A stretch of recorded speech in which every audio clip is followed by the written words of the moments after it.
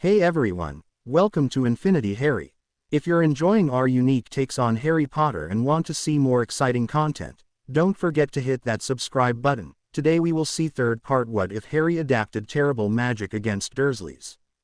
Here is short summary. Harry's suffering at the hands of the Dursleys awakens a dangerous and unique magic, changing his fate forever. But before we start, if you want more stuffs like this, then please support to subscribe this channel and share with your friends. Let's start the video. Harry. Misty stared at him and Lucy in apparent surprise. Is something wrong? Harry quickly told her about the Founders' quarters, the spy chamber and the conversation between Dumbledore and Minerva. What can we do to prevent Dumbledore from doing so? If the elves were bonded to him, they'd never have a chance to possibly be freed. Misty quickly put the files into the shelf she was just rearranging, before she motioned him to follow her.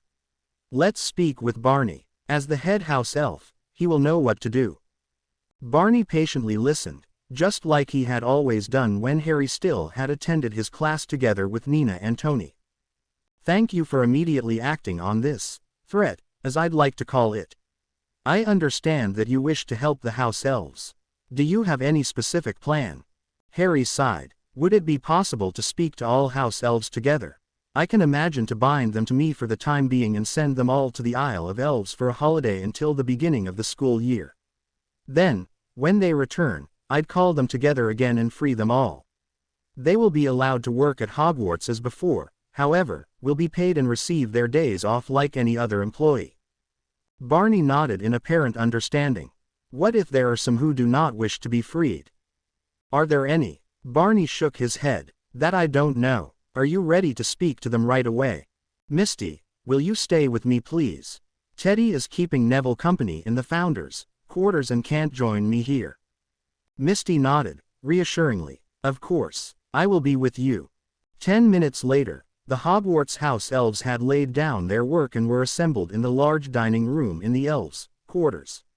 Twinkle, the headmaster's personal elf, and Malcolm, Minerva's personal elf, had not been invited, nor had the free elves.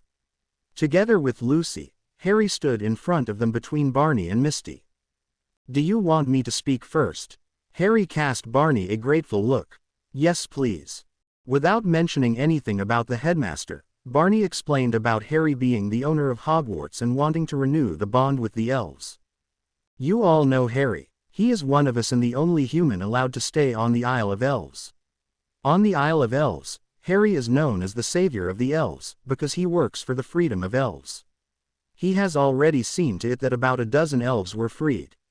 I will now cast the spells to renew the bond and divert it from Hogwarts herself to Harry. Suddenly, a soft voice penetrated Harry's mind. Harry, this is Hogwarts speaking. I believe that you're doing the right thing here, and I appreciate it very much. I don't believe that the headmaster has the elves' best interest in mind. Hogwarts. Harry thought back in disbelief. Yes dear, I won't keep you longer now. When you return to the Founders' quarters, please go into the parlor. It is the only room where we can freely communicate with each other without using telepathy. All right, Hogwarts, Harry replied, when he suddenly felt extremely happy. The bonding has been diverted, he realized and smiled at the elves in front of him, who were looking at him in apparent expectation. Hello and thank you for bonding with me. He let out a deep sigh, wondering how to proceed. I wish for all of you to take 2 weeks of holidays right away, which I want you to spend on the Isle of Elves. During these 2 weeks, please consider if you wish to work at Hogwarts as free elves or remain house elves. If you decide on being free elves like, for example, Misty here, you will receive money for your work just like the other employees, and you will have 2 days off every month. Otherwise, there won't be any difference. You will work for me as long as you wish to do so. Please think about the matter. If you are uncertain, you could, for example, discuss the matter with the elder elves. We cans not simply goes to speak with the elders. Lucy diverted her head to show Harry a small elf. What is your name please? I is Licia. Licia, you can go to see Bonda and tell him that I sent you. I will inform him that I am sending you all to the Isle of Elves right after this meeting. Licia nodded, still seeming uncertain. If anyone does not have a place to go or any other problems with returning to the Isle of Elves, please come to see me during the next few hours. Otherwise, I expect you all to be gone for 2 weeks and to return on August 20th. Master Harry, please just call me Harry. Who are you? I am Noby. Can we be freed right away? Harry smirked. If that's what you wish, I can free you right away. Turning to Misty, he asked, Misty, could you perhaps provide some jumpsuits with the Hogwarts crest on them? Of course, I'll be back in a blink. An instant later, Misty returned together with Cicero, carrying a bag with white jumpsuits. Pulling one out of the bag, she added the Hogwarts crest. Like this. That's brilliant. Thank you so much. Harry smiled and handed it to Noby. If you wish to have it in another color, you may change it of course. Noby would like dark green. Only a handful of other elves came to be freed right away, among them Nina and Tony, Harry's friends.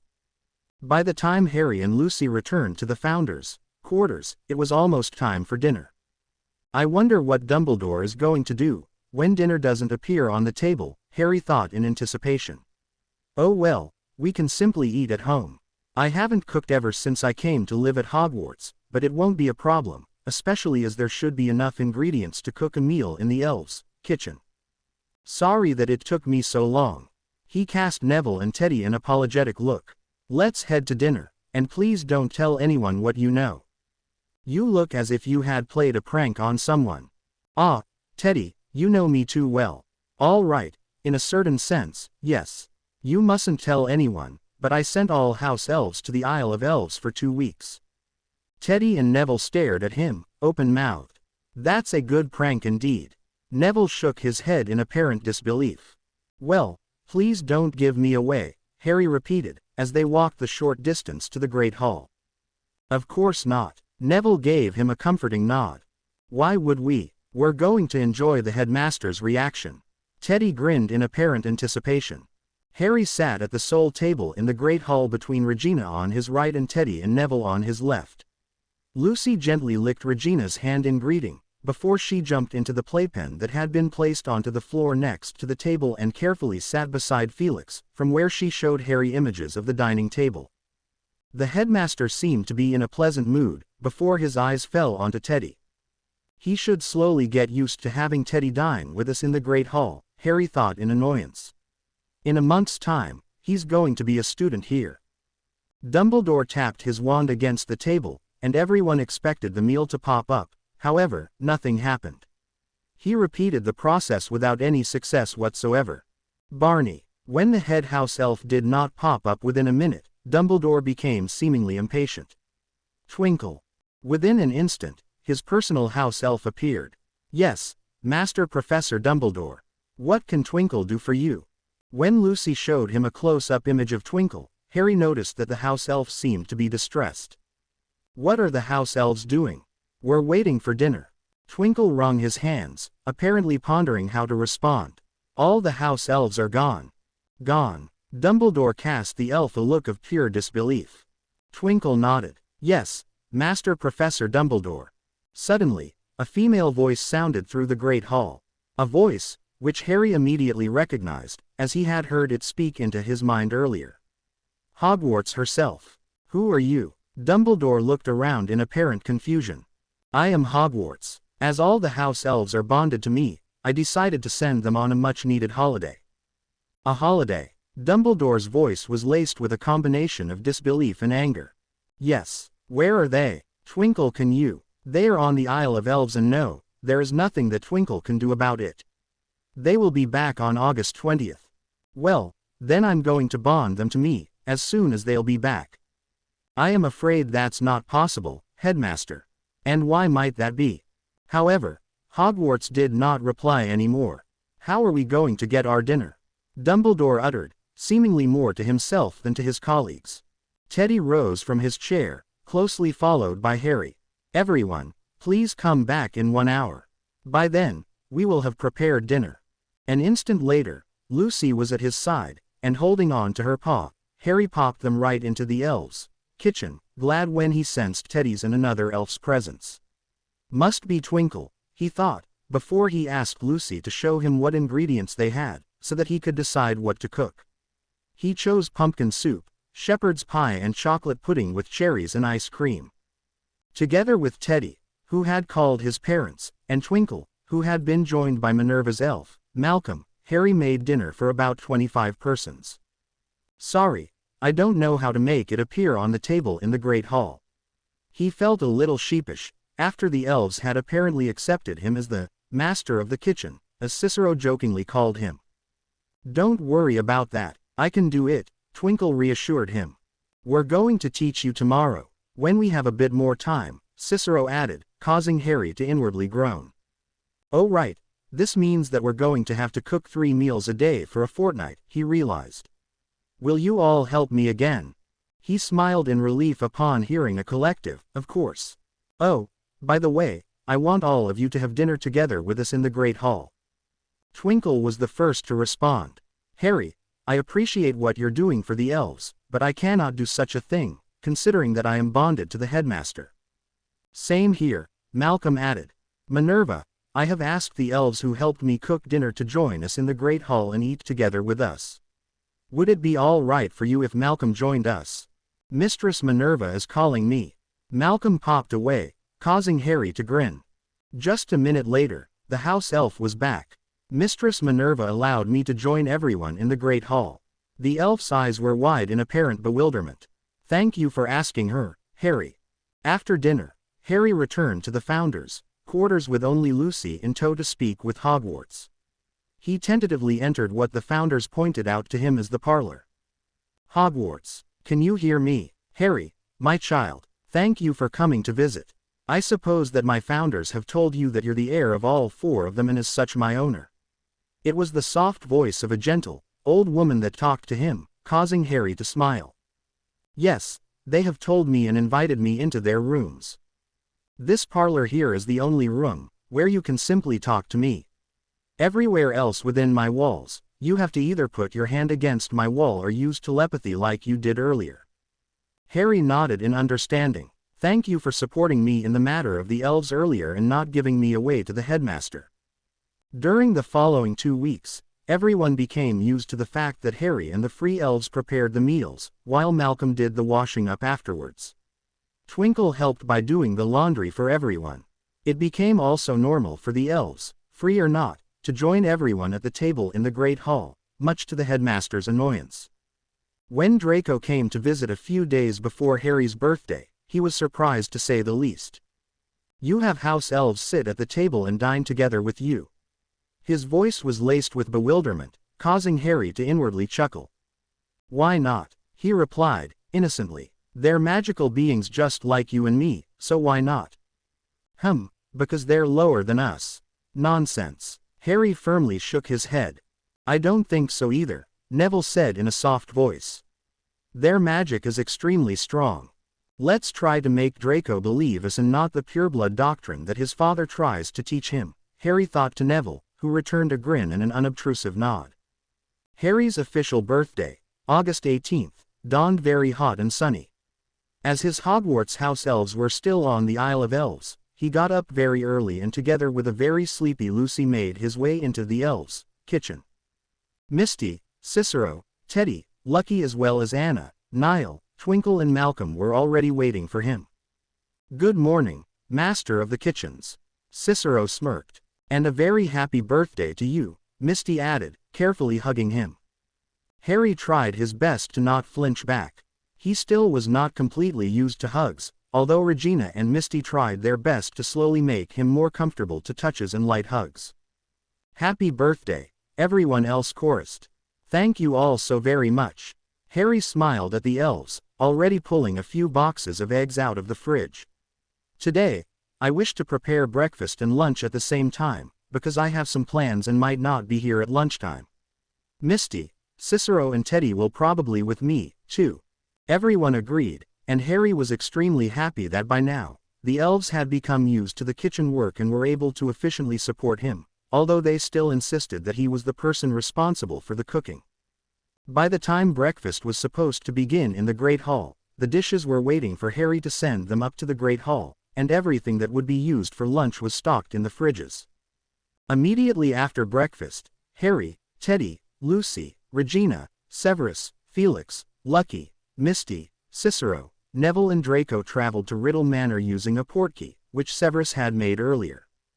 Harry grinned broadly. While Lucy was still recovering from the portkey travel and had not relayed any image yet, he recognized the voices and the magic of the Weasley twins. "Hi Fred and George, you've really made yourselves rare this summer. Hogwarts was almost boring without the two of you there. Sorry mate, but we were quite busy. Together with Marvolo here. Is it only a myth?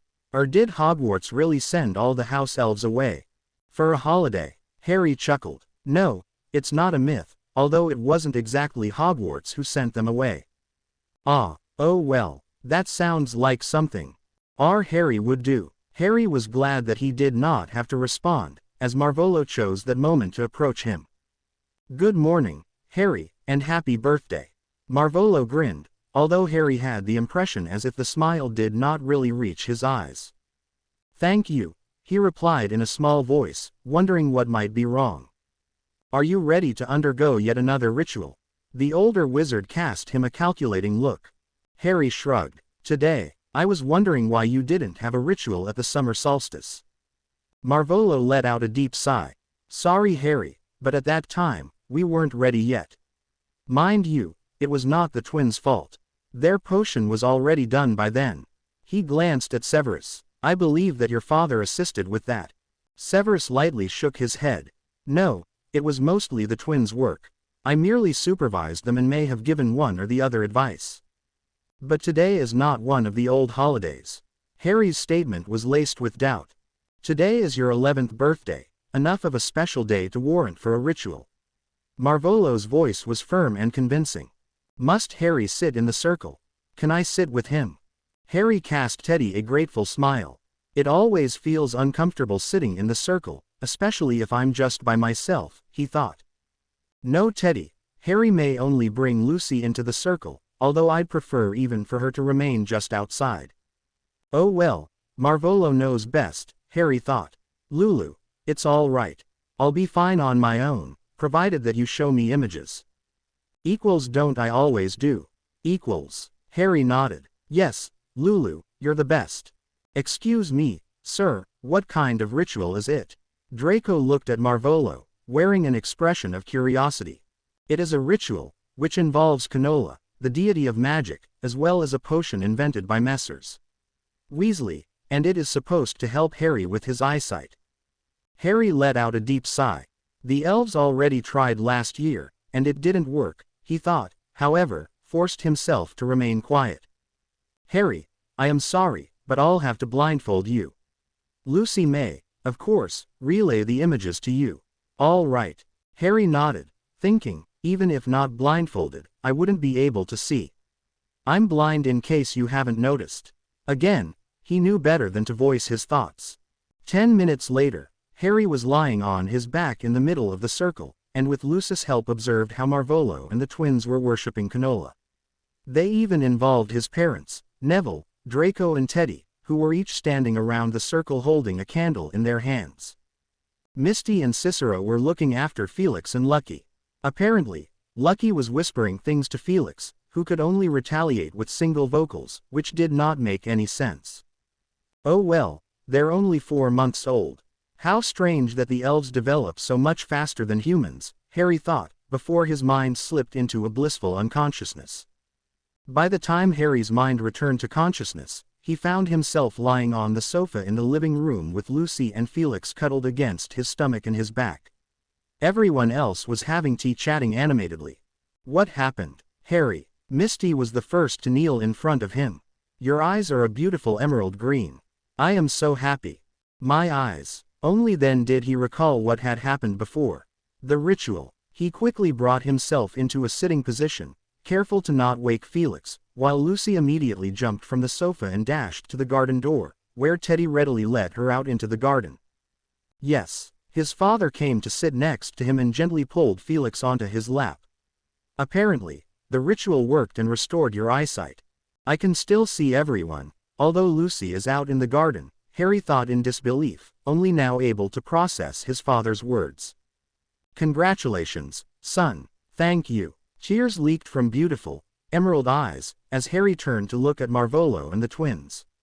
"Thank you for healing me, evil Dark Lord and twins from hell."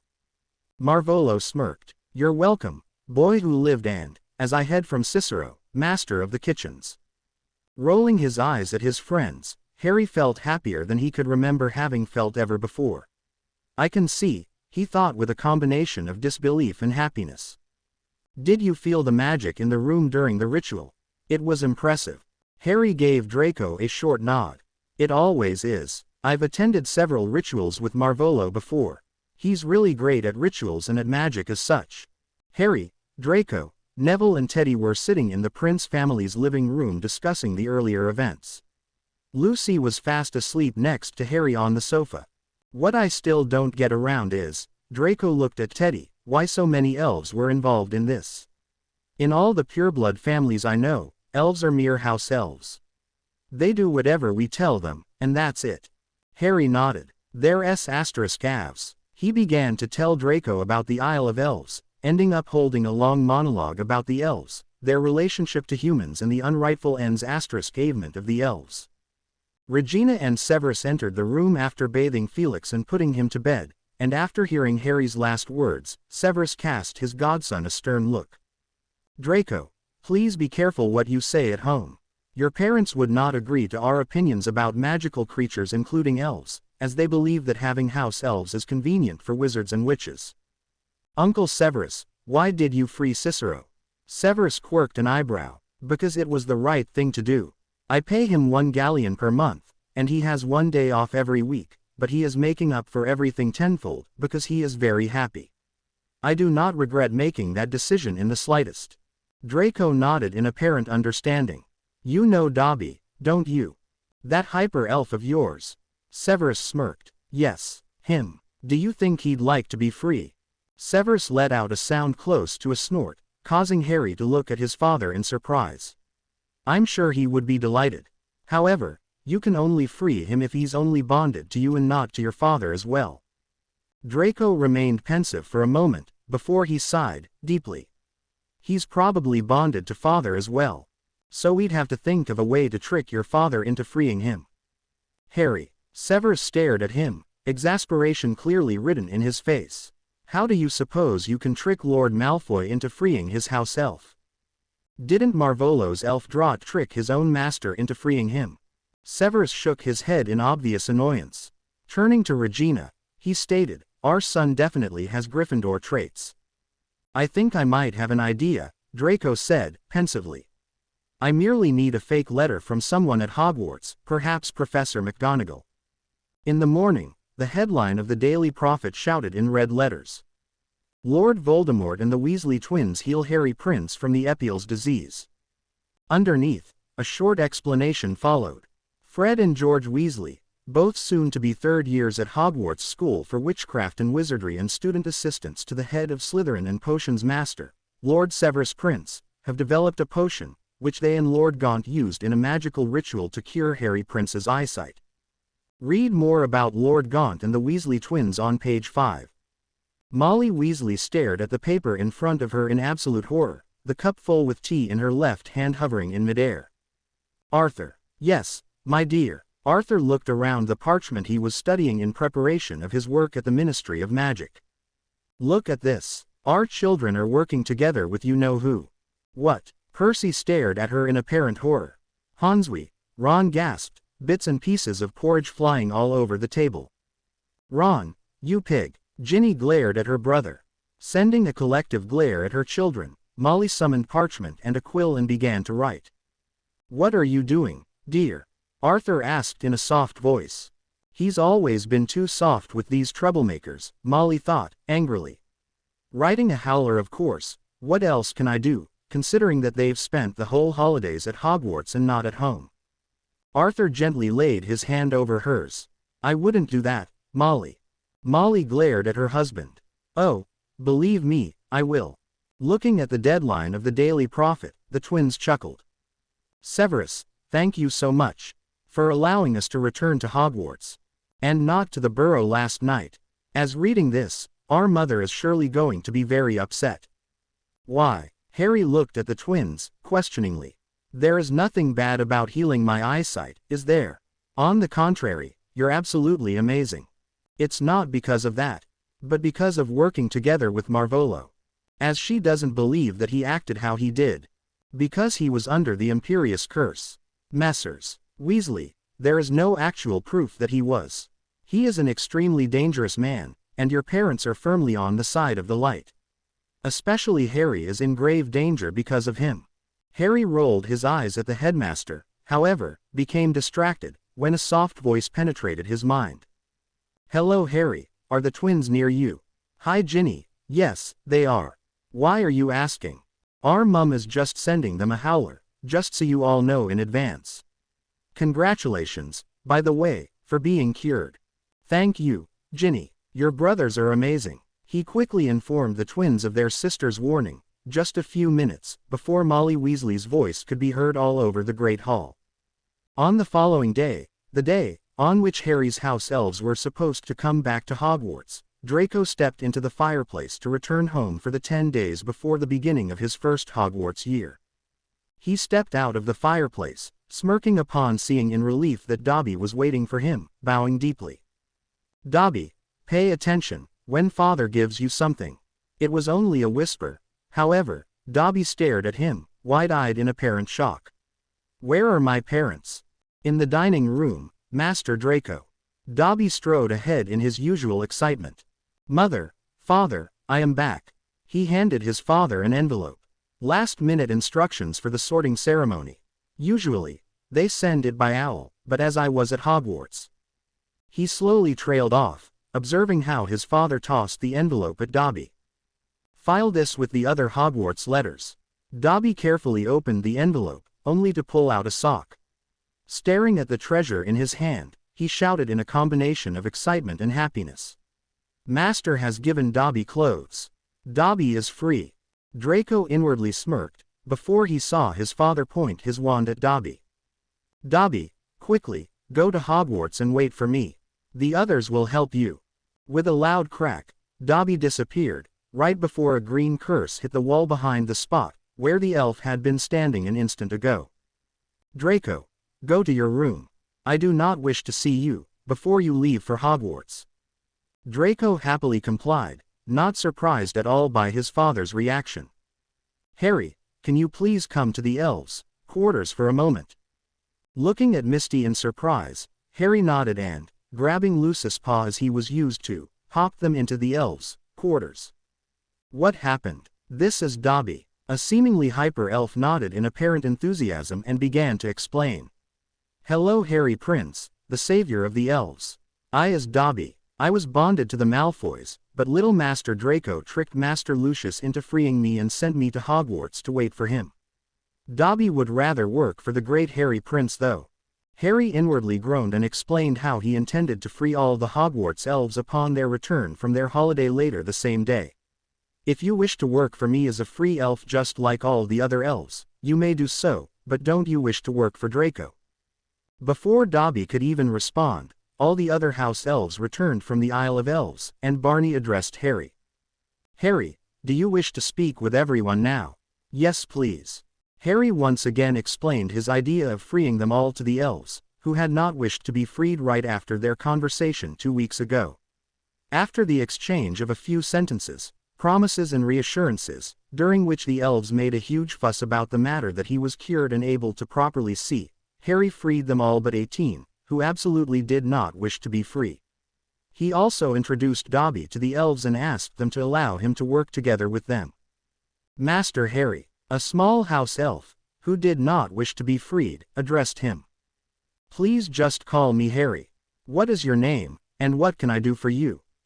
I is Millie. I don't want to be's freeze, but I'd like to have such a jumpsuit with the Hogwarts crest, too. Misty, Cicero, Barney, Harry called his most trusted elves and explained the problem at hand. You are right, Harry. You cannot give Millie a jumpsuit, but I can make her one. Millie stared at Misty, wide-eyed. Oh yes please, Misty. Misty pointed her finger at the tea towel the elf was wearing and changed it into a gray jumpsuit with the Hogwarts crest in the front. Millie bowed deeply. Thank you so much, Master Harry and Misty. Now, Millie looks like everyone else. After Misty had transfigured the other 17 tea towels into jumpsuits and everyone was happy, Harry left. Thank Merlin I don't have to cook dinner tonight, Harry thought, as he returned home with Lucy in tow.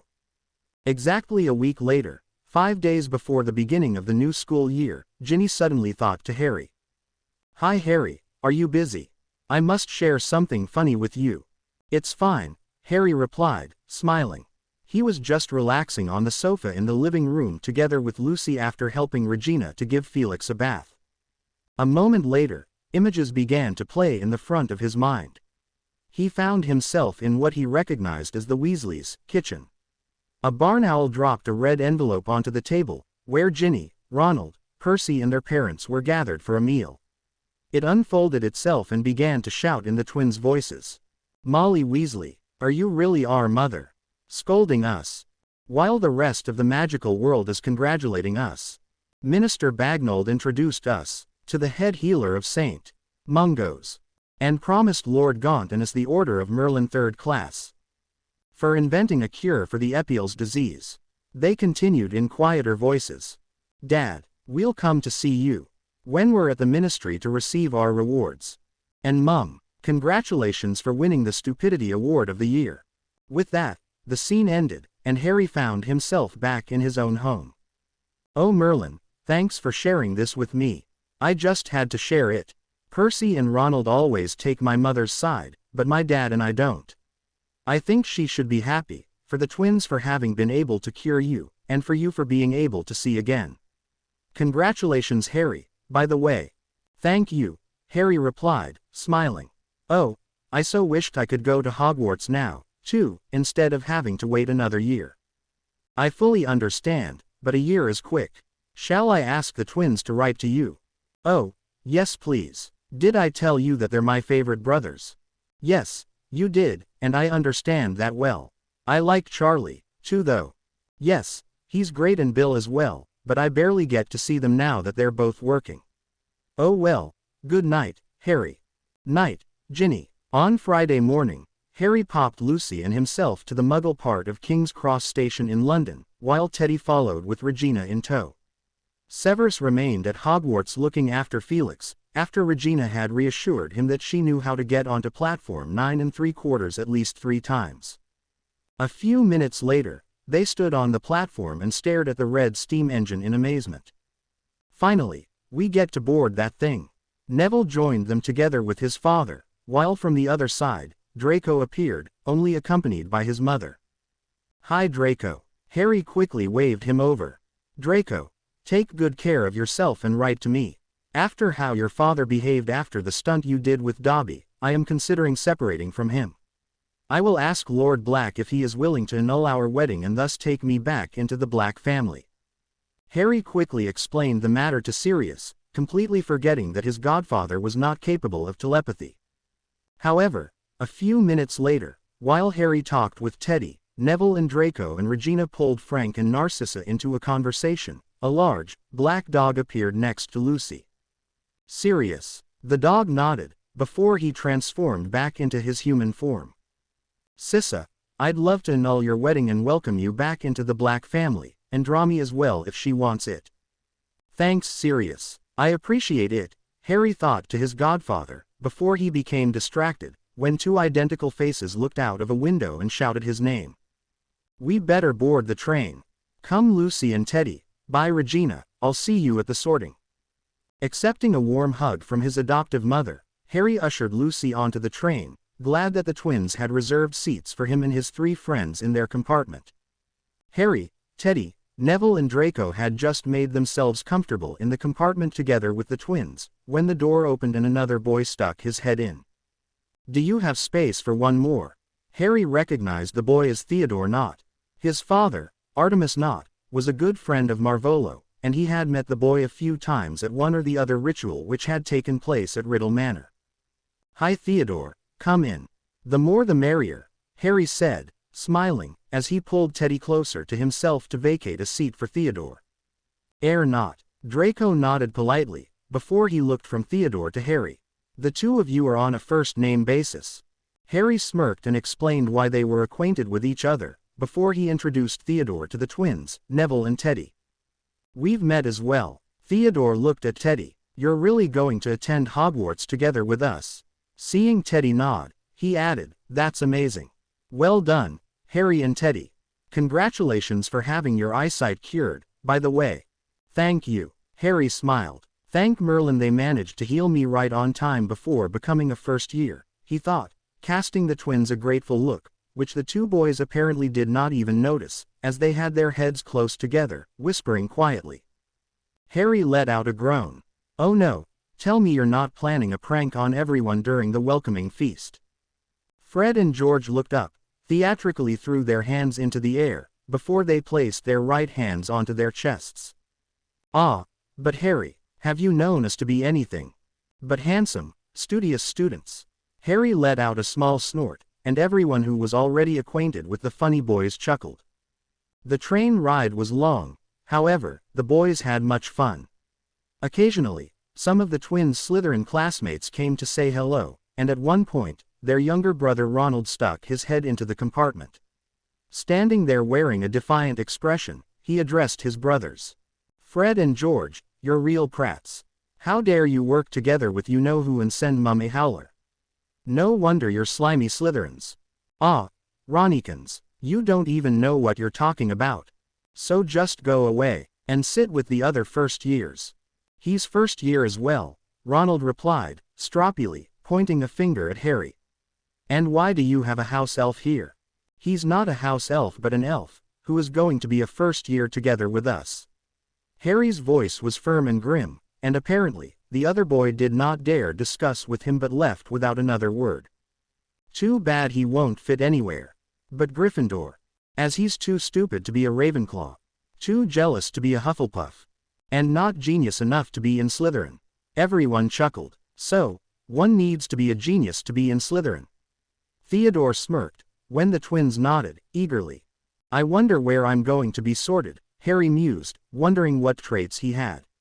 "I just hope that I'll be together at least with Teddy, although he might be a Ravenclaw, considering that he's much more studious than any others of the elves. Perhaps, I should think of some study program for the 18 elves, who are still bonded to me. I should discuss this with Misty or Bonda sometime." Finally, they reached the station in Hogsmeade, and the 5 first years separated from the twins, who instructed them to head over to Hagrid, who would take them to the castle by boat. Their boat was cramped, but they managed to get in all together with Teddy sitting on Harry's lap and Lucy lying on everyone's feet. "Thank Merlin I have such good friends in my own year," Harry thought, happily, as they quietly enjoyed the beautiful view onto the castle. Hagrid led them straight upstairs, where Minerva was waiting for them. Harry smiled at what he secretly thought of as his surrogate grandmother, together with Anastasia and Poppy, and noticed that her mouth bent to a tiny smile, before her face took on a strict and intimidating expression again. She shortly explained about the 4 houses, before she motioned them to wait for a moment, while everything would be prepared for the sorting ceremony. Harry unobtrusively laid a hand against the nearest wall. "Hi Hogwarts, I'm back. I'm a student now." "Welcome back, Harry, and I am going to be very happy to watch you attend the students' classes from now on." In the meantime, wild discussions broke out about the kind of sorting they were going to undergo, reaching from fights against trolls to taking quizzes about magic. "Nonsense. Really, have you not read Hogwarts, a history?" A girl with bushy brown hair who was standing near Harry rolled her eyes. "There is a sorting hat who sorts students according to their traits." "Sappho," Harry added, helpfully. "What?" The girl turned to him. "Sappho is the sorting hat's name. That's what Godric Gryffindor called the hat, when he charmed him to sort students." The girl frowned. "How do you know that? It's not stated in Hogwarts, a history." Before Harry could reply, Minerva returned and motioned them to follow him. Seeing that the girl was still staring at him in silent question, Harry whispered, "I grew up at Hogwarts during the last few years, and that's what Godric Gryffindor in a portrait told me." Had he hoped that the discussion would be finished now, the girl became extremely agitated and wanted to know everything about the portrait, where to find it and how to speak with something like a portrait. By the time the sorting finally began, Harry knew for sure that the girl was what his father would call an insufferable know-it-all, that she was certainly going to be sorted into Ravenclaw and that she was probably going to be his first female friend apart from Tonks and Ginny. Harry's newest acquaintance, Hermione Granger, was indeed sorted into Ravenclaw. Harry clapped, politely, together with everyone else. From his friends, Neville was the first to be sorted, and the hat put him into Hufflepuff, causing Harry to smile. That's good considering that Professor Sprout is his head of house then. It'll be easier for him to become her student assistant then. Draco was the next to be called to the hat. Harry observed with interest how Minerva placed Sappho onto his head, knowing that Draco was certain to be sorted into Slytherin. However, to Harry's surprise, it took the hat a moment before he shouted into the Great Hall. Gryffindor. Draco in Gryffindor. Wow, I didn't expect that. Oh well, considering how he freed Dobby, it might not be too off though, Harry thought, as he observed how Theodore made his way to the sorting hat. Slytherin. This time, Sappho was quick to decide. Oh, how cool, Harry thought in annoyance. I have 4 friends, and 3 of them are in different houses. He was almost sad, but also excited, when Minerva called his name. Harry Prince. A soft voice penetrated his mind, when Minerva placed the hat onto his head. What is Did you really have to sort all my friends into different houses? Harry thought back, more accusatory than intended. I am sorry, that is where they fit. You, however, would fit into any house. As you are the owner of Hogwarts though, I just cannot simply put you into a house. You should reside in the Founders' quarters. The last part, the hat shouted for everyone to hear. Harry pulled the hat off his head and eyed it in bewilderment. Really now? That will help you keep contact to your friends. Sappho's response was smug, and Harry rolled his eyes in annoyance. Harry, just sit at any table you wish, Minerva advised him, and Harry nodded. Harry, here, a voice called out to him, and Harry automatically followed it like in a trance, only to realize that he sat down at the Ravenclaw table next to Hermione. He smiled, as he felt Lucy let herself fall onto his feet under the table. The thought, I could have sat together with the twins at the Slytherin table as usual, crossed his mind. However, his smile intensified, when Teddy took the empty seat next to him a few minutes later. Ronald was almost the last to be sorted, and Harry observed how the boy was sent to sit next to Neville at the Hufflepuff table.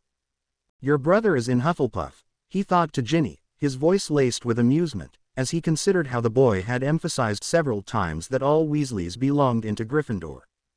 Really now? That's too funny, she thought back, apparently sharing his amusement. Perhaps, it's because he follows whatever Mum says without questioning it. Let's see if Mum is going to send him a howler, too.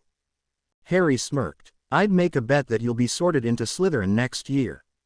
Everywhere will be fine. Where are you, by the way? Founders' quarters, Harry replied, only to admit, I'm not sure yet if that's good or bad. Ginny remained quiet for a moment. I think it's good, because you can be friends with the people you like and not only with those who have by chance been sorted into the same house. That's true, Harry thought, wondering if he could pop home and discuss the matter with his parents later on. Harry, do you know why the hat placed you into the Founders' quarters? Hermione looked at him with apparent interest. Harry shrugged. Probably because I am the heir of all 4 founders of Hogwarts. On the one hand, I think it's good, because I can change tables at every meal, but on the other hand, I'd have liked to stay in a dormitory with everyone else. As the heir of the Founders, you'll probably be allowed to visit each of the common rooms whenever you wish though. Teddy smiled, reassuringly. Excuse me. Hermione stared around Harry, eyeing Teddy in silent question. Teddy is an elf and my best friend, Harry informed her, causing 2 of the older students to begin a most annoying discussion about house elves and free elves. Especially the older girls in Ravenclaw are quite annoying, Harry thought, deciding to focus on his conversation with Hermione and Teddy. Perhaps, they will become friends, so neither of them is completely alone in Ravenclaw. I wonder with whom I'm going to attend classes. I must ask Severus later on. The first years were sent to bed right after dinner, and while the prefects led the other students into their houses, Harry made his way to the Founders' quarters, feeling utterly relieved to have Lucy with him. He exchanged a few words with each of the founders, stepped into the parlor to speak with Hogwarts.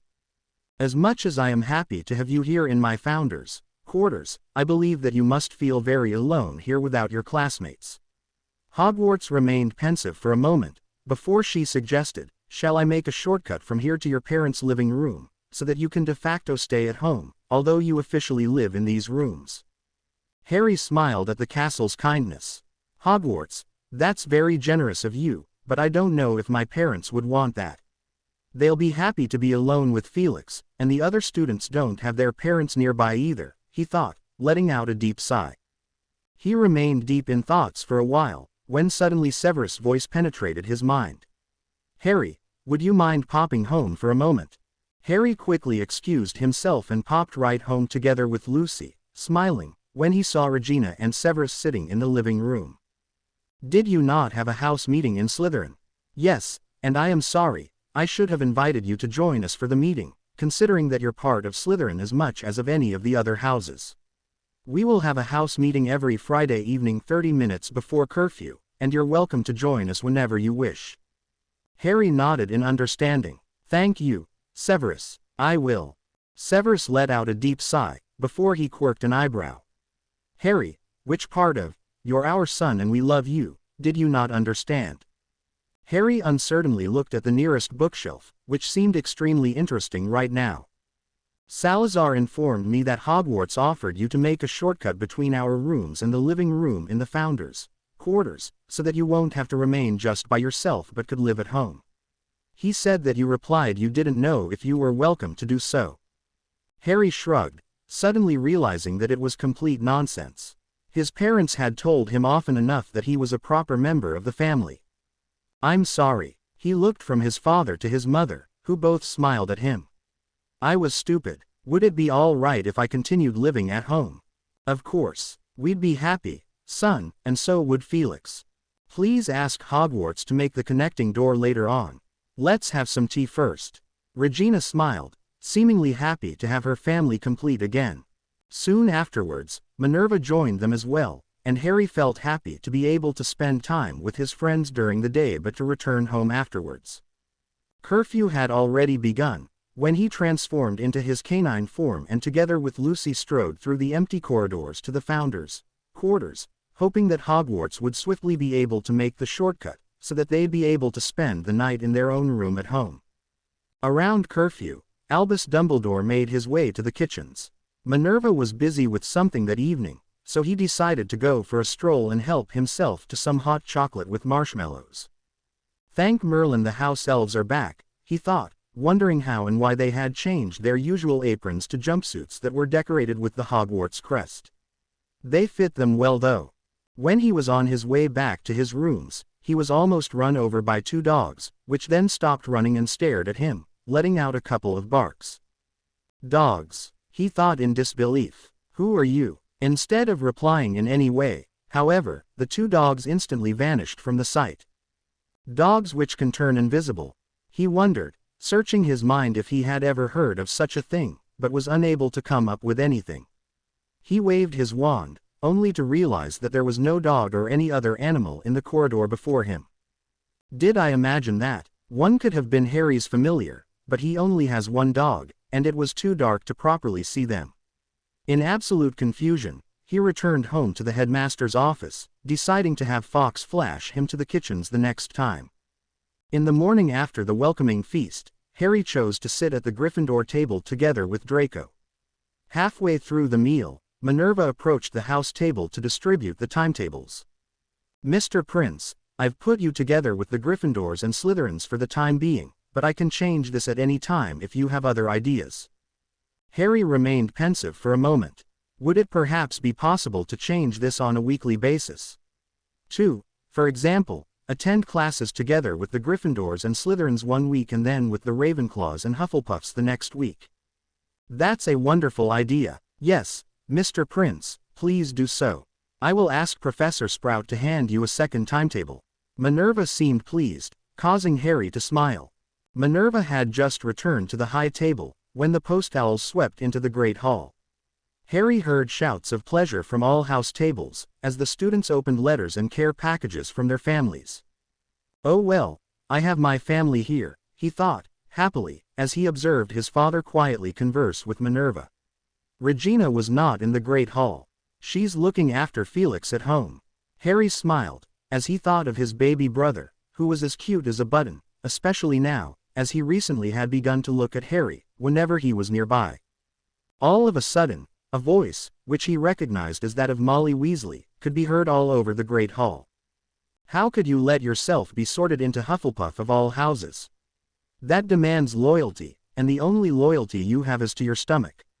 You had one job to do, and you failed it. You're too cowardly for Gryffindor and too stupid for Ravenclaw, you brainless twit. You're as much a disgrace for the family as your twin brothers." Harry observed with a combination of surprise and pride how Teddy rose from his chair, turned around and banished the letter with a flick of his hand, causing Ronald to stare at the elf, wide-eyed. "Thank you, Teddy," two voices simultaneously shouted from the Slytherin table. "Really, thanks Ted," Harry thought to his best friend. Knowing that breakfast would be finished soon, he strode over to the Hufflepuff table and motioned the first years to follow him. With his classmates in tow, he approached the Ravenclaw table and introduced the group to Teddy. "Teddy knows his way around Hogwarts as well as I, and he will guide your group. All Ravenclaw and Hufflepuff first years, please follow him to the classrooms today and tomorrow." "Won't you attend classes with us?" Neville sounded disappointed. "Sorry Neville, this week, I'm going to remain with the Gryffindors and Slytherins, and next week, I'll attend classes with you."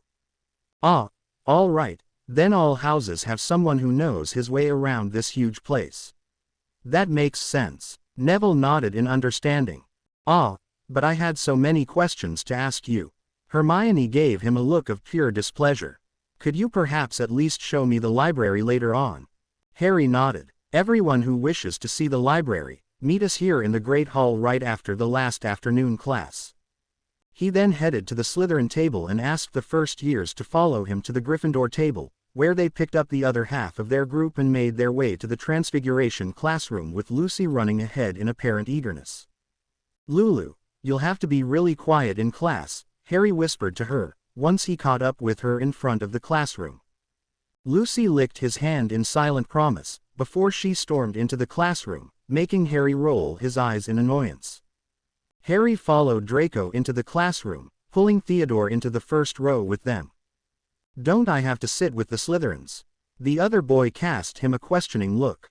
"No, there is no rule that we have to sit with our houses in the classrooms," Harry replied, having confirmed that very point with his father first thing in the morning. Hearing his words, the whole class finally sat in a completely mixed-up manner. Everyone was already seated, when Lucy finished exploring every corner of the room and finally approached the teacher's table, where a tabby cat was perched quietly observing its surroundings. Quickly putting her front paws onto the table, Lucy reached out and gave the cat a quick peck on the mouth, causing everyone to laugh in apparent disbelief. "Since when do cats and dogs key?" Draco stared between Lucy, who proceeded to let herself fall onto Harry's feet, and the cat. They know each other well. Harry could barely contain his laughter, before Minerva finally changed back into her human form, making everyone stare at her in apparent amazement. "Lucy, don't you dare undermining my authority." The professor leaned down to glare at the canine, who simply licked the old witch's hand as response. 20 points to Gryffindor and Slytherin, by the way, for overcoming any possible house rivalries. "Thank you, Professor." Harry's response was quickly followed by a chorus of "thank you" from all over the classroom. The Gryffindors and Slytherins, second class was potions. Harry inwardly smirked, when his father strode into the potions classroom with his dark green robes billowing behind him and stared at the mixed-up manner in which the first years were sitting. "Was that your doing, having everyone sitting mixed up?" he thought to Harry, while Lucy surprised everyone by storming up at the professor trying to eagerly lick his face. "Well, I might have started it," Harry admitted, before he quickly called Lucy back. He gently cuddled her ears, while everyone was listening to Severus' monologue about the fine brewing of potions. When the professor finally made the first years brew their first, simple concoction, Harry was assigned a much more difficult potion, the first on his way to the potion's mastery. At a certain stage, his father instructed him to put the liquid under a stasis charm and return to the classroom as soon as he had finished his homework after dinner to continue with the brewing process. The twins are going to brew the same potion during their class, so that you'll be able to continue together tonight. Thanks, Dad. While Harry and the twins were brewing their potion that evening under Severus' watchful eyes, Ginny Weasley was sitting in the living room of the burrow together with her parents, badly missing her brothers. Even if Ron and Percy gets most of the time, having them here was better than being alone with Mum and Dad. It's outright boring now, she thought, when she was distracted by an owl knocking at the window. Sighing, she rose from the sofa and opened the window, her eyes widening in surprise upon noticing that the old barn owl was carrying a red envelope. Before she knew what happened, her twin brothers' voices filled the room. Molly Weasley, have the members of the Ugly Witch's Coven not taught you anything? The only reason why Ronnikins was sorted into Hufflepuff was his loyalty towards you. Suddenly, they continued in softer voices.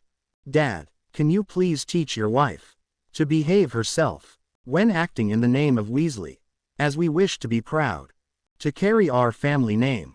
Late in the evening, when his roommates seemed to be fast asleep, Teddy closed the curtains around his bed and unobtrusively popped himself home to tell his parents about his first day as a student.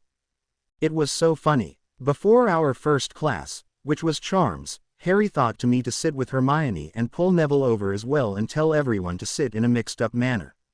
The reactions of the teachers were extremely funny. According to Professor Sprout, it's more difficult for them to remember all names than if we sat according to our houses. Isn't that ridiculous? Professor McGonagall was the only one who awarded us house points for it. Anyway, we had much fun. Did everyone simply accept you as a student? His father cast him a concerned look. Teddy shrugged. The older Ravenclaw girls seemed to be absolute bitches. They weren't even nice to Hermione, and she's human. She's Muggle-born but seems to be very clever. I like her, and I think Harry does, too. He recalled the reaction of his older male housemates after he had stopped Molly Weasley's howler. They had gone as far as thank him and congratulate him for managing difficult magic.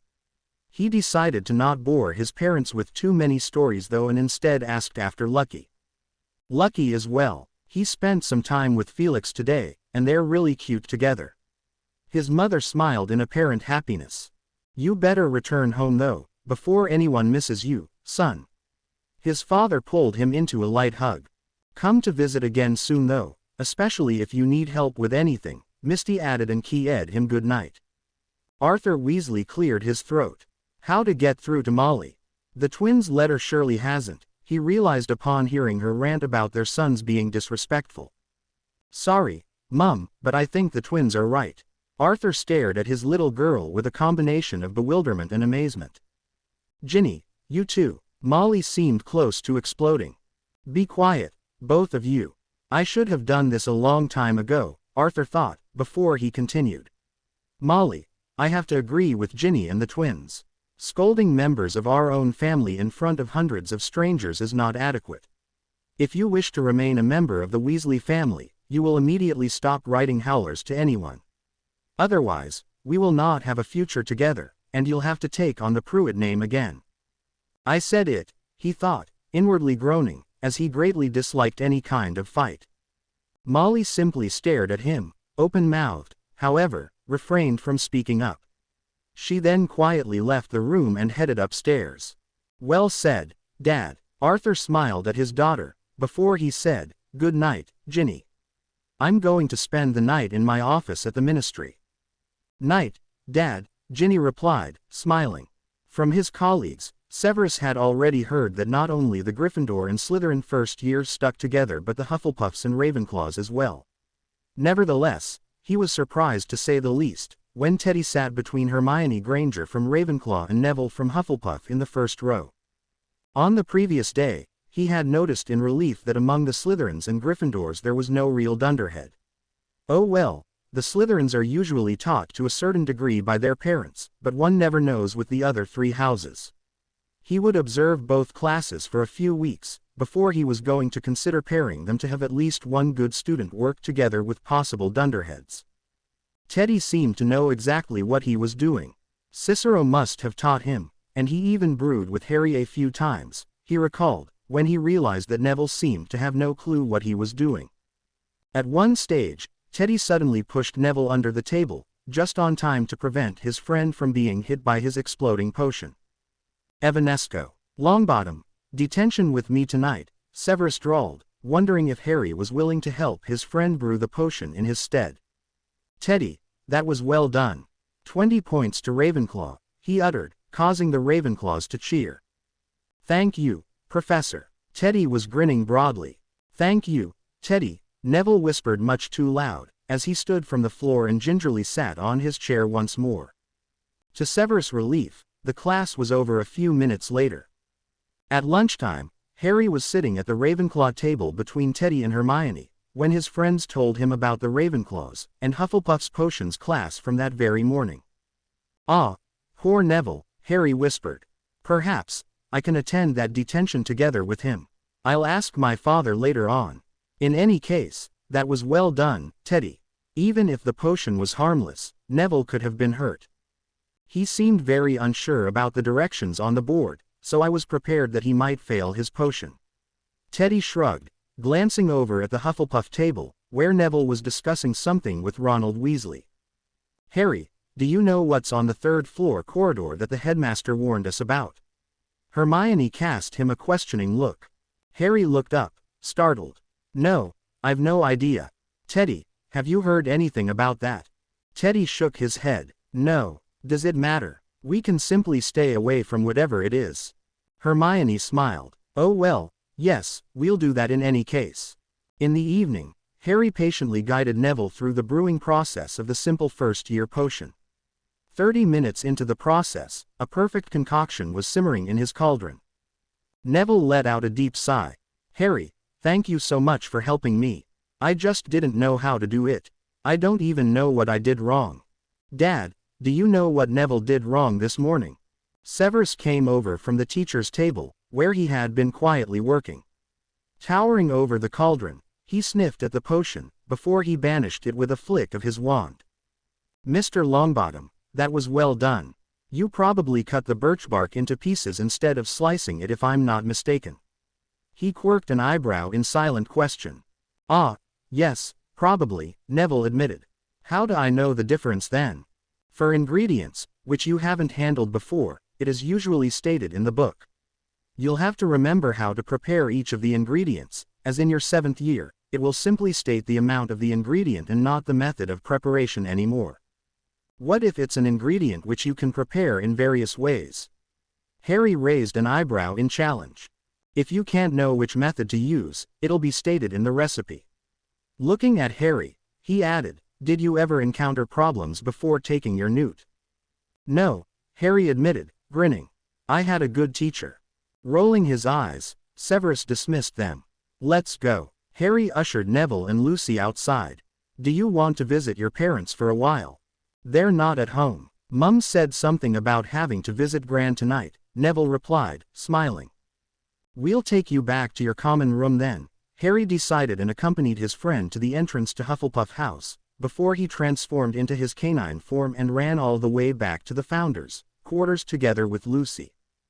Thank Merlin we didn't meet the headmaster tonight, he thought, as he stepped through the connecting door leading into the Prince's quarters, where he found Regina sitting in front of the fireplace together with Narcissa Malfoy. Your father is in a meeting with the other 3 heads of the houses, Regina explained, smiling, before she informed him that Narcissa had separated from her husband and taken on the name Black again. Would you like to speak with Draco? Shall I fetch him here? Harry offered, somehow feeling very sorry for Draco and his mother. Won't you or he get in trouble? Harry shook his head. No, please give me a moment. Instructing Lucy to wait with Regina, he strode into his own room, turned himself invisible and popped right into the Gryffindor common room. Finding Draco sitting alone in a corner seemingly engrossed in homework, he silently addressed his friend. Draco, please go to your dormitory or some other place, from where we can pop away without anyone noticing. Your mother is at my home and wishes to see you." Unobtrusively nodding his head, Draco swiftly packed parchment, quill and book into his book bag, said goodnight to his classmates and headed upstairs, looking around in silent question. "Here," Harry whispered, before he reached for Draco's arm and popped them home. "Harry, let's give Narcissa and Draco some space." Regina's voice was gentle but firm, and together with Lucy, they headed into Felix's room watching the baby sleep. "He's so cute. I love him so much." Harry smiled happily. It was far beyond curfew, when Draco knocked at the door letting them know that his mother had returned to where she was currently living. "She mostly came to warn me that my father might try to do something to harm Harry or me." Draco let out a deep sigh. "Let's speak about this tomorrow," Regina said, reasonably. "It's late." The boys nodded, and Harry quickly took Draco straight into his dormitory and popped back, right when Severus entered the living room mumbling something sounding like dunderheads of colleagues and having to speak with Harry in the morning. "What happened last night?" Harry cast his father a questioning look, seeing that he was sitting in the living room and was obviously waiting for him. Severus smirked. "Did you know that my colleagues made bets concerning the house into which you would get sorted?" "They did what?" Regina looked up from where she was B*East feeding Felix, staring at her husband in disbelief. "They made bets." Harry could not believe that the professors would do such a thing. Severus nodded, grimly. "As obviously no one won the bet, we all had to go to Hogsmeade for a few drinks last night." Ignoring the annoyance evident in Regina's and Harry's faces, he continued. "We'll have to go at least one more time, considering the amount of money the bet entailed, hopefully then during the weekend." "Sorry Dad, but did they make bets for all students sorting?" "No Harry. They only did that in your case, one reason being that they all know you quite well considering that you've already been living here in the castle for almost 2.5 years and are my son. The other reason is," he smirked, "that the three heads of the houses were all eager to get you into their house and in extension into their Quidditch teams." Harry let out a deep sigh. "Did you not want to have me in your house?" Severus stared at him in what looked like disbelief. "Of course, I'd have wanted you in Slytherin, but no bet would change where the Sorting Hat was going to place you, so no, I did not participate in their bet. I'm glad to be in the Founders' quarters, because I can continue living at home, but on the other hand, it's really sad that I can't play Quidditch for a team." Severus nodded. "We discussed that as well, and Minerva suggested that I should ask you if you'd be willing to play Reserve Seeker for all 4 teams if their Seeker was unable to play in a match for some reason." "Of course," Harry replied, eagerly. "But how often does that happen?" "It happens more often than you think." Smirking, Severus continued, "I believe that during the next few days, all 4 house teams are going to train their Seekers for the other positions to make them the Reserve Chaser, Beater or Keeper." "That must have been Dad's idea." "It sounds really Slytherin," Harry realized, chuckling. "In any case, the captains will probably speak with you about occasionally attending their team practice." Harry nodded in understanding. "I look forward to it." "Thanks Dad, and please also tell Minerva and the others thanks for arranging that for me." "I will, but I believe it's time for us to head to the Great Hall for breakfast," Severus replied, ending the conversation. When Ginny Weasley came downstairs in the morning, her mother was sitting at the kitchen table, seemingly fuming in anger. At least that was what Ginny saw upon noticing that she was just preparing another howler wearing a grim expression. Her father had apparently not returned from the ministry yet. Ginny's eyes narrowed. "Mum, don't tell me you're going to send another howler somewhere. The twins deserve it. I won't have them speak in such a tone with me. I am their mother after all." Ginny stared at her mother in disbelief. "Did you not hear what Dad told you last night?" she asked, incredulously, only to add, "He spent the night at the ministry." "Ah, he'll calm down eventually," her mother replied, lightly, continuing with her writing. Without any further word, Ginny left the kitchen and dashed upstairs. "Charlie, I'm going to live with you during the last year until I'm going to become a student. Please confirm through Harry that it's all right. He can think back to me. I'm going to Hogwarts now," she thought to her older brother, who was in his first year teaching care of magical creatures at Hogwarts. "I hope they'll all still be in the Great Hall for breakfast, so that he can reach Harry," she thought, as she quickly packed her belongings, informing Harry as well in the meantime. "Ginny, did something happen?" His response was immediate, and she quickly informed him about the situation at her home and that she wanted to live with Charlie. "Are you ready to leave?" "Yes. Come outside the wards and contact me again. I'll go and get you." "Will Charlie be all right with that though? As I am the owner of Hogwarts, no one can forbid you to live there, provided that your father agrees. We will have to contact him as soon as possible." "Too bad that I'm not able to shrink my luggage," Ginny thought, as she began to drag her bag downstairs, before she decided otherwise. "If Mum realizes that I'm going to leave, she might stun me, so I better go without any luggage. Perhaps Charlie or Dad can fetch my belongings later on." 5 minutes later, she was standing outside the wards, from where she contacted Harry again. It only took a few seconds, before she heard a very tiny, barely audible, pop. Before she could wonder what it was, Harry's voice penetrated her ears. "Ginny, it's me, Harry. Hold on tightly." He then held her left hand and immediately apparated away with her. The next thing she knew was that she found herself in what seemed to be Hogwarts. Harry just became visible next to her. "Is this Hogwarts?" she asked, incredulously. "I thought it wasn't possible to apparate into Hogwarts. Please keep this to yourself. Now, I need to go to the Great Hall for breakfast and also speak with Charlie. Please wait here at my home together with my adoptive mother and my baby brother."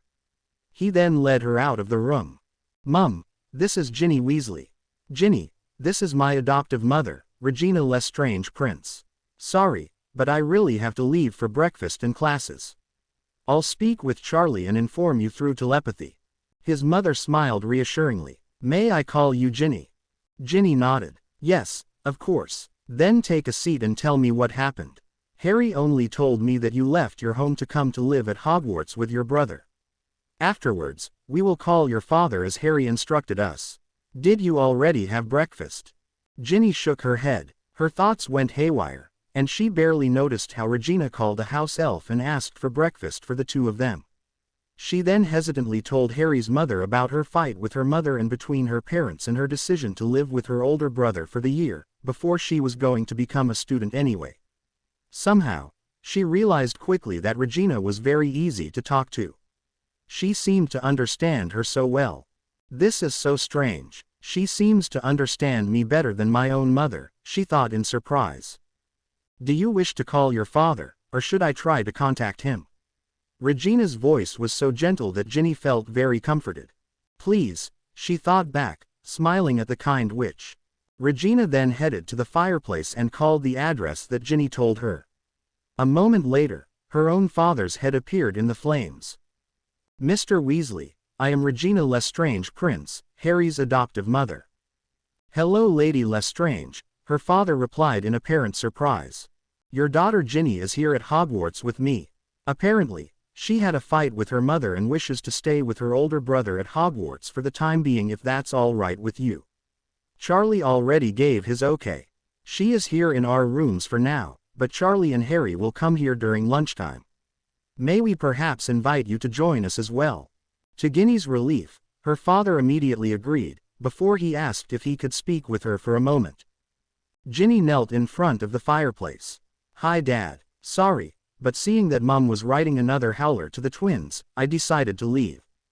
"She did, yes. I don't know if she actually sent it, but reasoning didn't work, so I decided to leave." "All right, I shall see you at lunchtime.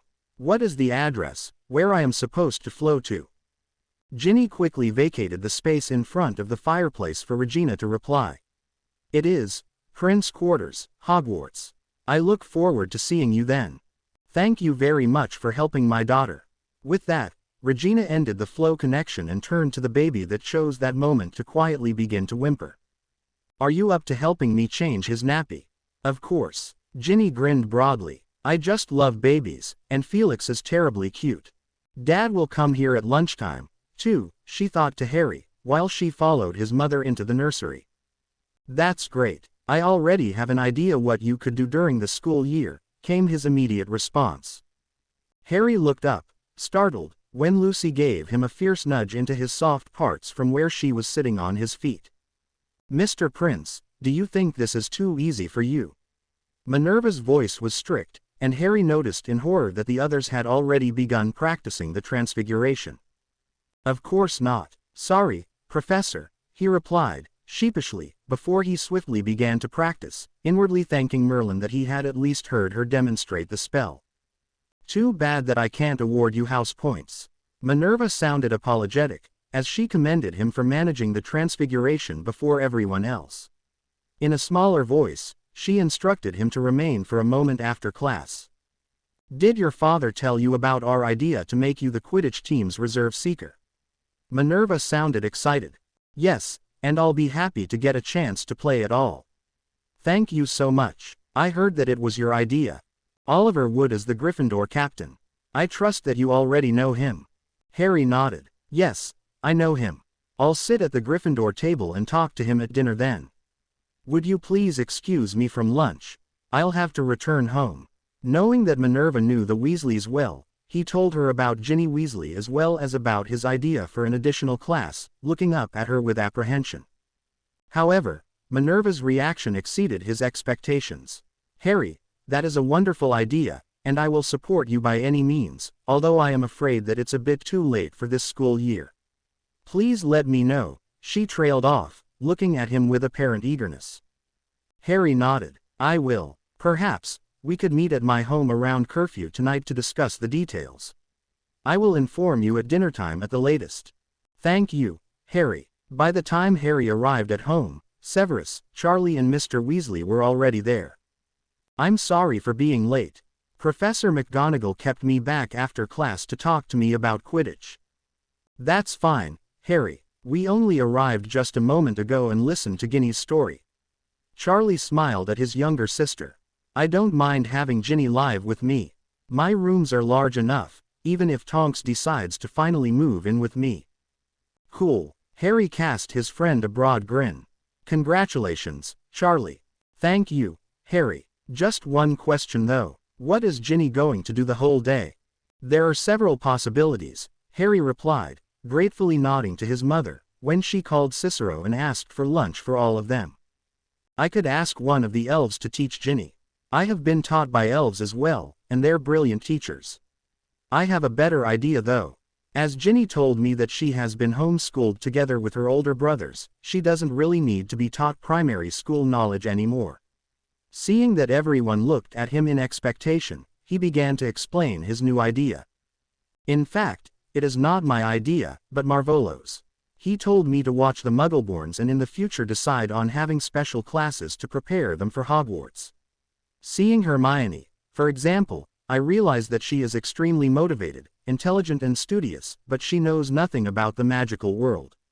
None of the things that magical children are being taught as kids. I mean the things, which my mother taught me, when she came to live with us. Harry, I know exactly what you mean, Regina agreed. Ms. Weasley grew up in the magical world though. Severus cast him a bewildered look. Harry chuckled. Of course, Ginny doesn't need that class. The idea is to install such a class for the 10-year-old Muggleborns. They could come to Hogwarts just for a few hours each day using portkeys, and someone could teach them about the magical world. Concerning Ginny, she could perhaps assist the person teaching it. I'd like that, Ginny spoke up, smiling in apparent excitement. Do you already have a teacher for said class? No, but Draco told me about his mother, and I thought that maybe she'd be willing to teach the class, as she doesn't seem to have anything else to do right now. She comes from one of the old magical families, so that she should be able to teach the class, provided that she wants it. The question is if we can get students on such short notice though. Severus nodded. That's going to be the problem. Minerva will have to visit each of the Muggleborns first, and they'll need to have some time to consider the matter together with their parents. I believe that we won't be able to commence said course before January. Harry, we shall discuss this with Minerva and if she agrees ask Narcissa if she would be willing to teach. He remained pensive for a moment before turning to Ginny. Ms. Weasley, you have been taught together with your brothers. Yes, sir. Perhaps, it would be the best for you to simply attend first-year classes if you're ready to do so. Oh, yes please. That would be amazing. Ginny stared at Severus, wide-eyed. I must discuss this with my colleagues. He glanced at his wristwatch. Please excuse me for a few minutes. I shall head to the Great Hall and speak with the headmaster and the other 3 heads of the houses. As Harry is the owner of Hogwarts, the headmaster won't have any means to not accept this, but still, we need to inform my colleagues beforehand. I shall be back shortly. Dad, shall I take you to the Great Hall? Harry offered and rose from his seat. Yes, please. An instant later, Harry was back and began to devour his lunch. Mr. Weasley, provided that the professors agree, shall I take Ginny to Diagon Alley to buy her school supplies this afternoon? Arthur Weasley shook his head. Thank you, Mrs. Lestrange Prince, but I will take the afternoon off and accompany Ginny myself. Thank you so very much for everything you have already done for her. I appreciate it very much. Thank you, Mrs. Lestrange Prince, and thank you, Harry. Ginny grinned in apparent happiness. A few minutes later, Severus was back. My colleagues have agreed, and you will be sorted in the Great Hall right before dinner. Thank you very much, Professor. Ginny gently caressed Lucy's ears, before she suddenly began to chuckle. Oh Merlin, Ronald will be so upset that I'm going to be a first year at the same time as him, she thought to Harry, who nodded, grimly. I believe that immediately. He seems quite the prat, he thought, however merely cast her a smile as response. Ginny hovered in front of the high table, when Dumbledore rose from his chair. Dear students, I am happy to announce that we have a belated sorting tonight. I ask our sorting hat to sort Miss Ginevra Weasley into one of our houses. What? Ginny could hear an outburst of obvious enrage coming from one of the house tables. Why is she going to be sorted? She's only 10. Ronald, you're an absolute git, the twins shouted from a little further away, making Ginny smile. When she sat on the stool indicated by Professor McGonagall, Harry's father stood from his chair and spoke up in a strict voice. Why Miss Weasley has been accepted as a student a year earlier is a decision between the owner of Hogwarts, the 4 heads of the houses, the headmaster, herself as well as her magical guardian, and is no one else's concern. Thank you, Professor Prince Snape, she thought to the man, who returned a barely noticeable smirk. Suddenly, a small voice entered her mind. Now, you can't wait another year. I see. What am I going to do with you though? Not Gryffindor please, Ginny thought back in excitement. Not Gryffindor, no, are you sure? What you did today was outright Gryffindorish though. Not Gryffindor and not Hufflepuff please. Well, as you won't really fit into Ravenclaw, it will be Slytherin. Grinning broadly, Ginny headed to the Slytherin table, where her twin brothers immediately made space for her between them. Congratulations Ginny. Thanks, Harry. Did Mum send you another howler today? Yes, she did, right on time during breakfast. Ginny nodded in understanding. Dad, Mum sent the howler to the twins this morning. Just so you know. And, I'm in Slytherin together with them. I am so happy. Thanks for allowing me to become a student right away. Knowing that her father was not capable of telepathy, she could not expect a response and decided to divert her attention to the feast that was laid out on the table in front of her. Harry was observing Ginny's sorting from the Gryffindor table, where he was sitting between Draco and Oliver Wood, as he had promised Minerva earlier the same day. He agreed with the Quidditch captain that he would attend their training once in a fortnight, considering that he had been made reserve seeker for all 4 house teams and also needed the evenings to study for his classes in the potions mastery. I also want some free time to do some potions research together with Dad and the twins, he decided. Harry, once in a fortnight is fine. We all have seen you fly and catch the snitch, even before you were cured. You're brilliant. Harry shook his head. No, I am not. I have one condition though, and that is that Lucy will be allowed to fly with me. The professors have already agreed to it. Of course, she probably enjoys flying as much as you do. Yes, and I can't forbid her to come with me just because I don't need her to see anymore. Fully understandable. Thanks, Harry replied, happily caressing Lucy's ears. She had been lying on his feet, before she smelled that the food appeared on the table and was now standing in front of him with her head perched on his lap, ready to accept whatever goodies he was willing to share. At the same time, Narcissa Black readied herself for her meeting at Hogwarts, to which Severus had invited her, sending her a Patronus earlier the same day. After she had seen Draco off at the station a few days ago, Sirius had taken her to Gringotts. He had told his account manager, Buckbeam, that he wished to make use of his position as head of the ancient and noble house of Black and annul her wedding with Lucius, thus welcoming her and her son back into the Black family. On Buckbeam's advice, she had opened a new account and transferred all of the jewelry apart from any Malfoy heirlooms as well as a huge amount of money to the new account, enough to last her and Draco for a lifetime. Sirius had then invited her to stay at the old Black Town house, where he was residing with Amelia and their daughter Lily. While the small family was living on the second floor, Narcissa chose a room for herself on the top floor, so as to not get into the way of Sirius and his wife. She was extremely grateful that the two of them had welcomed her into their home, and due to the size of the building, she did not even feel so very much as an intruder as it might have been at a different place. The only problem was that Sirius had allowed Dumbledore to use the ground floor as headquarters for his Order of the Phoenix and had advised her to stay out of the way when meetings of the Order were going to take place. Otherwise, Dumbledore will expect you to join the Order, and I believe that you'll have to consider your allegiances without pressure from any side before deciding for or against it. He's right, and I'm not ready to join Dumbledore's side. I'll have to ask Severus to advise me, she thought, knowing that she would not want to stay in the Black House for a long time if the Order of the Phoenix frequented the ground floor. I could ask Drami if I can stay with her, she thought. She had yet to tell her sister about Sirius' offer to add her back into the Black family.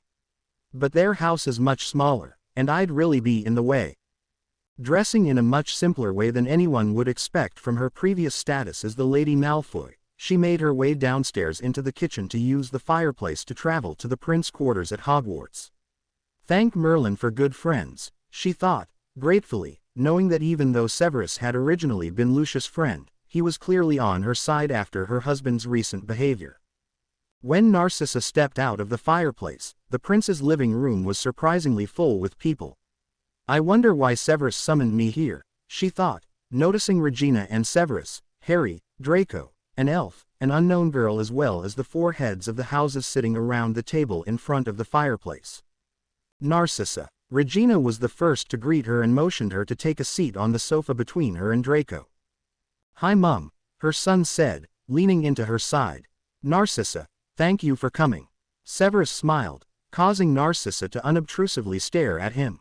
He smiles, and he seems to have completely foregone dressing in black, she thought in amazement. We have invited you to this meeting, as Harry wished to suggest something to you. Mrs. Black, Narcissa informed the boy, smiling. Mrs. Black, we have decided to set up a new course at Hogwarts, a course for 10-year-old magical children who have grown up in the Muggle world. There is no difference if they're Muggleborns or purebloods like myself. They know nothing about the magical world. That is absolutely correct and very sad. I am Hermione Granger by the way, Muggleborn and first-year Ravenclaw. Narcissa nodded, smiling. Anyway, Harry continued, we were wondering if you might be available to teach said class. I'd love that, Narcissa thought. However, before she could voice her consent, Professor McGonagall spoke up. Even if the students would probably return home after classes, you would be offered the same conditions as any other professor concerning living quarters, salary etc. Narcissa smiled. Thank you so very much for this offer, which I gladly accept if you deem me adequate for the position. Thank you very much. Hermione and I would be ready to answer any question you might have about the Muggle world, Harry added. I suggest that we plan to commence the class from January onwards, as it is too late for the beginning of the school year now. As the deputy headmistress, I will visit all magical children living in the Muggle world a year earlier than usual, and we will see how many students are interested. Excuse me, the lone house elf spoke up. Will elves be allowed to attend the class? I think that it would be good for those who are allowed to become students the following year. Turning to her, he added, I am Teddy and a first-year Ravenclaw as well. Narcissa smiled at the elf, secretly admiring that he had been able to become a student, let alone to be sorted into Ravenclaw. If an elf is allowed to become a student here, he or she should naturally be welcome to attend my class. Thank you. Teddy cast her a bright smile. As to the number of elves allowed to attend classes at Hogwarts, McGonagall said, seemingly thoughtful, I suggest that we fix the number on 2 students per year. Harry, will that be agreeable? Yes, that's fine with me. How are we going to choose the students though?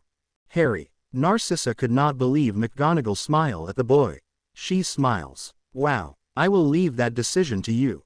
You are closest to the elves and will be able to find the 2 best candidates for us.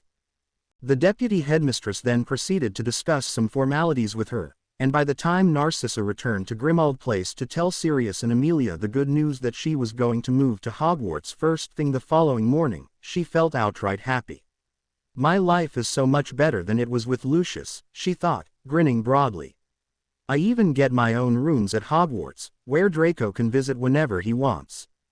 At the same time, Lucius was slowly waking up, nursing a big hangover after having drunk 3 bottles of fire whiskey on 3 consecutive days upon hearing that Narcissa had left him. I'm going to get my revenge on that Prince Potter boy and the Dark Lord, he swore to himself, knowing that he had to plan carefully, as he had sworn an oath to Severus to not harm the boy or his family. He and the Dark Lord cost me my son and my wife. After much excitement during their first week as students at Hogwarts, their second week passed uneventfully. Harry found it interesting to attend the classes of the Ravenclaws and Hufflepuffs for a change. However, he could not tell which he liked more. Originally, he had expected the level of the Ravenclaw-Hufflepuff class to be a little higher. However, the Hufflepuff's laziness made up for the Ravenclaw's study ambitions. At the end of the second week, a sudden thought crossed his mind, and he decided to discuss the matter with his parents. He returned an hour before curfew that evening and settled down on the sofa together with Lucy. Hello Harry, is everything all right? You're fairly early tonight. Regina cast him a worried look. Everything is all right. There's just something I'd like to discuss with you, Harry replied, absent-mindedly caressing Lucy's ears. Somehow, I like all my classmates, no matter in which house they are. We all get along really well, but there is no place for all of us to study together. I know, the founders told me I could bring my friends into the founders' quarters, but can I bring all my classmates from all 4 houses? He glanced over at Salazar's portrait, when the founder let out a snort. I believe that the Great Hall would be more adequate than our private rooms. That's what I thought, Harry sighed. Would it perhaps be possible to make a study room for all first years, where everyone can meet and study together with their friends? There are enough unused corridors at Hogwarts to make an additional room somewhere. I like that idea. Regina smiled in obvious approval. Yes, the idea is good. Severus nodded. Why don't you call Minerva here to discuss this with her? I suppose that we should even involve the headmaster, at least to inform him, even if his approval is not necessary. Harry nodded. Minerva, do you have a few minutes to spare? Could you please join us in our living room for a moment? I've asked Minerva to come, he informed his parents. If you wish to invite Dumbledore. Let's speak with Minerva first, Severus decided. I just hope she'll come, as she doesn't have a way to reply to me, Harry thought, smiling, when the fireplace flared just a moment later. Good evening. Your son summoned me here, Minerva stated, matter-of-factly.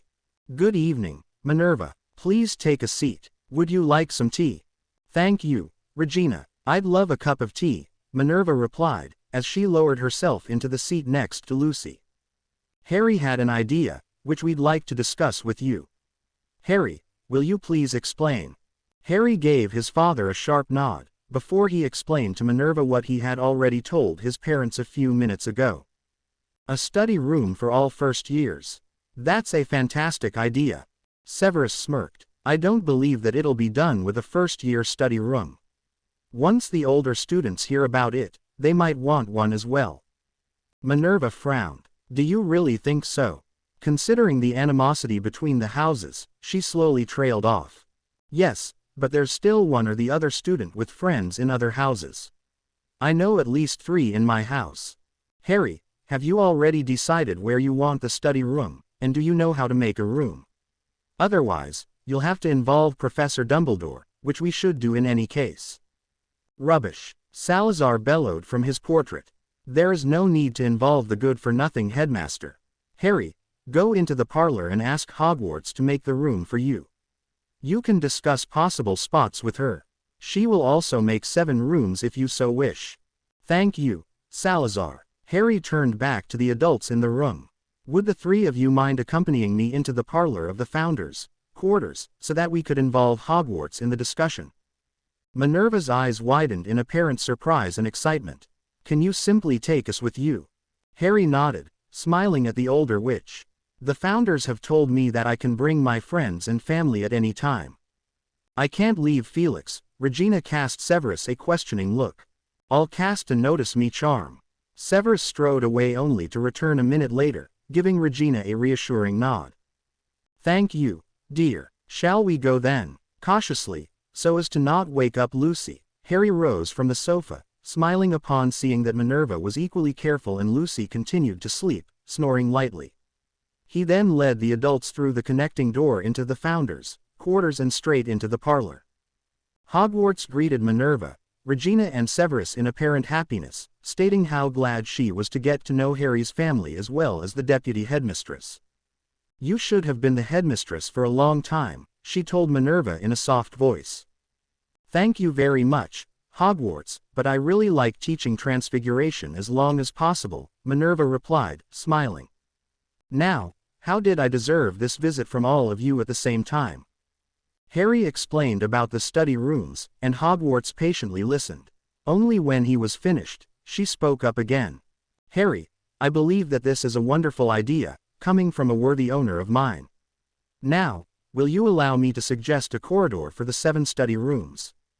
Oh yes, please, that would be wonderful. Then please follow my signs out in the corridors. I suggest a corridor behind the entrance to Ravenclaw House, which has not been used for at least 500 years. What signs? Harry wondered, but refrained from asking, and simply took his leave and headed out into the corridor in front of the life-size painting of the 4 Founders, closely followed by the adults. Are these the signs? Regina pointed to a series of blue, heart-shaped dots on the wall. Apparently so, Severus agreed. We need to head in this direction. Oh well, Hogwarts said something about a corridor behind Ravenclaw. They eagerly followed Hogwarts' signs. From where they passed in front of the Ravenclaw common room, the corridor became dusty, and Severus and Minerva took turns casting cleaning spells every now and then. Finally, the signs ended, just when they found themselves in a bright corridor with what seemed to be real windows on the left side. Harry laid his right hand against the wall. Hogwarts, can you hear me? Yes, dear. Do you want me to make the rooms here? This corridor is much too beautiful to not be used. Regina stared outside in apparent amazement. Are these real windows? Harry quickly repeated her question, and Hogwarts confirmed. This is the corridor, which my Founders used for their first classrooms. Please give me a few minutes now to change these 4 old rooms into 7 new ones. 30 minutes later, the 7 rooms were made, and Harry profusely thanked the castle for her help. However, the rooms were completely empty. I am sorry, I can only make the walls but not the interior. Hogwarts, that's fine, Severus smirked. Minerva, perhaps you and Phileas could take the 6th years and provide the furniture and decorations during the rest of the week. Minerva nodded her agreement. I'll speak with Phileas and make a plan. That's a good idea to give them some practical experience. By the time they returned to their rooms, it was almost midnight, and Felix and Lucy were fast asleep. Harry quickly woke the canine and sent her out into the garden, before they headed to bed together. At breakfast the following morning, Harry motioned Neville, Hermione, Teddy and Draco to join Theodore, Ginny, him and the twins at the Slytherin table, where he told them about the new study rooms. Not only his friends, but also the Slytherin students sitting in hearing range seemed happy about the news. However, Hermione stared at Harry in disdain. Why is Professor McGonagall going to do the complete furnishing with only the 6th years? They should teach each class a few spells. I'd like to help with the interior at least of our own room. Yes, that's true. Ginny immediately agreed, causing Harry to inwardly groan. I'll ask her, he promised. Minerva, I'm sorry, but my classmates insist to be involved in the decoration of the study rooms. Apparently realizing that half of the Slytherin table was looking at her in clear expectation, Minerva nodded her understanding, causing a huge discussion to break out among the girls how they wanted to arrange their room. During the following few days, each of the Transfiguration and Charms classes took place in the new study rooms, as the professors made their students transfigure or charm the interior of the rooms, according to the respective class's level. Everyone had much fun, and when their own study room was finished, the first years were very proud of their room and absolutely loved it. One day, Teddy unobtrusively took Harry aside. "Tomorrow is Hermione's birthday. I think we should do something about it." Harry stared at his friend, wide-eyed. "Oh right, but what can we do?" Teddy grinned. "How about a picnic on the shore of the lake?" The two friends conferred for a while, before they decided to invite their whole first-year class out onto the grounds at midnight either on the same day or on Hermione's birthday. In the evening, Harry invited Hermione into the Founders' quarters, suggesting that she could speak with the Founders in their portrait. Needless to say that Hermione immediately accepted the offer. At the same time, Teddy spoke to their classmates in the study room and invited them to the party. "If her birthday is tomorrow, we should do it tonight," Draco was the first to comment. "Tomorrow night, the professors might suspect something." At exactly midnight, the first-year students of all houses as well as the Weasley twins, whom Harry had invited as special guests, met at the shore of the lake. The house elves, who had remained bonded to Harry, had laid out a huge buffet. They had also supplied lampions around the lake and cast a silencing charm as well as all kinds of notice-me-not charms over the area, so that the students would not easily attract the teacher's attention. "What are we doing here?" Hermione stared around, wide-eyed. "Celebrating your birthday," Harry replied, while Lucy eagerly licked her hand in silent greeting. "Happy birthday." "Thank you." Hermione shook her head in apparent disbelief. "Thank you all so much. This is the best birthday ever." The party was much fun. When everyone stormed the buffet, Hermione informed them that if they intended to go swimming, they'd have to do so first, as they could not go swimming with a full belly. Everyone obeyed and finally went swimming first. "The giant squid is making a huge noise tonight," Harry said to Lucy, and together, they walked a bit further up the lake to attempt speaking with the large animal. "Hello, can you hear me? Equals, can you understand me? Equals. Do you speak Parseltongue?" Unfortunately, the squid did not show any reaction whatsoever. "Marvolo," Harry thought to his friend. "Do you perhaps know how to communicate with the giant squid?" "Harry, what are you doing?" Marvolo inquired in apparent disbelief. "Are you out on the grounds at this time of the night trying to speak with the giant squid?" "Yes, we're celebrating Hermione's birthday." "Oh, all right, I could go and cast a charm at the squid, but that reminds me. Have you perhaps changed the wards around Hogwarts from the headmaster to you?" No. All right, then I can't go to help you, as he would know if I entered the grounds. You should change the wards at the earliest opportunity. You can ask either your father or Hogwarts herself how to do that." "Well, then I could teach you a charm, but can't you just think to the squid?" "Can you understand me if I think to you?" Harry thought to the squid, putting a lot of magic into his wish to be able to communicate with the large animal. "Equals yes, now I can hear you," equals the squid finally replied. "Equals how nice of you to come and talk with me, but shouldn't you rather enjoy your party?" Equals. "Yes, I will do that. I'd like to ask you to be a bit quieter tonight, as we don't want to alert the teachers to our party. Could you do that please?" Equals I shall do you the favor, because you asked so nicely, but please come to visit me again soon, and please bring me some herb drops, the ones that Caradwin always made for me. Equals. Harry's eyes narrowed. Caradwin, should I know her? The giant squid splashed a huge wave of water in his direction. Equals Helga's sister, you silly boy. She lived here from the founding of the castle onwards. Equals. All right, I'll ask her, Harry promised and returned to where everyone was devouring the delicacies that the house elves had made for them. When everyone was completely full, the twins entertained them with a marvelous firework display, similar to the one they had performed at Riddle Manor on New Year's Eve.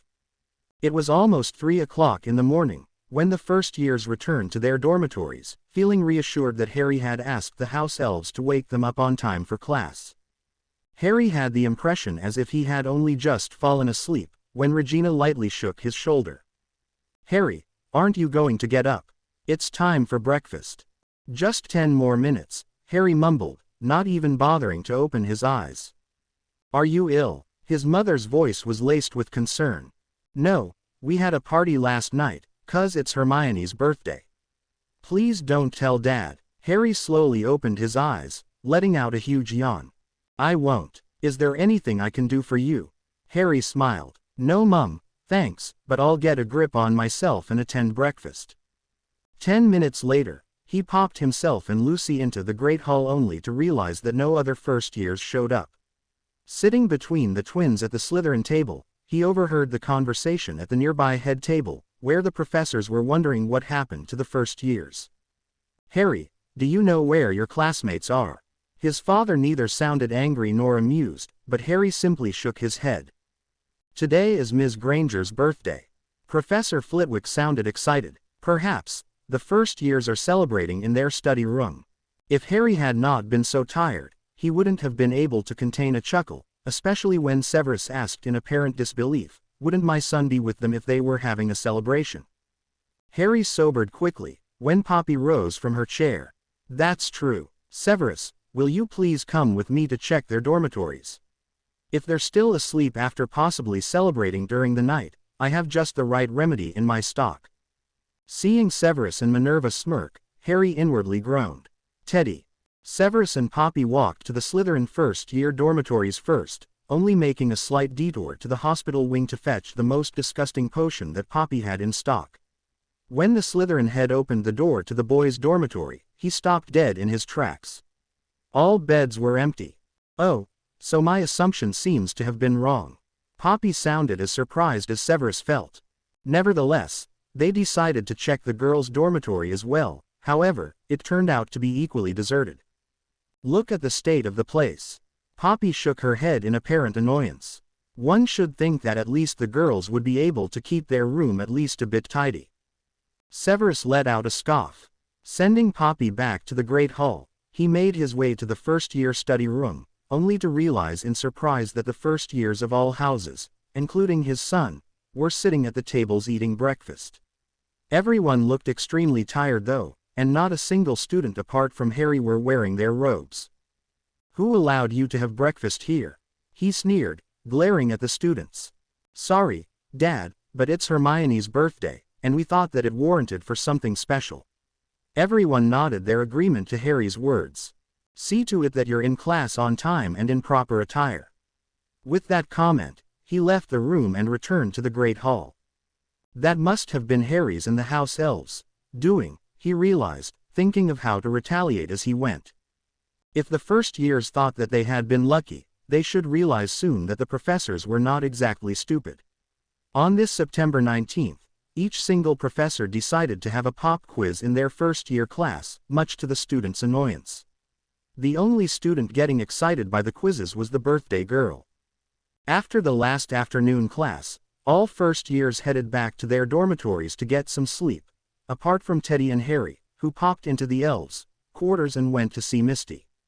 "Mummy, we had a wonderful party last night, but we're so tired now. Can you please cast some kind of refreshment spell at us?" Teddy cast his mother a pleading look, which even the strict healer elf was barely able to resist.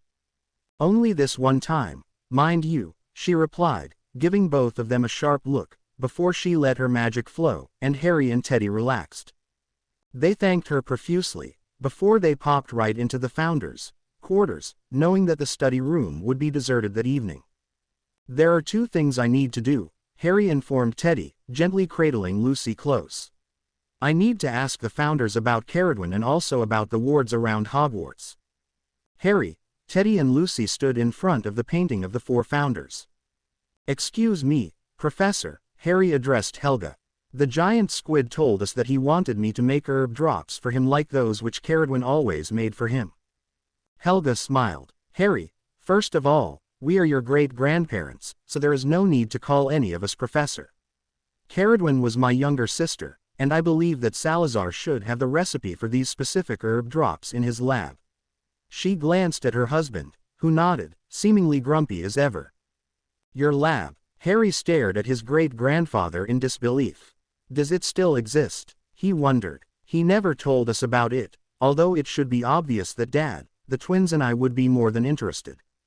Yes, my lab. How long have you been living in these rooms now? A few weeks, Harry replied, sheepishly. Ah, Sal, leave the littling in peace. He's only just now getting used to student's life, and he is doing great. Helga lightly admonished her husband. Anyway, you have been living here and did not even properly explore these rooms. Have you found my lab?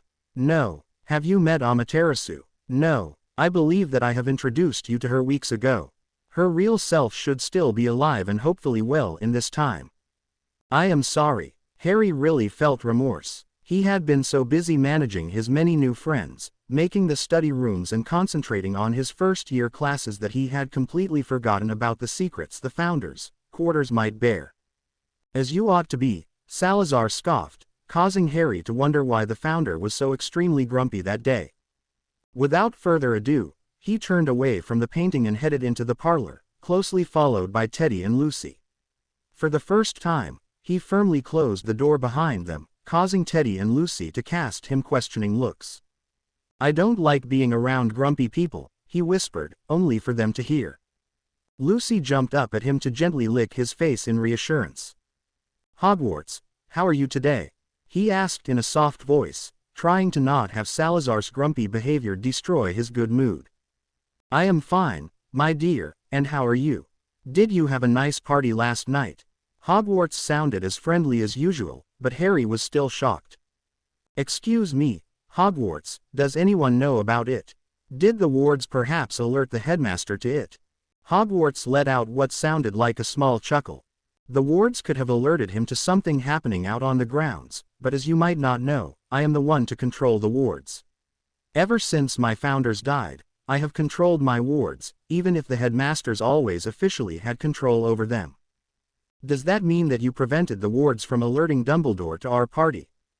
Hogwarts chuckled again. I had much fun observing your party. Why would I allow the wards to alert the headmaster? The party did not do any damage. A whole class of sleepy students every now and then is not a problem. On the contrary, I loved seeing all first years have fun together, independently of their house affiliation. During the last decades, I had to observe much animosity between the houses, and I am extremely grateful to you for trying to remedy the problem.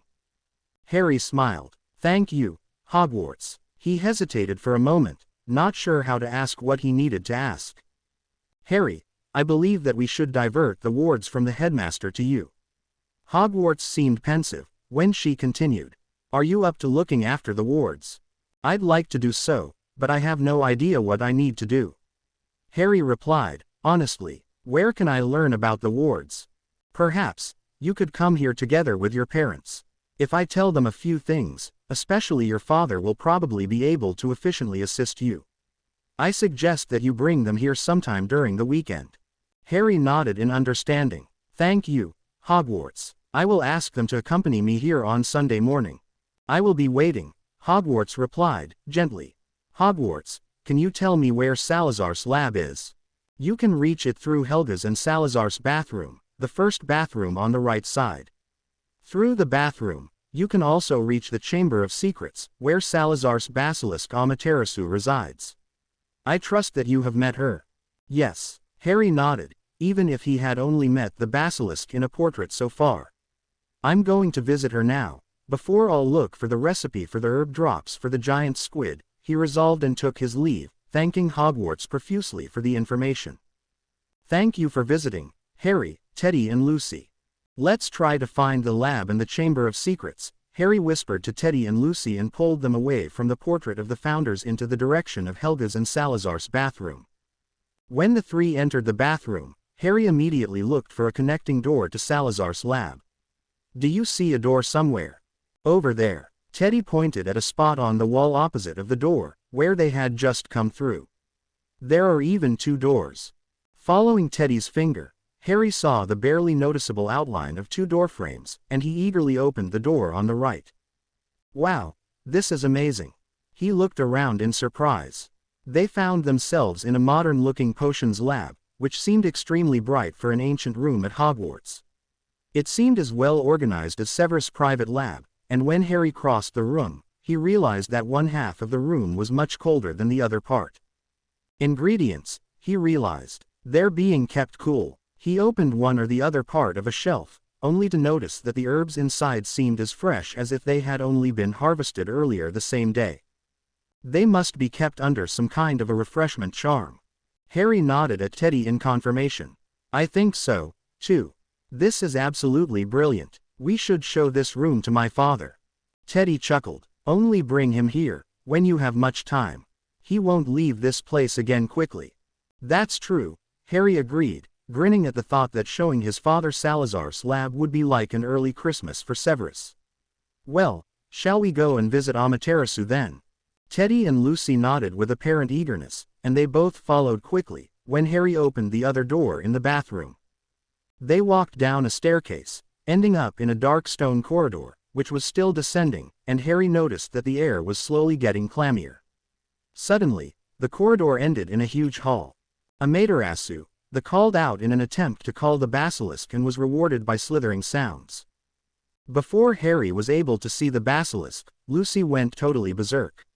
She pushed and shoved them back into the corridor, barking and growling at Harry and Teddy. She seemed totally out of character and panicked. Lucy, I only just want to speak with Amaterasu for a moment, Harry said, trying to calm her down, to no avail. It was obvious that something was very wrong. There is danger. We will all die. Harry, Lucy is right. Return to my founder's rooms immediately. That was Hogwarts, Harry realized in surprise. What did she say? Teddy looked in apparent concern between Harry and a still panicking Lucy. Did I hear a human SS speaker? Just when Harry was about to reply to the basilisk, Lucy bit him into the hand and continued to further push him backwards.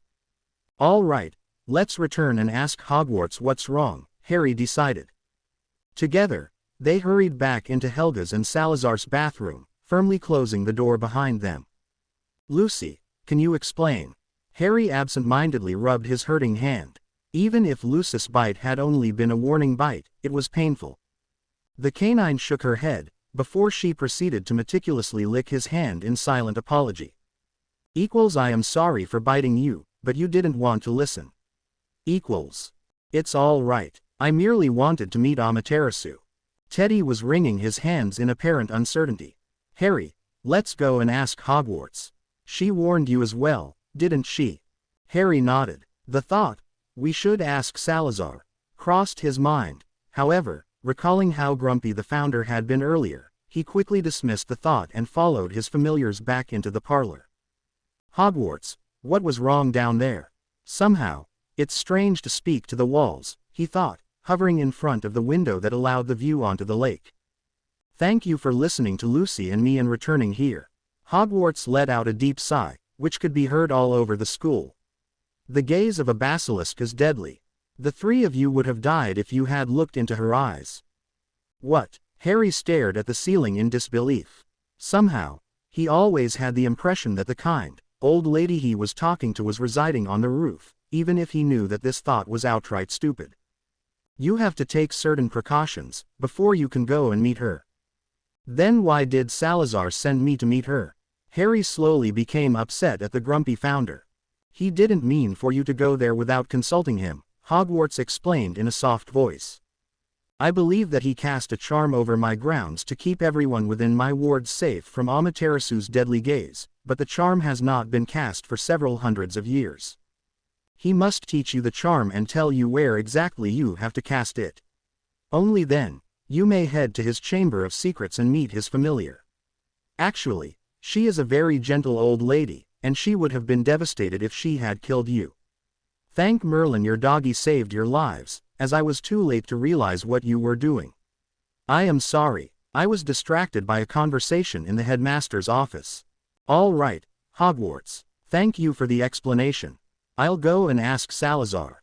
Harry, please do so, and just ignore his grumpiness. He is a good man, who helped many witches and wizards, while he was alive. Harry nodded in understanding, although he inwardly seethed. Perhaps, he just doesn't like me, he thought. We owe him though, because it was him who advised me how to give Regina magic. He slowly left the parlor and turned left to face the portrait of the founders. All positive thoughts about Salazar Slytherin vanished, however, as soon as the ancient wizard opened his mouth. Don't tell me you went to see Amaterasu without taking any precautions. How could I have known that it was dangerous? You told me I should go and visit your pet. Salazar and Harry, please behave yourselves. Sorry, Godric. Harry cast the other wizard in the painting a sad smile. Helga shook her head in apparent annoyance, muttering something that sounded like, wondering who's the kid here. Turning to Harry, she repeated what Hogwarts had already told him. Salazar cast a spell on the grounds to make everyone safe from Amaterasu's deadly gaze. I think that has to be cast, before you can go and meet her. Harry nodded in understanding. Salazar, could you please teach me the spell? The founder sent a glare in his direction. I will not teach an important spell to a dunderhead such as yourself. Bring your father to me. He might be able to cast it properly. Harry decided to not respond adequately. It was not as if he wasn't used to insults, especially coming from relatives. Yes, sir. Reaching for Teddy's hand and Lucius' paw, he popped all three of them right home, not even bothering to walk through the shortcut. Where have you been? In the founder's quarters. Why? Harry inquired, the irritation by Salazar's behavior still at the font of his mind. You missed dinner. Oh, eloquent as ever. Severus smirked and called Cicero, asking for dinner for Harry, Teddy and Lucy. Lucy saved our lives. Seeing that Severus and Regina both stared at him in apparent horror, he explained everything about their trip to Salazar's secret chamber. The deadly gaze of a basilisk. Severus seemed pensive, as he glanced at Salazar in his portrait. Harry, I am sorry to hear that my younger self was such a git. I will teach you and your father the spell after your dinner, and then you can go and cast it together. If you take me with you, I can show you the exact spot. There is only one spot behind the lake, from where the spell would cover every place within the wards. Please excuse me for a moment. I'm going to give that younger portrait of mine a piece of my mind. Regina chuckled. Oh, I'd wish to be a fly animagus and able to listen into that conversation. Severus, Harry and Teddy laughed. Mum, why don't you try to become an animagus? I want to try getting a second animagus form, so we could practice together. Harry, may I practice with you? Teddy fidgeted in his seat in apparent excitement. Or do you think elves can't become animagi? You could practice together here in our rooms every evening shortly before curfew, Severus suggested. Both of you, Regina and Teddy, could try to become an animagus. Teddy, have you considered what animal you'd like to become? Regina cast the elf an encouraging smile. A dog like Harry and Lucy. Teddy grinned broadly. And you? Regina sighed. I am torn between a feline like your father and Minerva or a canine. Why don't you try for a magical animal, even though it might afford a bit more magic? Severus gave her a sharp look. As you probably know, all magical animals are able to communicate with each other. Charlie told me the other day that he was trying to get a Magaroo for his classes, a magical kangaroo, which is able to take its baby with it in a stomach bag just like a muggle kangaroo. If it puts anything else into the bag, it'll automatically change into a baby Magaroo. That way, you could always take Felix with you. Oh, Harry, you're so sweet. Regina cast him a broad smile. I think I'd love to become a Magaroo. Harry remained pensive for a moment. Teddy, shall we try for a Magaroo then, too? We could still communicate with Lucy apart from telepathy, as she is magical as well. Yes. Teddy jumped from the sofa in apparent excitement. Can we begin practicing right away? No. Severus' voice was firm. Neither of you got enough sleep last night, and for the animagus transformation you must be fully alert. Apart from that, I thought that we were going to practice the charm Salazar promised to teach us and head out onto the grounds to cast it. He quirked an eyebrow in silent question. Yes, we need to do that. Sorry, Teddy, but we can practice tomorrow shortly before curfew. I'll call you, as soon as I'll be back from the potions classroom. In the meantime, you should try to get a photograph of a Magaroo, as it is important that you know your animal as well as possible. Severus glanced from Teddy to Regina.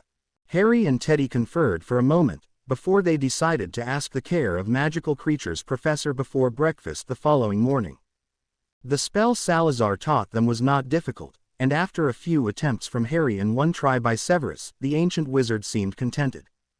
As I do not know if the Lidling's magic is strong enough for the spell to last for a year, you should cast it together, he advised them, before he slipped into the small photo frame, which Severus had placed onto the bookshelf the last time they had used it. Shall I pop us? Yes please. Pocketing the photo frame in his inner robe pocket, Severus walked over to him and held out his hand. Leave Lucy here, she seems so peaceful, when she's asleep. Harry chuckled. Usually, Lucy was still very wild, even if she was almost 5 years old. However, when she was asleep, she looked like a little angel, at least that was what Regina used to tell him. Reaching out for his father's hand, he popped out onto the grounds. Salazar. Severus pulled the photo frame out of his robe pocket. From where do we need to cast the spell? 5 minutes later, the spell was cast and Salazar suggested to visit Amaterasu right away. Just pop into our quarters and walk from there to not give the cutie a fright. Yes sir. Harry nodded in confirmation and, even if he would have preferred to turn in for the night, he decided to make use of the opportunity to have his father and the ancient wizard in a frame with him. For the second time that day, he walked through Helga's and Salazar's bathroom, pointing out the potions lab to Severus. Come back at the next opportunity and take a look at my lab. Severus nodded in apparent eagerness. We shall do so. It's absolutely gorgeous, Harry informed him, smiling, before he opened the door leading to Amaterasu's domain. As soon as they arrived in the large chamber, Salazar called out to his familiar. Amaterasu, where are you, Lazybones SSS? Ah, that sounds SSSS like my Salazar. The slithering sounds, which Harry had already heard earlier, came nearer, and even if he had seen Amaterasu in the Founder's painting, he stared in shock as the large head came into view. That thing is just huge, he realized. Hello Amaterasu SSSU. Harry eyed the large serpent with apprehension. Hello, young SSS's speaker. She sounded friendly, and Harry slowly relaxed. Are you well, my dear? Salazar leaned forward in his photo frame. I have missed you, and it ISSSSS cold here. Now, my dear, this SSSSISSS Harry.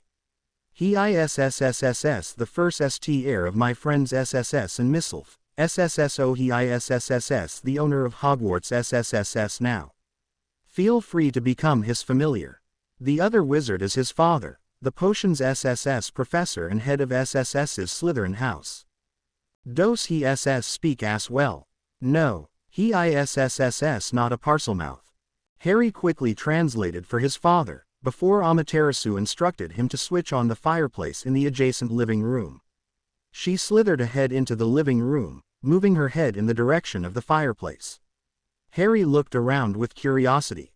The room was equipped with 2 green sofas, an old table made from what Harry thought had to be oak, a bookshelf made from the same wood and an oversized fireplace.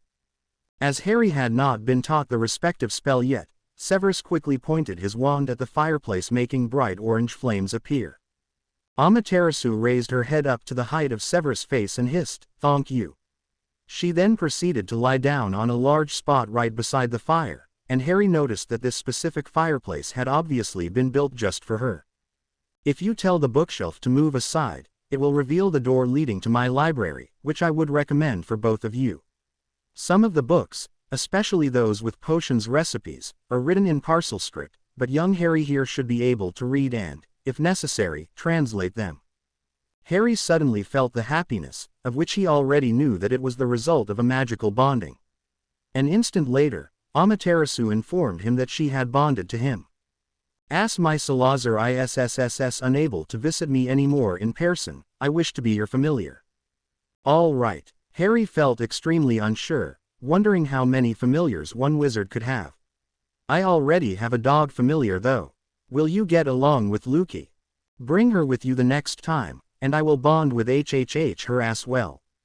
At the same time, Teddy returned to the Ravenclaw common room, where he let himself fall into the empty spot next to Hermione on the sofa with a small thud. Teddy, where have you been? Hermione smiled, almost as if she was happy to see him. I was with Harry. We were almost killed tonight. He was still a bit shocked by the earlier revelations. Hermione stared at him in disbelief. Excuse me, but how would one die at Hogwarts? Salazar Slytherin in his painting instructed Harry to go and see his familiar. But as she is a basilisk, we would have died had we looked into her eyes. Fortunately, Lucy prevented us from going near her and made us return to the Founder's quarters. Harry and his father have now gone to cast a spell over the grounds, so that her eyes won't kill us anymore. There is a basilisk alive in this castle. It is a school for children who wouldn't even know how to defend themselves from such a dangerous beast. Hermione apparently did not believe him. She glanced at her wristwatch. Ah, too bad, curfew has already begun. Tomorrow, I'll head to the library and look for some information. I'll go with you and look for something about Magiroos. We're going to try to become animagi, Teddy admitted. We want to become magical kangaroos. Oh, how cool. Hermione stared at him in apparent excitement. Kangaroos have their own belly bags. I could carry my books in my belly bag if I was a kangaroo animagus. Do you think I'd be able to become an animagus, although I'm Muggleborn? Teddy shrugged. I think it makes no difference what kind of witch you are. If you have magic, you can do anything that others can. But, he remained pensive for a moment. I think Harry said that everything in your belly bag will change into a baby Magiroo. That's the magical kangaroo. May I join you in your practice? I'd love to become an animagus, too. Harry, can Hermione practice the animagus transformation with us? Of course. We meet shortly before curfew in the Prince quarters every evening. Harry said you can come and practice with us. During the following weeks, Regina and the three teenagers eagerly practiced to change their left hand into the paw of a Magiroo. However, by the end of October, no one but Harry had succeeded. He was already able to change both arms and hands into those of a Magiroo.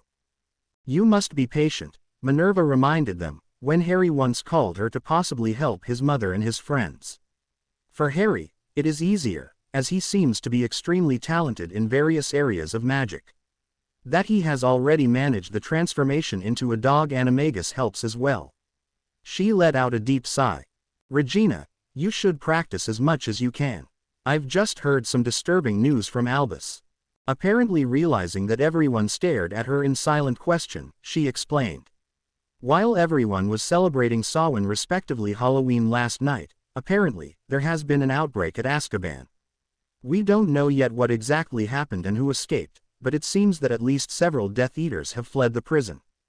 Marvolo, Harry thought to his friend, have you heard anything about Death Eaters breaking out of Azkaban? He felt that his friend seemed shocked by the news. No, are you sure? When did that happen? Apparently last night. I'm not sure, but that's what Dumbledore told McGonagall this evening. Severus let out a deep sigh. Minerva, thank you for the information. Let us call our friends here and discuss what safety precautions we need to take. A's curfew is going to commence in 2 minutes. Teddy and Ms. Granger, please return to your common room. Harry, take Lucy and go to bed. But, Hermione cast him a horrified look. Hermione, I know that you will have many questions, but I promise you that my husband and I will do our best to explain everything to you tomorrow evening. Regina's voice was gentle but firm and allowed no contradiction. Thank you. Hermione smiled at the clearly shocked witch and obediently reached out to take Teddy's hand. Good night, Hermione. Night, Teddy. Good night, Harry, his friends chorused, before Teddy popped them away. The following morning, the headline of the Daily Prophet shouted in red letters. Azkaban, the thwarted prison break on Halloween. During the Hollow Night, an unknown witch or wizard personating an Auror probably by the use of Polyjuice potion, entered the prison of Azkaban. The person stunned the Auror on duty and freed several Death Eaters, among them Peter Pettigrew and the Lestrange brothers together with the equally dangerous Bellatrix Lestrange. What they could not know was that on this evening, a second Auror was present, who enervated his colleague, as soon as he returned from a visit to the bathroom seeing his fellow Auror stunned. Together, they raised an alarm soon enough for all refugees to be apprehended, as soon as their boat reached the coast. The fake Auror was not with them, and a questioning under Veritaserum proved that the Death Eaters had no clue about the identity of their rescuer. Thank Merlin, Harry thought, and immediately sent a telepathic message to Regina to reassure her that the danger was banned, at least for the moment. Would my father do such a thing? Draco cast Harry, who was sitting next to him at the Gryffindor table for breakfast, a questioning look. Possibly, but he seems to not be exactly stupid, so they probably won't be able to prove that it was him even if it was his doing. Draco nodded in agreement. At the high table, the relief was obvious. However, Severus inwardly groaned in annoyance when Remus announced that there would be an emergency meeting of the Wizengamot beginning at 10 o'clock that very morning. "We have classes to teach." "Exactly." Minerva voiced her consent. "Minister Bagnold asked me to arrange for the meeting this morning. After the happenings at Azkaban, she wishes to retire as soon as possible. An interim minister has to be found, who will then arrange the election of a new minister." "Oh, that's a pity, even if understandable. She was a good minister." Severus felt that he had to agree with Minerva. Regina should attend the meeting together with Minerva, Remus, Frank and me, but she can't take Felix there, he mused, before he made a decision. Harry will be able to look after him. He is responsible enough, and he will know to call Misty or Cicero if they had any problems. "Harry," Severus thought to his oldest son, "would you perhaps be willing to take Felix to class with you this morning? Your mother and I have to attend a meeting of the Wizengamot." "Of course, Dad, no problem. I'll return and fetch him right away." Severus hurriedly relayed the information about the Wizengamot meeting to his wife, so that she could prepare everything for when Harry arrived to pick up his baby brother. He smiled when Harry returned to the Great Hall carrying the baby in his arms. As soon as he lowered himself into his seat again, the girls around him began to make a huge fuss over Felix, causing Severus to smirk. The Wizengamot meeting was tedious as ever. They were able to decide on Amelia as the interim minister relatively quickly. However, the witch only accepted the position under the condition that no one was going to try forcing her to become the minister, stating that she was happy as the head of the Department of Magical Law Enforcement. Remus then suggested that her husband Sirius should be elected for the minister position, considering that the magical world had wronged him badly. However, Sirius declined for similar reasons as Amelia's. Artemis Knott then suggested Marvolo, stating that he had been wronged equally badly. Marvolo refused as well, however, stating that he was not ready and comfortable enough to take such a position yet. To Severus' relief, no one named Lucius Malfoy. If that old hag, Augusta Longbottom, was still on the Wizengamot, she'd surely have named Albus, he thought, smiling at his wife, who was occupying the less strange seat on his left. Before the discussion could further escalate, Remus suggested to end the meeting for the time being. "I am certain that the Lady Bones Black will be able to put a list of willing candidates together, and I suggest to have the election at the beginning of the new year." They decided on a Wizengamot meeting with the purpose of the election of the new minister on January 10th. What a waste of time. Severus rolled his eyes in annoyance, as he strode to the fireplace in the atrium together with his wife and colleagues. "You mean teaching dunderheads is more fun," Regina quipped, causing Minerva, Frank and Remus to chuckle. "Your wife is right, considering how you always complain about having to teach dunderheads." Minerva smirked. As disappointed as Harry was that he could not accompany his parents to the Wizengamot meeting, as happy he was that his parents had entrusted him with the care for Felix. He still had to come to terms with the fact that he was a proper member of the family. Even if Severus and Regina had told him that they loved him and even pointed out that Severus had blood adopted him and that he had in a way blood adopted Regina, from his past experiences with relatives, it was still difficult for Harry to feel as if he really belonged. Felix slept through the first 2 morning classes. He only woke up in the middle of the charms class, but quietened down immediately, when Harry lifted him up onto his lap. With a quick spell that Regina had taught him a few weeks ago, he heated up the bottle that their mother had prepared for Felix and began feeding the baby. He inwardly groaned when everyone sitting around him began to coo over his brother's cuteness. "Yes, we all know that Felix is a very cute baby, but you need to practice this charm if you do not wish to have a pop quiz tomorrow." Harry cast Professor Flitwick a grateful smile, knowing that he would not have a problem with that specific charm. "Will you give him to me?" Ginny whispered from where she was sitting on Draco's other side. "I'll make him burp." Harry nodded, feeling very relieved when Ginny and Draco changed seats, so that Felix was facing him, when Ginny carefully laid his small head onto her shoulder. Harry smiled, surprised at just how much love he could feel for his little brother. "Hey Felix," he whispered, feeling outright happy, when the baby returned a toothless smile, before he let out a loud burp that made the whole class turn around and laugh. Early on Saturday morning, Regina and Severus headed to Gringotts to speak with Buckbean, while Harry and Lucy were cuddling with Felix on the carpet in the living room. To their relief, Buckbean was already aware of what had happened at Azkaban and immediately made them an offer for strong goblin wards, which the goblins could place around Lestrange Manor. They even took the matter a step further and went to Lestrange Manor. Checking out the head's office, they found the list of people currently accepted by the wards and deleted them all except for Marvolo Gaunt and Artemis Knott, before they added their own children, Harry and Felix. Having a daughter in addition would be nice, Regina thought, as she observed Severus eagerly skim the bookshelf for something that might be of interest. Afterwards, they placed the manor under the Fidelius charm with Severus as the secret keeper, knowing that the secret was safer with him than with Regina, considering that he was a master occlumens. "Thanks for your help with this."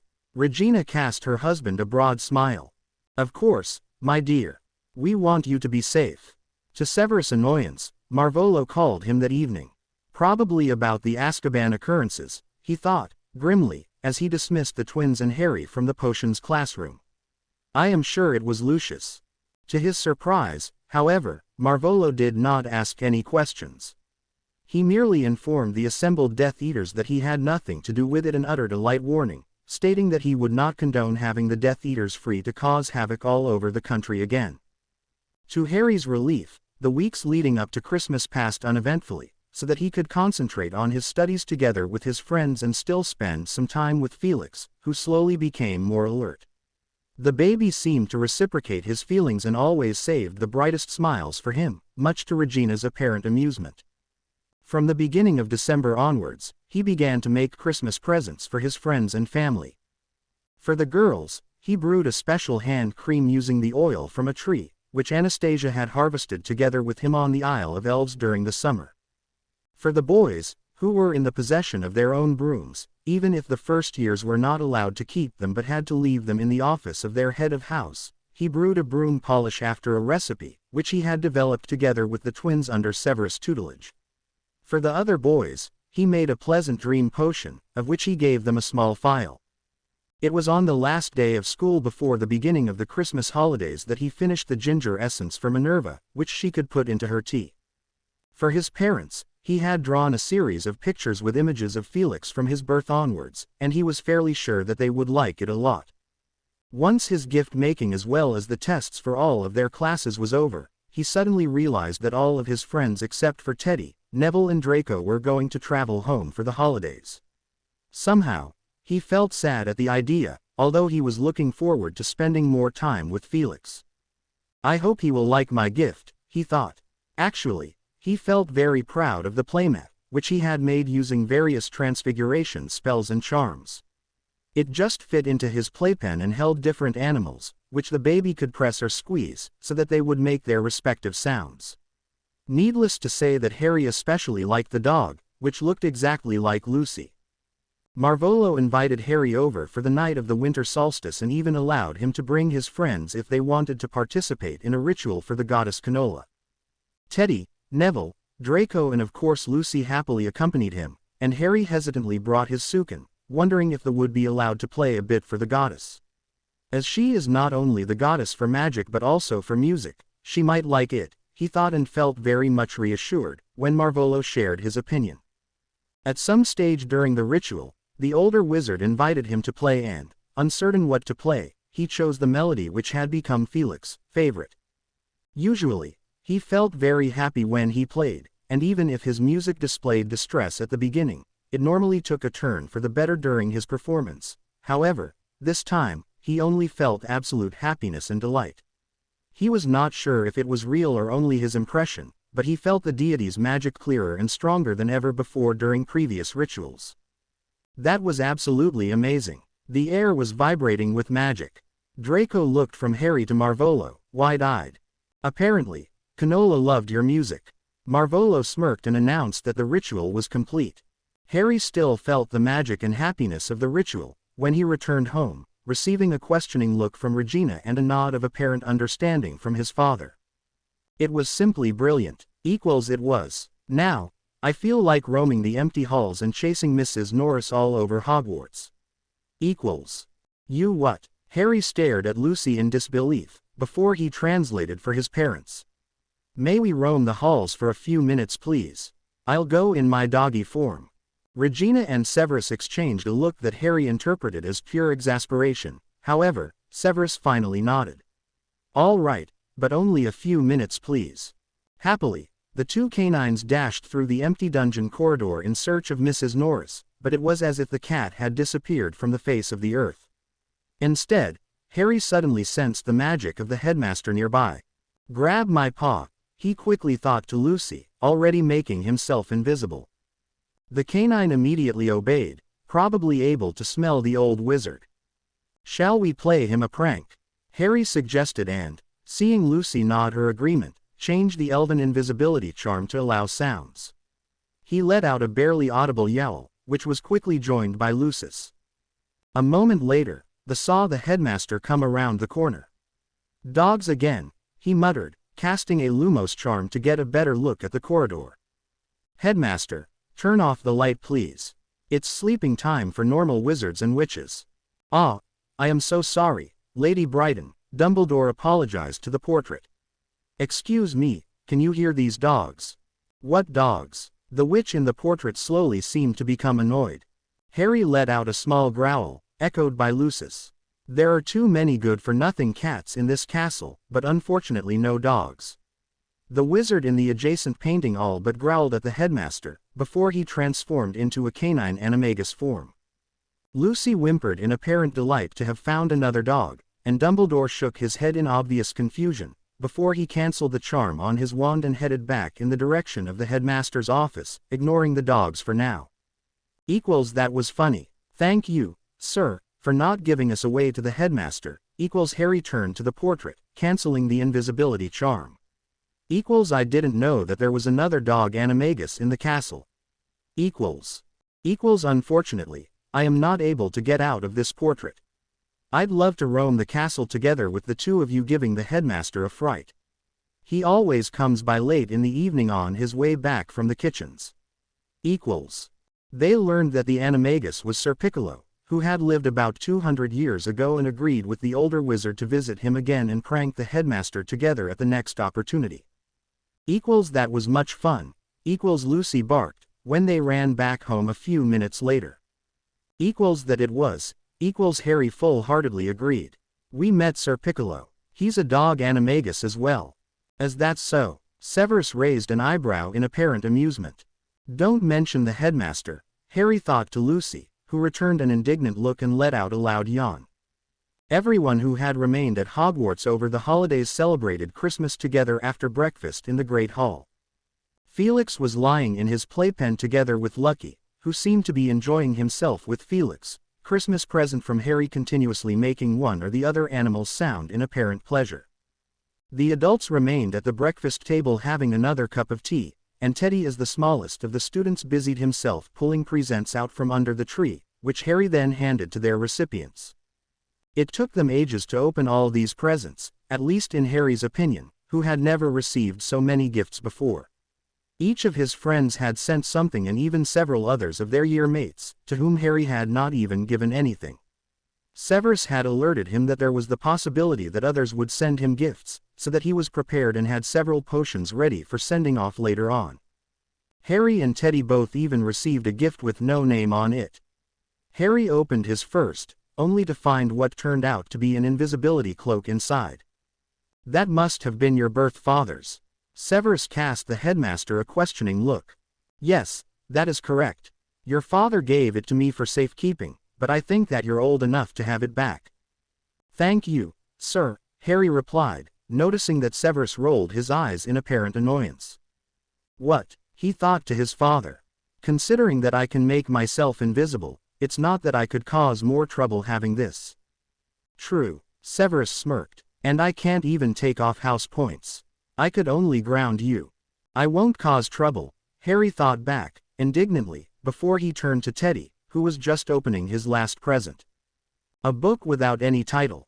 The elf opened the front cover with apparent curiosity. However, Even inside the book was completely blank. It only consisted of a black cover and white pages. It's probably a diary, one of the older students informed him. You can use it to write a diary or take notes. Thank you. Teddy smiled at his older housemate. Harry frowned. Somehow, I can sense Marvolo. Perhaps, he sent this to Teddy. When everyone finished unpacking presents, they returned home to spend the rest of the day with their family. Holding Lucky in a firm grip, Teddy popped them into the elf quarters, knowing that the other elves would see to it that his presents would find their way home. While Teddy, Misty and Cicero each were engrossed in their new books, Lucky took a liking to the empty book that Teddy had received. Taking the book with him, he toddled into the elf children's playroom, where he took a crayon and began to draw the huge Christmas tree, which he had seen in the Great Hall. All of a sudden, writing appeared right underneath the tree. Who are you? I is Lackey. What? Who are you? Lackey Z Elf. This book replies. He looked around wide-eyed, causing his friends to come over to look at the book. I is Dilly. I am 5. I am hungry. Why can you reply? You are a book. Each of his friends wrote a short sentence, before they one after another began to add small drawings, laughing happily, when the book replied after each addition to the pages. Be it due to their insufficient reading abilities or simply their lack of attention, they did not realize how the book's comments slowly became more and more upset. All of a sudden, Teddy stormed into the room. That's mine. Give it to me, he demanded, holding out his hand. It's almost full. Lucky realized and hesitantly handed the diary to his older brother, who cast him a glare that would make his mother proud. Grabbing the diary out of his brother's hands, Teddy stared at it in shock. Harry, he thought to his best friend, my brother and the other elf kids have totally ruined that diary. Do you perhaps know a way to remove their drawings? It even has snot and tooth marks on it. Show me. Without further ado, Teddy popped into the prince's living room, bowing deeply as he arrived. I am sorry for disturbing you on Christmas Day. His voice was shaky, causing Regina to step over to him and pull him into a gentle hug. Teddy, you're not disturbing us at all, but what's wrong? Did something happen? Lured by her gentle voice, Teddy hesitantly held out the diary to her. My brother and the other elf kids totally ruined this. I thought perhaps Harry could somehow repair it. Severus, who seemed to be just trying to make Felix burp, let out a snort. If your parents can't clear it from the writings, Harry certainly won't be able to do so. Show it to me. Teddy had not even shown it to his parents, not wanting them to become upset at Lucky. He obediently held out the book to Severus. However, baby Felix was faster, turned around and let out a loud burp just over the book. Teddy stared at the scene in shock. At least from the outside, it was still clean, he thought, horrified, just when the book let out a huge groan and exploded into small pieces. Harry observed the scenes in front of him with a combination of bewilderment and amusement. Only when he felt through the connection that Marvolo was in huge distress, he wondered if the fact that the diary had destroyed itself had something to do with his mind friend. However, he did not dare ask and quietly observed how his father cleaned the room from the remaining of the diary and Felix, burp. I apologize for my son's behavior. Severus looked at Teddy, who seemed to be torn between crying and laughing.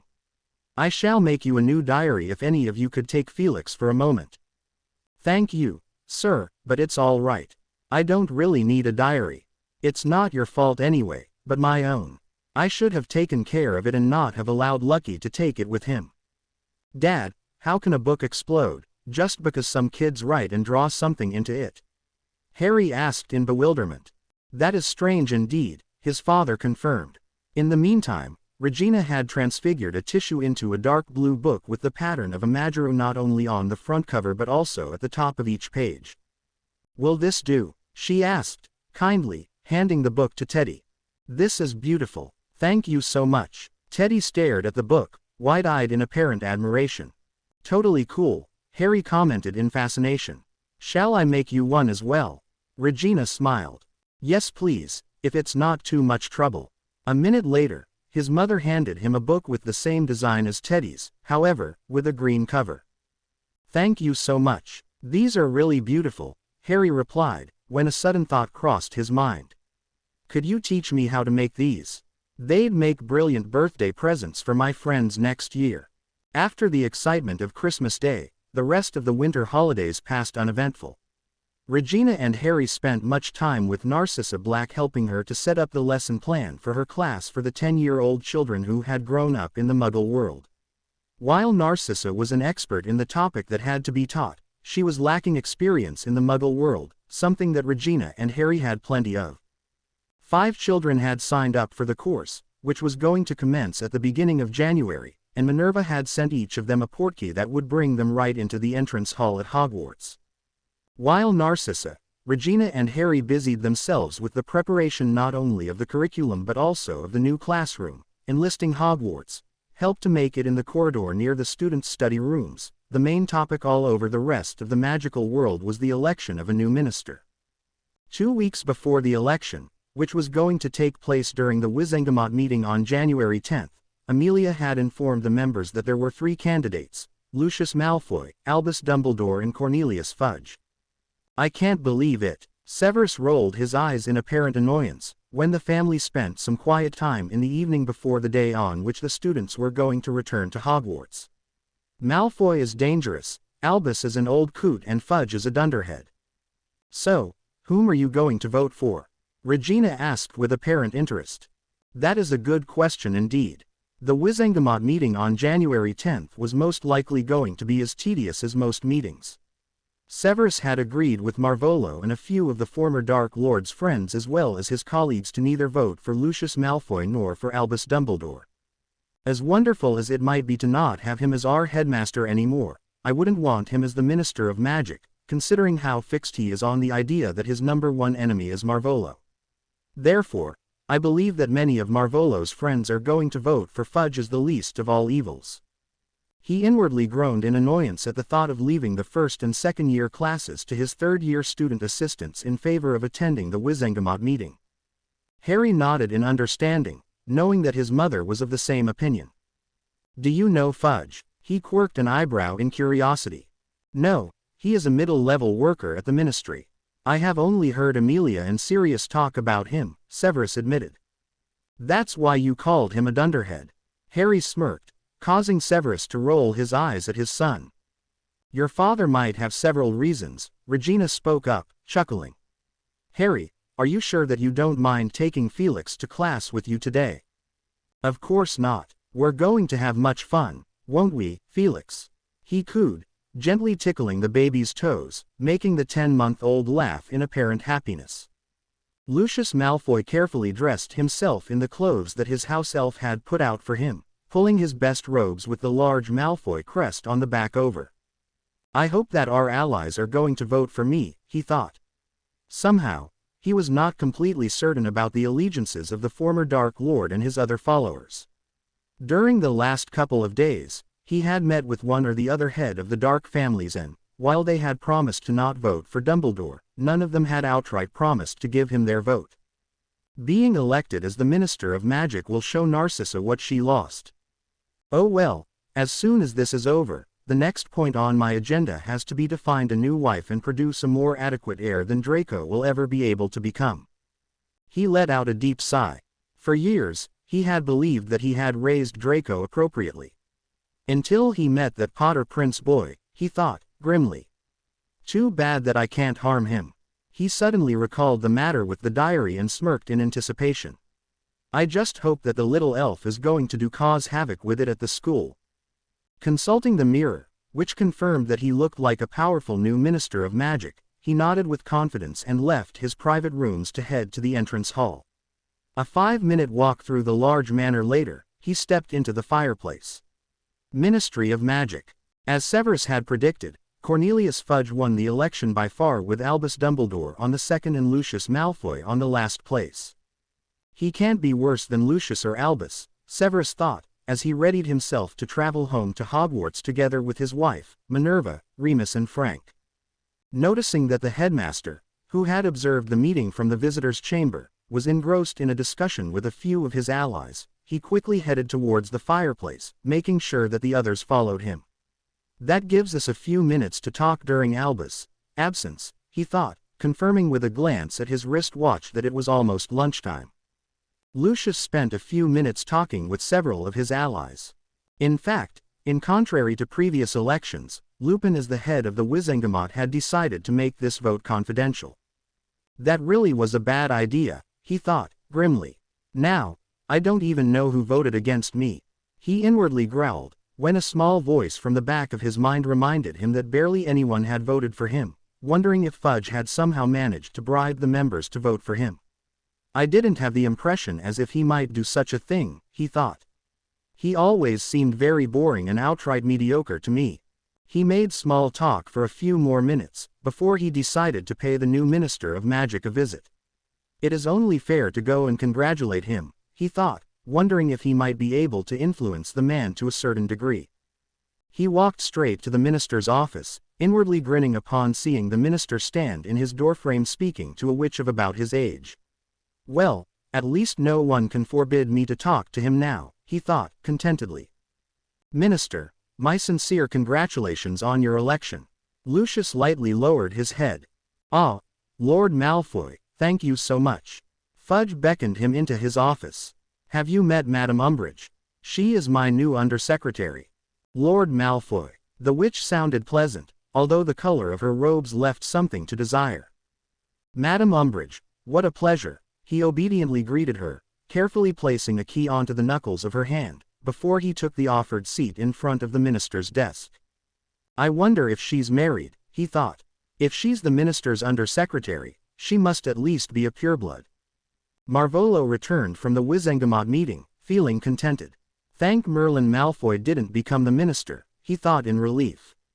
I don't trust him. The fact that he was in my inner circle before is already reason for distrust. That he told everyone I had put him under the Imperious Curse is the next point, but his behavior ever since I told my former followers the truth has been atrocious. I wonder if it was him who tried to free the Death Eaters from Azkaban. He let out a deep sigh, as he nestled into his favorite armchair gratefully accepting a steaming mug of tea from Dolly. Thank you, Dolly. Is Marvolo feeling better, sir? Yes, Dolly, much better. Thank you. Marvolo smiled, as he relaxed from the Wizengamot meeting that had been extremely boring. However, he was glad that he finally felt a bit more himself. During the last 2 weeks, he had been feeling horrible, without any reason let alone a clue what might be wrong. He only had a faint suspicion. Could it be that one of my Horcruxes has been destroyed? He wondered. But which one and how? Does Dumbledore know about them? Or Lucius? Perhaps. I should begin to collect them all and bring them to safety. The one at Hogwarts should be the easiest now that Harry controls the wards and not the old coot anymore. His opportunity to travel to Hogwarts came sooner than expected. Just a few days later, Harry contacted him. Marvolo, may I disturb you for a moment? Harry, of course. What's up? He was always happy to talk to the boy, who was so selfless and usually pleasant to speak with. The boy seemed hesitant, however, finally continued to speak.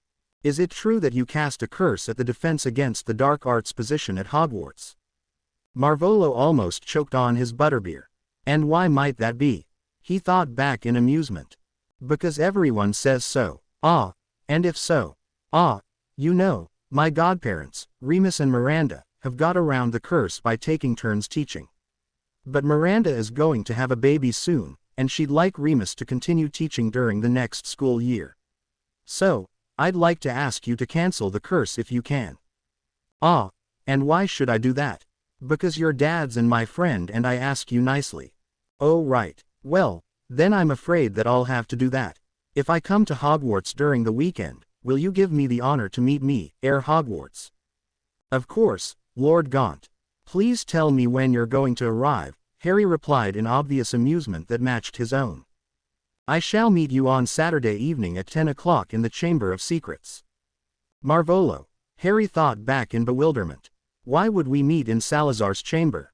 Marvolo sounded reluctant, as he replied, I'll have to apologize to the basilisk. While I was under the Imperious Curse, I sent her out into the castle to kill the Muggleborns. A girl died looking into her eyes. Even if I couldn't do anything to prevent this from happening, I still feel very sorry, and I'd like to tell the basilisk as much. All right, let's meet there then. Amaterasu is very sweet, and I think that she'll be happy if you apologize. She must have been devastated when it happened. Ever since you told me about her, I decided that I'd go and speak with her sometime, and I'd be happy to have you with me. I'll often go to see her anyway, as she seems to be a bit lonely alone in the chamber." On Saturday evening, Harry informed his parents about his appointment with Marvolo, before he made his way into Salazar's chamber with Lucy in tow.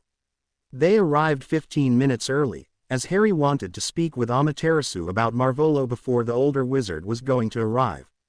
While he could have contacted her through the bond, he thought that it would be better to actually talk to her.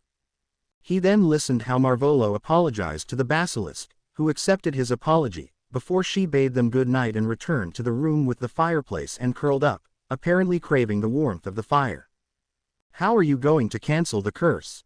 Harry gave the older wizard a questioning look. Marvolo nodded, smirking. He pointed his wand at a nearby wall and muttered a long incantation, of which Harry could only understand bits and pieces.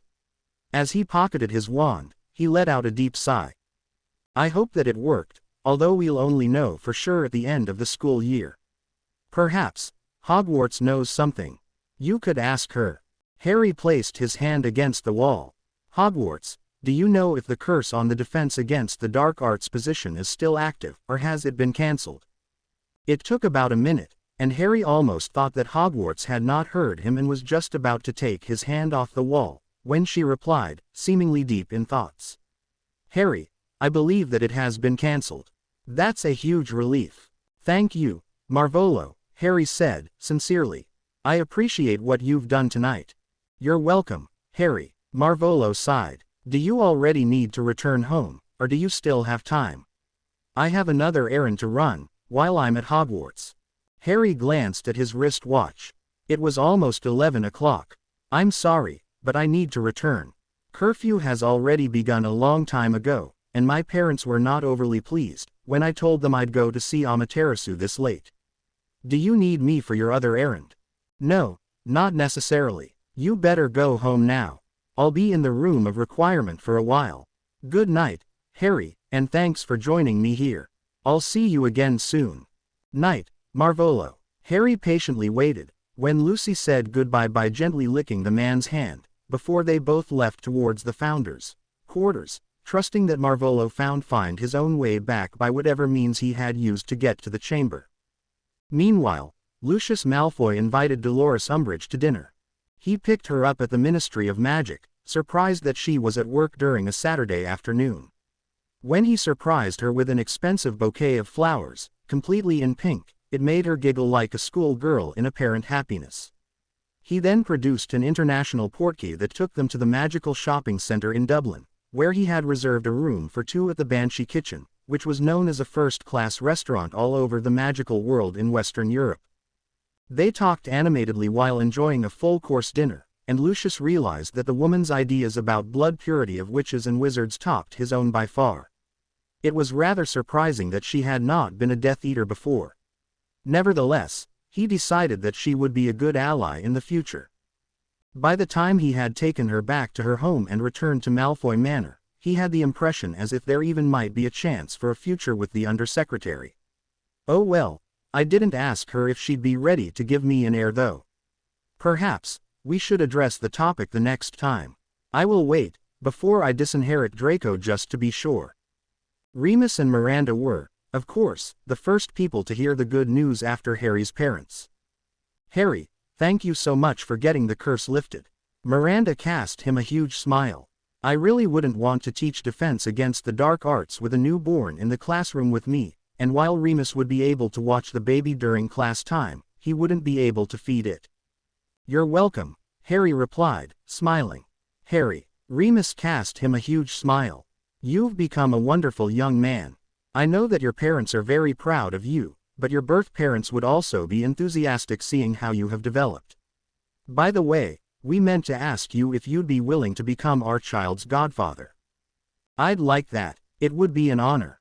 Harry felt enthusiastic about it and quickly returned home to tell Regina all about it. It was on Monday evening that Harry told his friends in the first-year study room about the curse on the defense against the dark arts position and that Marvolo had come to Hogwarts during the weekend to cancel the curse. Who is Marvolo? Harry inwardly groaned. Leave it to Hermione to ask about him, he thought in annoyance, when Ronald Weasley bet him to a response. That must be you-know-who, the evil one who's killed Harry's parents. No. Harry shook his head in annoyance. Sometimes, it helps to read you-know. It was all over the Daily Prophet that he wasn't evil but acted as he did, because he was under the Imperious Curse. What curse? Hermione stared at him in apparent bewilderment. To Harry's relief, Draco jumped into the conversation and explained everything about the Unforgivables to Hermione. Isn't he Lord Gaunt now? Daphne spoke up. He's a member of the Wizengamot. Father told me about him and said that his ideas seem fairly reasonable. Are you sure that he's really good? Didn't Dumbledore warn us about Lord Gaunt a few weeks ago? Hermione stared at him in apparent concern. Oh well, Dumbledore is an old coot. Harry, that's not true. He even received the Order of Merlin First Class 4. Harry has also received the Order of Merlin First Class. He was even the youngest wizard who has ever received the Order of Merlin First Class. Teddy rarely engaged himself in larger discussions, however, his voice was firm and made Hermione stare at him in apparent shock. Harry, she asked in disbelief. Harry rolled his eyes in annoyance.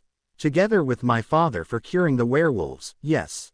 It's not a big deal, he replied, provoking a huge discussion between his classmates with the result that it was very well a big deal.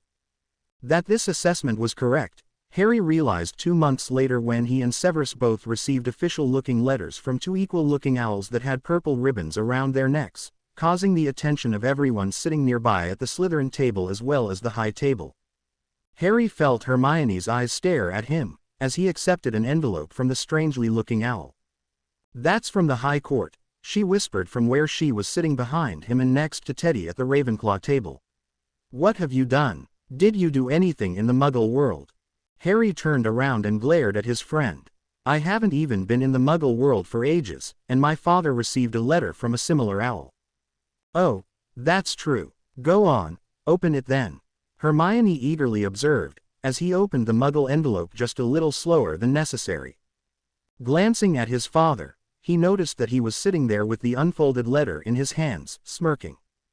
Well, then it can't be bad news, he thought, as he completely unfolded the letter, only to become distracted, when Hermione let out a huge gasp. Dear Mr. Prince Potter, you might not know this, but our queen is a witch and even in the magical world of Britain stands above the Minister of Magic. Every new Minister of Magic has to present himself or herself in front of Her Majesty within 30 days of their election. On this occasion, we have received the information that you, together with your adoptive father, developed a cure for lycanthropy. While we wish to congratulate you on this wonderful achievement, we ask if you would be willing to provide us with some doses of the cure as well. Even in the Muggle world, we have roughly 100 known werewolves in Britain, and it would be a great relief if we could heal them all. Please note that we have sent the same letter to your father, Professor Lord Prince, and await your positive response at your earliest convenience. Best regards, Zacharias O'Mahony, Her Majesty's advisor for Britain's magical world. How cool is that? Hermione grinned, broadly. Harry shrugged. That simply means more work. Harry, the Muggle Queen is a witch. Draco blurted out, as he was leaning over George to get a close look at Harry's letter. Harry inwardly sighed in relief, when Severus strode by the Slytherin table. Mr. Prince, I believe that we have work to do. Messrs. Weasley, your assistance would be highly appreciated as well. Yes, sir. Come, Lucy. Together with the canine, Harry hurried after Severus, closely followed by the twins. Sirius let himself sink onto the sofa next to Amelia, letting out a deep sigh. You know, I can't get over the thought that it was that Lord Gaunt who tried to free his followers from Azkaban. I just wished we had something to prove it. Amelia shook her head in annoyance. Siri, first of all, we don't have anything, and secondly, I really don't think it was him. Remember that we questioned him under Veritaserum and that he wasn't Rosier's only victim. He could have taken the antidote to the Veritaserum. Sirius cast her a defiant look. And how would he have been able to get the antidote? It's not as if one could easily buy it at the apothecary. Snivellus, of course, nowadays Lord Prince. Nonsense. I wonder how he could have been allowed to adopt Harry, considering that he's a former Death Eater. Sirius. Amelia gently placed a hand onto his arm. Please, let's change the topic. What do you think of Umbridge as the new undersecretary? Sirius let out a snort. I can't decide if she's the most stupid or the most evil bitch at the ministry. Amelia nodded, grimly. That about sums it up in any case. I really have to be careful to at least be civil to her. Sirius mumbled something like, stupid bitch, before he leaned over and carefully took 1-year-old Lily from her. Now Lily, I have a job for you, he cooed to the baby. Tell your mummy that you want a sibling as soon as possible. What are your thoughts about half-bloods and muggleborns, if I may ask? Lucius looked at Dolores in expectation. The witch, who was dressed in what seemed to be her favorite pink robes, shook her head. The magical world would be better off without them. Lucius nodded in understanding. That matches my opinion and that of many Death Eaters. I wished that whoever tried to free our allies from Azkaban had succeeded. Dolores cast him a thoughtful look, and Lucius already toyed with the idea of obliviating her, when she replied.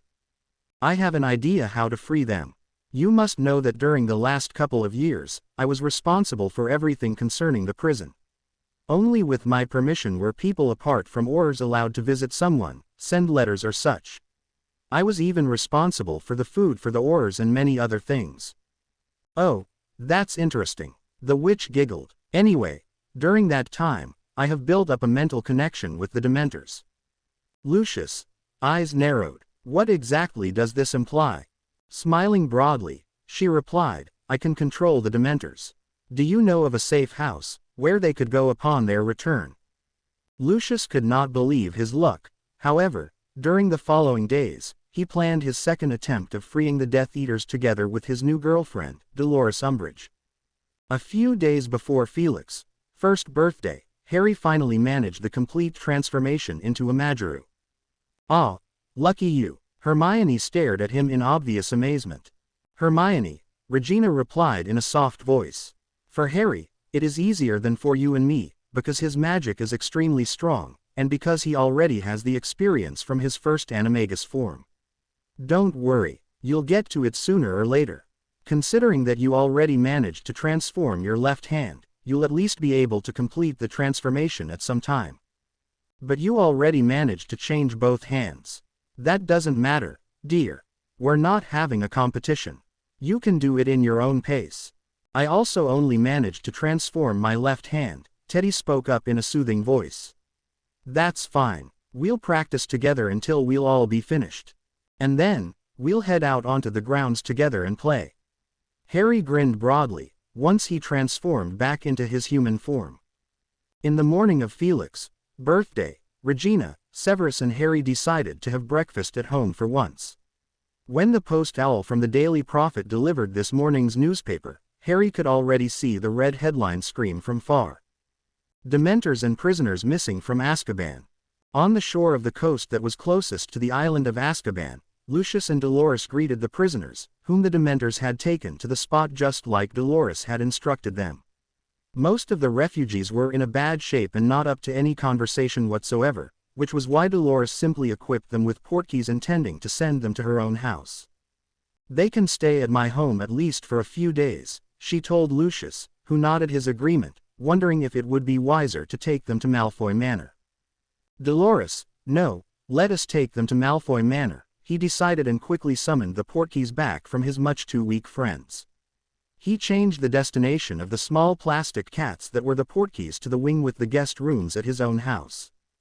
There, they will have some comfort, and the house elves can look after them, but we'll still have our privacy, he thought, before he readied himself to follow his guests together with his girlfriend. During lunch in the Great Hall, the headmaster rose from his chair and addressed the students. As you have probably read in the Daily Prophet this morning, somehow, the Dementors who have so far guarded the wizarding prison, Azkaban, have been set free. We don't know where they are and who controls them. However, they are very dangerous beings. Therefore, Professors Lupin have offered to teach you all the Patronus charm tonight. With that, Remus and Miranda stood up. For everyone from 5th year onwards, this practice is mandatory. Younger students may participate, however, Please note that this charm is extremely difficult and most of you won't be able to cast it yet. Harry, will your father give us the evening off to practice the Patronus charm? Dad, may the twins and I participate in the practice for the Patronus charm?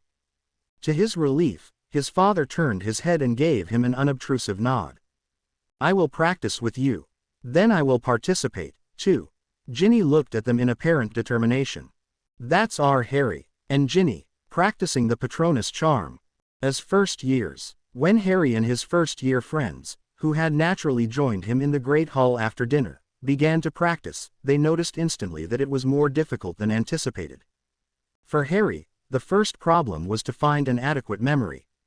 I have so many happy memories from since I came to Hogwarts almost 3 years ago, he thought, but which is the happiest? Memories of healing Remus from lycanthropy, having Severus adopt him, having Lucy bond with him and observing Regina happily cast magic for the first time up to his new parents' wedding crossed his mind, before he remembered something and could not help smiling. Just a few days ago, Felix had spoken his first word, when he had reached out to be picked up by his big brother. Ha ha. Knowing that his parents had wondered for weeks what the baby's first word was going to be, he had felt extremely happy when Felix said what was supposed to be his name. Thinking of that specific memory and the happiness he had felt at that time, he cast the charm, only to stare at the white mist that appeared from the tip of his wand in disbelief. Very well done, Harry. Miranda came over to him. Just practice, and knowing how powerful you are, you'll eventually manage to cast a corporeal Patronus. Can I choose the form it's going to take? No, magic will decide for you. Ah, I hope it's going to be a doggy, Harry thought, as he tried again and again. However, during that evening, he could not manage anything but a white mist. Harry, be happy that you got a white mist. I couldn't get anything. Hermione glared at him. Is your memory happy enough? Miranda cast the girl a questioning look. It's the memory from when I received my Hogwarts letter. Is that the happiest memory you have? Harry quirked an eyebrow, looking at his friend in concern, causing her to smile and shake her head. Let me try again. She waved her wand, and an instant later, a white mist, similar to Harry's, came out of the tip of her wand. What memory did you choose? Teddy happily waved his wand around in apparent excitement. The memory of becoming friends with you all. Hermione smiled, seemingly happy. My memory was when we played on the beach together with all the other elf children on the Isle of Elves. Harry cast his best friend a concerned look. Teddy, don't you have any happier memories? When Lucky was born or such? Seeing that the elf seemed pensive, he explained what his own memory was. Felix can talk already. Hermione stared at him, wide-eyed. Magical babies can talk sooner than Muggle babies, and he cannot talk yet. He only said something that was supposed to be my name. Oh, all right. I wished Professor Black had already been teaching her class last year. I surely had wanted to take the course. Hermione let out a deep sigh. Harry shrugged. I'm sorry. I only had the idea, after you came to Hogwarts. Perhaps, I can ask if she'll be willing to teach an additional course during the summer holidays for students who did not have the opportunity to attend her class. Oh yes please. Harry, I'd love to attend that, too. Ginny cast him a look of pure excitement. It'll be so interesting to learn about the differences between both worlds. I believe that it's time for the first years to go to bed. If I have seen it correctly, none of you has tried to cast any charm for at least 5 minutes. Remus cast them a questioning look. We were discussing our memories. We can only get a white mist and nothing more, and we're wondering if our memories were good enough. Before Hermione could explain any further details, Remus cast them a challenging look. Show me. Only one at a time please. During the evening, only a handful of the older students managed the corporeal Patronus, and Remus and Miranda promised that they could practice again on Saturday evening. At the same time, Marvolo visited the Auror Division at the Ministry of Magic and informed them of the locations of former safe houses, which the Death Eaters had used during the war. Why would you tell us such things? Don't tell me you don't know exactly where your friends are hiding. Auror Black, may I ask that you deal with this on a more professional basis? First of all, they are not my friends. They were my followers, while I was a Dark Lord against my own wishes. Secondly, I have nothing to do with the Azkaban outbreak, let alone hiding them anywhere. Sorry, Lord Gaunt, we know that, and we appreciate that you inform us about the safe houses. Thank you, Or Shacklebolt, Marvolo replied, noticing that Shacklebolt cast Black a warning look. On Saturday night, I'm going to find out who caused such trouble, he resolved, when he returned home after a tedious meeting with the Aurors. Later the same evening, Albus Dumbledore gathered the Order of the Phoenix at the old Black House for an urgent meeting. Nodding in apparent contentedness, as a sufficient number of friends had followed his invitation, he took a seat at the head of the table, smiling, when Molly Weasley served tea and homemade muffins. Severus inwardly groaned in annoyance, however, kept his face void of any emotion. As you probably all know from the Daily Prophet, someone has let the Dementors loose and freed the prisoners from Azkaban, among them several dangerous Death Eaters, such as Peter Pettigrew or the Lestrange brothers. Sirius Black nodded, grimly. The bastard had the gall to talk to the Aurors and give out addresses of their so-called safe houses. He let out a snort. The Aurors from the night shift have been sent out to search these addresses. I bet they won't find anyone. Dumbledore nodded, gravely. That might be true, my boy. Do you agree that it probably was his doing then? Sirius shrugged. Who else would do such a thing? Why would he do such a thing? Severus thought in annoyance, however, knew better than to voice his opinion. They're too biased to believe anything but what Albus says anyway, he thought in resignation. Severus, is everything all right? Minerva whispered from his left side, while Remus cast him a concerned look from his right. Of course. Severus, my boy, do you know anything? Has Voldemort informed his followers about his move? No, sir. He has not called me for a few weeks now. Therefore, I have nothing to report, but I suppose that I'm going to be summoned on Saturday night, considering these events. Dumbledore nodded, giving him a small smile.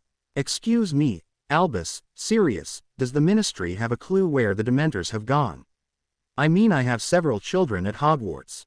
Are they safe? My Ginny, she slowly trailed off. Dumbledore shook his head, looking at Black. I suppose that he controls them. At least, the Ministry has completely lost control over them. Earlier tonight, Remus here and his wife Miranda have begun to teach the students the Patronus charm, and we hope that as many students as possible manage to cast it, before we encounter as much as one Dementor on our grounds. Minerva looked at Remus in apparent appreciation. Amelia, who had kept quiet so far, let out a deep sigh. Thank you, Remus, she said, warmly. If anyone encounters as many as one Dementor, please let any of the Aurors, myself or the Minister know immediately. If we have just one, the Ministry will be able to regain control over them. Everyone nodded in apparent understanding, and to Severus' relief, the meeting was adjourned. Thank Merlin, he thought, as he returned home through the fireplace. I'm sorry, dear. He cast his wife an apologetic look. Felix, birthday was not much of a party, I'm afraid. Regina nodded, returning his smile. At least, he's only one and didn't realize it. Any sightings of my brothers yet? Severus shook his head. No, dear. I suppose that they're hiding and recovering from the influence of the Dementors for the time being. I have asked Minerva, Remus and a few others to help us strengthen the wards around Hogwarts on Saturday morning, when we don't have classes to teach, and Harry will be available as well, considering that he's the one who controls the wards now. I will also speak with Harry about asking the goblins for their special wards, which they already applied to Lestrange Manor. I should ask Marvolo if he can take off my dark mark. If that's possible, we could ask them to ward Hogwarts against anyone who bears the dark mark, he thought. A Canute for your thoughts. Regina smiled, making him share his idea with her. Why don't you call him over? Now that the wards report to Harry, he can easily come through the fireplace. Severus nodded in understanding. I'll ask him. I wish to get this fixed as soon as possible. Marvolo, I'd like to talk with you about something. Could you perhaps come over for a moment? A few minutes later, Marvolo stepped out of the fireplace. Regina, Severus. He sounded pleasant, and Severus motioned him to take a seat on the sofa. Thank you for coming so quickly. Severus asked Cicero for fire whiskey for Marvolo and himself, as well as squash for Regina, before he explained to Marvolo what the problem was. Marvolo nodded in apparent understanding. I'll be able to take off the dark mark. Who do you suspect did this? Freeing them. Severus shrugged. Lucius. Marvolo nodded, grimly, just when Harry dashed into the room together with Lucy. Marvolo. The older wizard grinned broadly, as he gently petted Lucius' head. Hello Harry, nice to see you, too. I thought you were asleep. Harry grinned broadly. I woke up, because Lucy jumped up, when the fireplace flared. Marvolo quickly explained to Harry what he intended to do, before he inquired, Harry, could you perhaps try if you were able to remove the dark mark from your father's arm using healing magic? If I take it off, it might hurt a lot worse. Of course. Harry nodded, already stepping over to Severus. Dad, may I? He cast his father a questioning look. Yes please. Severus rolled his left sleeve up, where an ugly mark darkened his arm. Harry placed both hands on the edges of the mark, sensing the very dark magic it was laced with. I can heal his arm, he realized, letting his healing magic flow, just when the serpent within the mark began to hiss. What do you think you're doing sis? My father doesn't need you on his arm, he replied, absent-mindedly, as he concentrated on healing his father's arm from evil. He noticed that the snake was fighting him, however, he fought back using his healing magic. 5 minutes later, he let his hands sink and collapsed into Regina's embrace in exhaustion, while he felt waves of gratitude and concern coming from the older wizards. Thank you very much, Marvolo smiled in apparent relief, while Severus stared at his now completely clean arm in obvious disbelief. Harry returned a smile, which intensified, when a large cup of hot chocolate manifested on the table in front of him, accompanied by a small bowl with dog treats. While he and Lucy enjoyed the unexpected treat, Marvolo talked to his father. I intend to call everyone to Not Manor again on Saturday evening. As you don't have my mark anymore, you'll have to just take the flow, perhaps around 7 o'clock. Severus nodded in confirmation. I'm thinking about unobtrusively questioning everyone under Veritaserum to find out who freed the prisoners. I don't think people like Lucius would willingly admit to it, especially as everyone knows that they went against my wishes. I believe that you're fully right. Severus held out a hand and summoned a small phial of Veritaserum from his private lab. Draught should be able to unobtrusively add it to whatever beverage the Not Elves are going to serve. Thank you, my friend. Do you have any news from Dumbledore, by the way? Severus shook his head. Apart from the fact that he and Black both believe that you freed the prisoners and control the Dementors, nothing. Marvolo let out a scoff. I wonder who in the world is in control of the Dementors. I don't deem Lucius clever enough. Apparently realizing that Harry looked at Marvolo in open amusement, his father quirked an eyebrow. I believe that curfew has long passed, and first years should take their doggy and go to bed. Thanks for your help, son. Harry obediently rose from the sofa, said good night and returned to his room to dream about dark marks and white mists that suddenly formed to doggies. I can't believe it, Severus uttered, more to himself than to his wife. For so many years, I wished to get rid of that ugly mark, and then Harry gets wind of it and 5 minutes later it's gone. Regina leaned over, and he automatically laid her arm around her back, pulling her closer. Congratulations, Sev. He could only give a slight nod as response to her whisper, as tears of happiness, relief, remorse and gratefulness began to well in his eyes. You deserve it. You've more than made up for mistakes, which you made as a teenager. You were barely older than Harry is now. Harry is still younger. He's not even a teenager yet, and he'd never such a thing. That's because he's so full of love. How can he be? His childhood was even worse than mine. But only before he came to live here, when he was 8. During the most important years of his childhood, you have been here for him and taught him to live up to his abilities. You were lacking the loving parent he has now, and you met the wrong people at Hogwarts. I didn't have any parent during my teenager time either, but I had a wonderful mentor at school, and even if I couldn't tell her the truth about what was bothering me, as I wasn't allowed to talk about the magical world, she made up for the lack of parents. She also was the reason why I became a mind healer, before I began to study natural sciences. Perhaps, these experiences made you the wonderful mother and wife you are. As glad as I am that you're here for Felix full-time though, Whenever you wish to teach at least a few classes again, you can do that. Regina nodded. Thanks, dear. I know. You once suggested to begin a new class at Hogwarts, a combination of magical and Muggle studies, which would enable students to study natural science at a Muggle university after finishing Hogwarts. I'd really love to do that. On the other hand, I'd like to only teach one class for the beginning and try for a baby girl first, before becoming too involved in teaching again. Then we will do so. Severus smirked, and if you ever need a student assistant, I already have one for you. Hermione. Regina smiled. Exactly. Severus rolled his eyes in apparent annoyance at the girl who used to drive him nuts with her never-ending questions, causing her to chuckle. And if we ever need a babysitter, apart from Harry of course, we could ask Ginny. She accompanied Felix and me out onto the grounds the other day, and she was really good with him. She told me that she likes young children very much.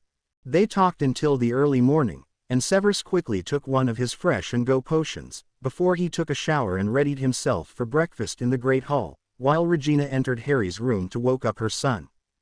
On this Friday morning, Severus asked the twins to teach his morning classes, glad that they only had care of magical creatures with their brother Charlie, a free period, because it would have been their own potions class, and transfiguration, for which he had excused them with Minerva, promising to inform her about his reasons tonight. It was not as if he was not present in the classroom.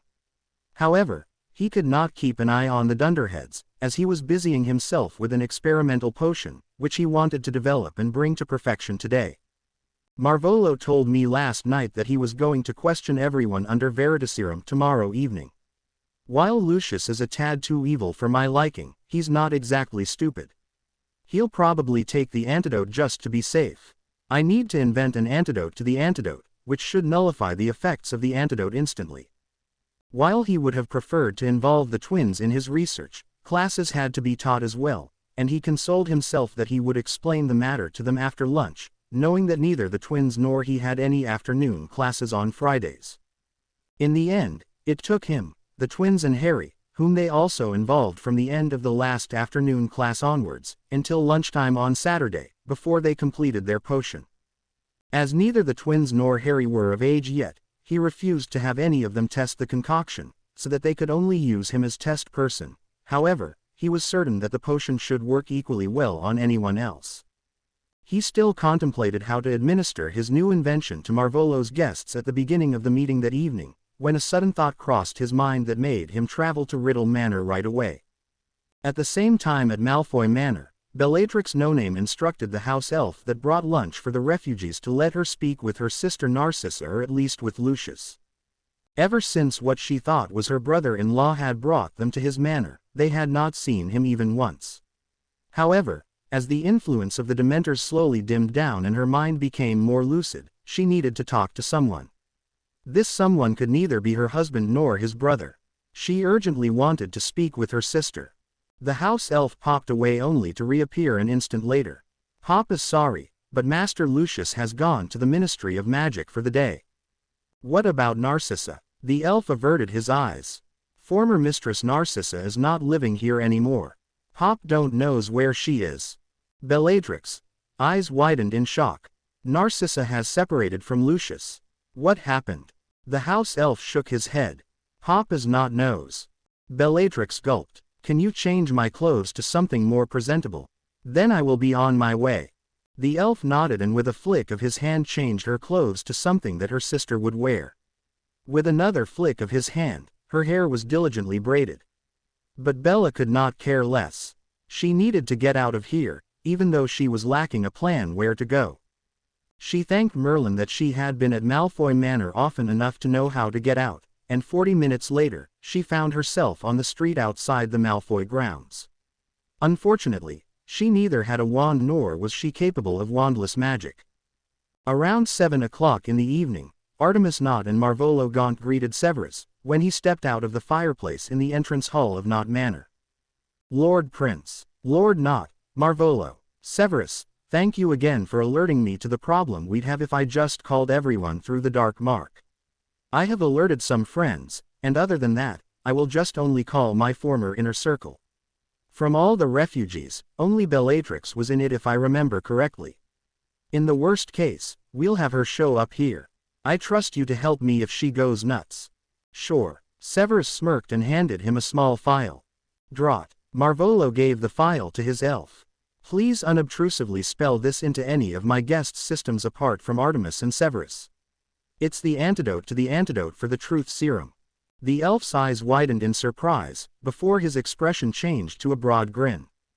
Draught knows exactly what to do, he confirmed, before he vanished into thin air. He probably simply turned himself invisible, Severus thought in lack of any popping sound. Are you ready? Seeing Artemis and Severus nod, Marvolo pressed the dark mark on Artemis' arm, calling his former inner circle together. 15 minutes later, 8 men in Death Eater garments, however, without masks, the Caro twins, Artemis, Severus and Marvolo in their casual robes as well as one witch in a white sweater over a gray, long skirt were assembled. Bella, Lucius growled, causing Marvolo to quirk an eyebrow in silent question. I have called my former inner circle together, and Bella was a member of it if I remember correctly. Bellatrix. Severus looked at his wife's sister-in-law in disdain, only to realize that she seemed strangely distressed and frightened. Bella is afraid. That's new, he thought in surprise. Bellatrix. Marvolo looked at the refugee in apparent expectation. Who freed you from Azkaban? The Dementors. They took us to a place, where Lucius and a woman were waiting for us. I don't know the woman. Her voice was strangely thin and sounded unsecure. However, Marvolo nodded in apparent understanding. Lucius, is that true? Yes, sir. Severus realized that Lucius tried in vain to hide his horrified expression, when the Veritaserum worked as it was supposed to do. Who was the woman? Dolores Umbridge, the undersecretary to the Minister of Magic. Marvolo's voice was laced with disbelief. Why would she help you? She is my girlfriend, and she controls the Dementors. Where are they now? I don't know. Where have you taken the refugees? To Malfoy Manor. Marvolo impatiently waved his hand over the men. You're dismissed. Bella and Severus, please remain for a moment. No Crucio for Lucius. Bella cast Marvolo an assessing look once everyone else had left. Marvolo let out a long sigh. I don't know what he told you. Nothing, my lord. Anyway, I am no one's lord anymore. Marvolo continued and explained everything about the curse he had been under from the age of 15 onwards. Bellatrix, eyes widened in apparent shock upon hearing the story. Please question me under Veritaserum, sir. I need to tell you something. The Veritaserum everyone's drink was laced with should still work. Marvolo leaned forward in apparent curiosity. Someone put me under the Imperious curse as well. I don't know who it was. It only seems to have cleared now with the influence of the Dementors weakening. She seems more lucid than I ever saw her after we left Hogwarts, Severus thought in surprise that seemed to match Marvolo's at the revelation. I've never loved Rabaston, but I was forced to marry him and do horrible things together with him. Mum. Harry cast Regina a reassuring smile, as he interrupted his play on the Sukin. Dad will be all right. You know that Marvolo isn't evil anymore. Regina let out a deep sigh.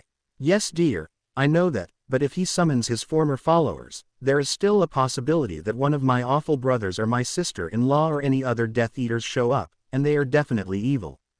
But they should still be weakened from their stay in Azkaban, Harry reasoned. They most likely don't even have wands. Ah Harry, you're so sweet. Thank you for trying to improve my mood. Harry smirked. I have an idea, by the way.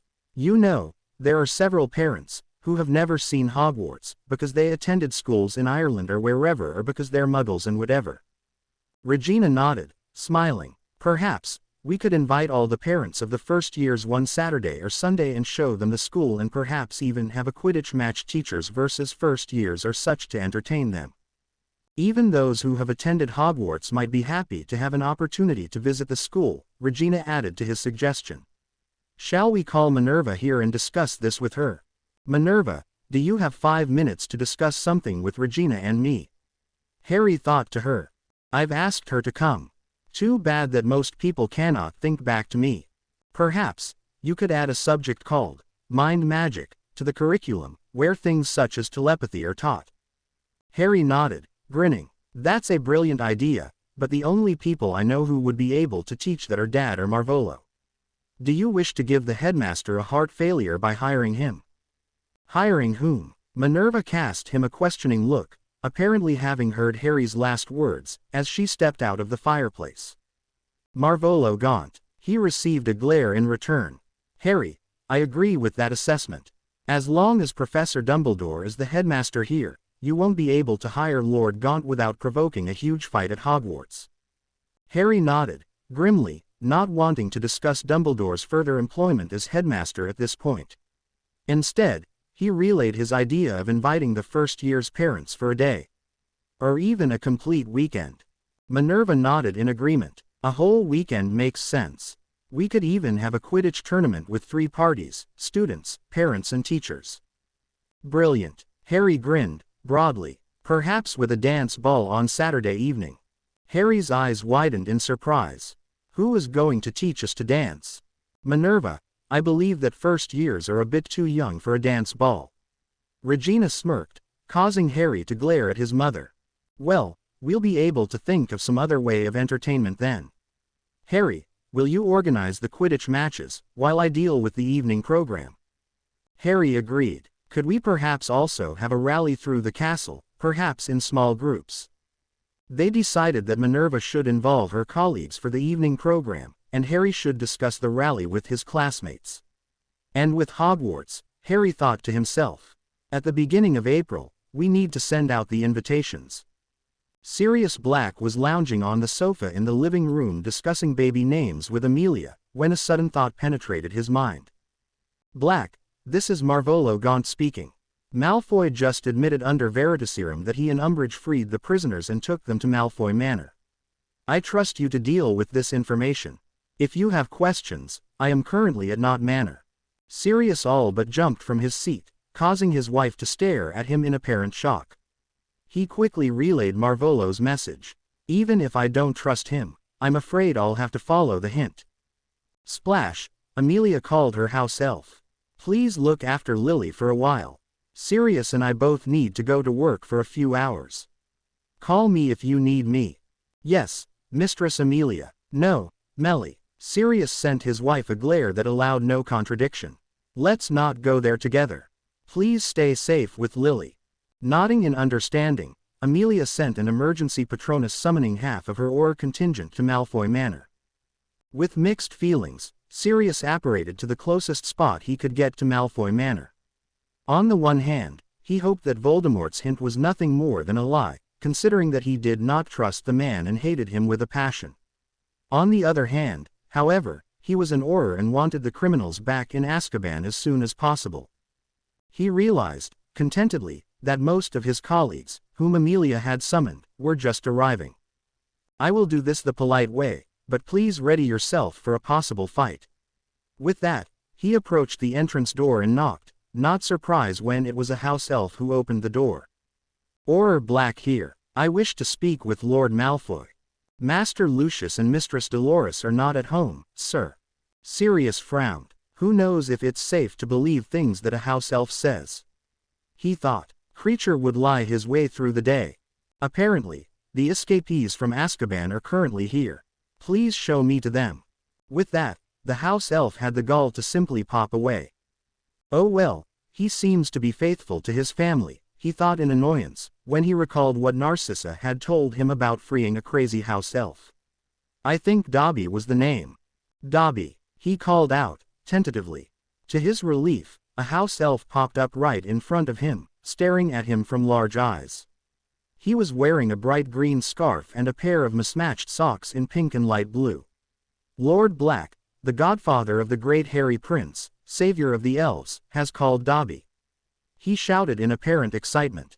Hello Dobby, nice to meet you, too, Sirius replied, ignoring his colleagues snickering from behind him, before he quickly explained why they were here and that the Malfoy elf had not helped them.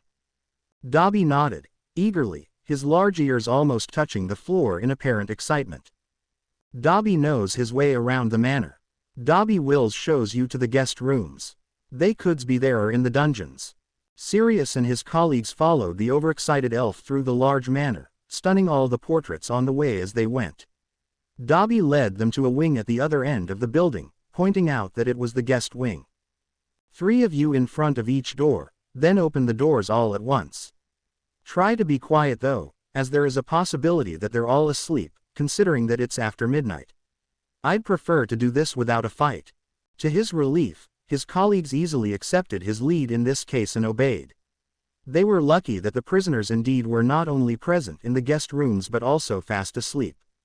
Probably due to exhaustion from their stay at Azkaban, Sirius thought, grimly, one of my nastier experiences.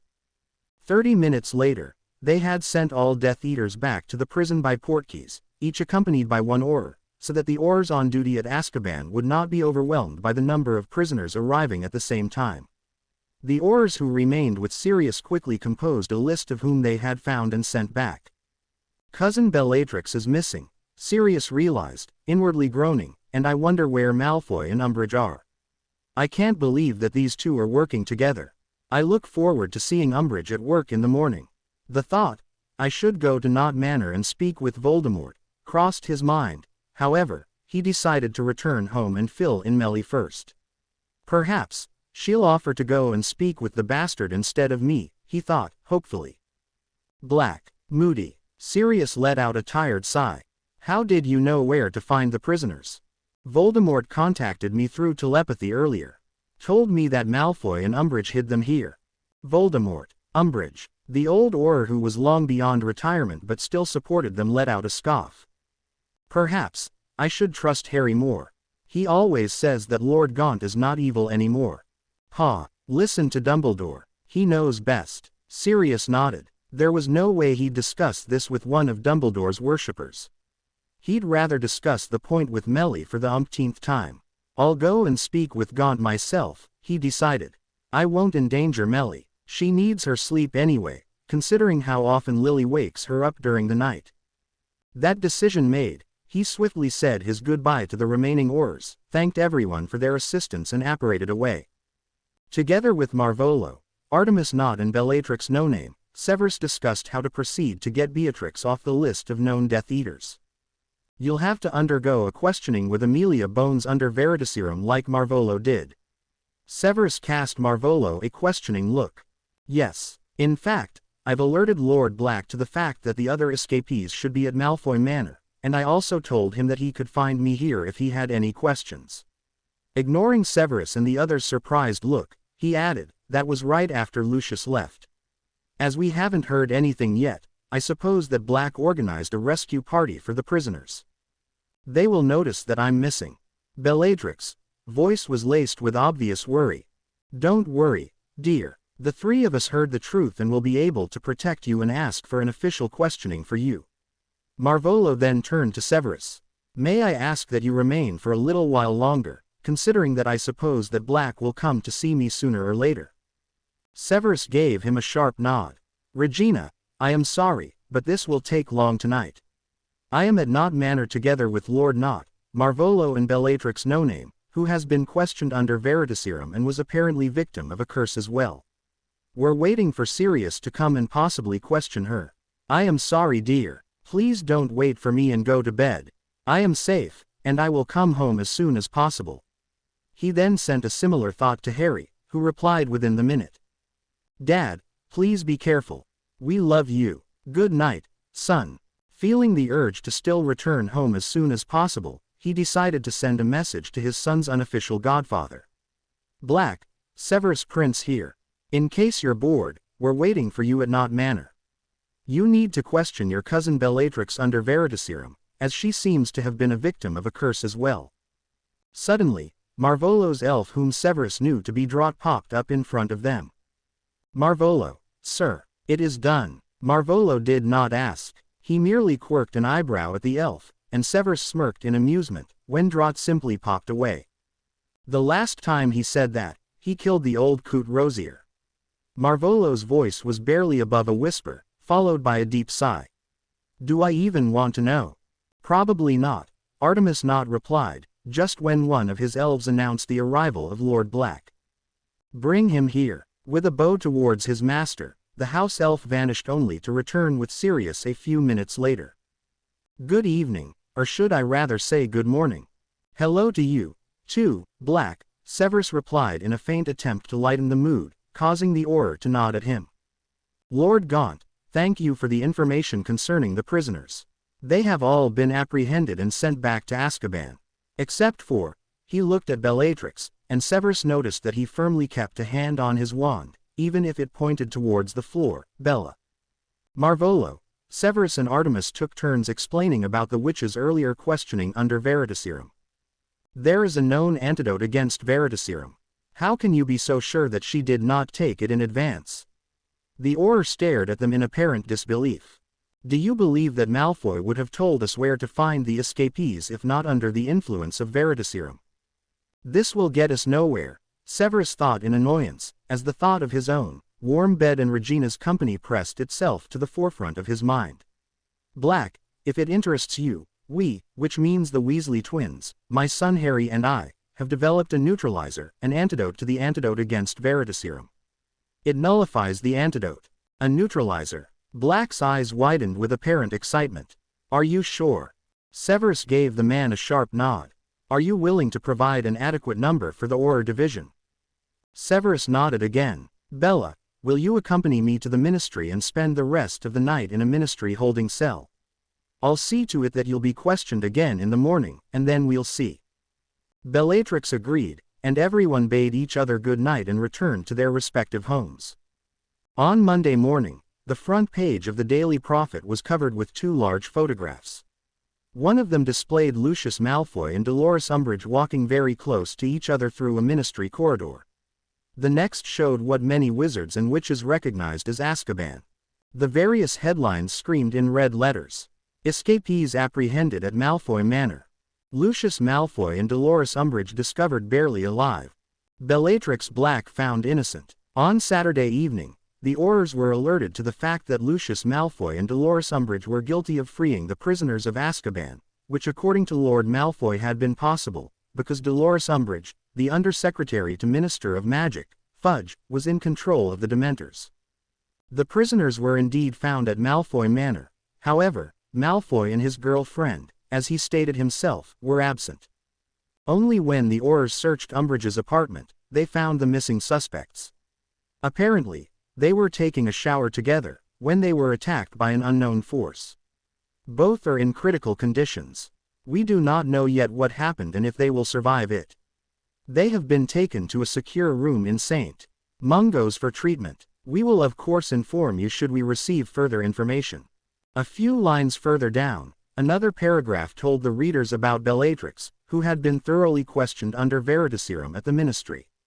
When her innocence had been proven, Lord Black had resolved her marriage to Rabaston No-Name, former Lestrange, and added her back to the Black family. Oh right, now, I know what Dad asked me to keep Draco company at the Gryffindor table this morning, Harry thought, giving his blonde friend a concerned look, when he remembered something. Umbridge, Dad, wasn't that the witch in pink robes, who was so nasty, when I attended the Wizengamot, and wanted to kick Lucy and me out? Yes, son. By the way, I just received a letter from Black. The ministry orders 1,000 doses of the neutralizer.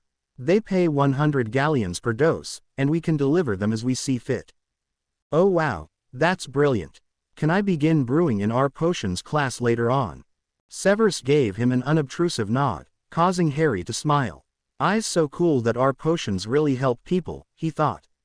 Every weekend, they brewed 2 or 3 doses of the Wolvescure for the Muggle government, and while he did not have as much free time as the other first years, Harry felt very happy to be able to help people. Just like everyone helped me, when I needed it, he thought, fully contented with his current life. Melly. Sirius. Sirius let out a deep sigh. Is it only me, or do you also believe that Dumbledore is nuts? Pardon me. Sighing again, Sirius told his wife what had been bothering him ever since he discovered the prisoners at Malfoy Manor. Marvolo really seems to be on our side. Do you believe that he told the truth the whole time?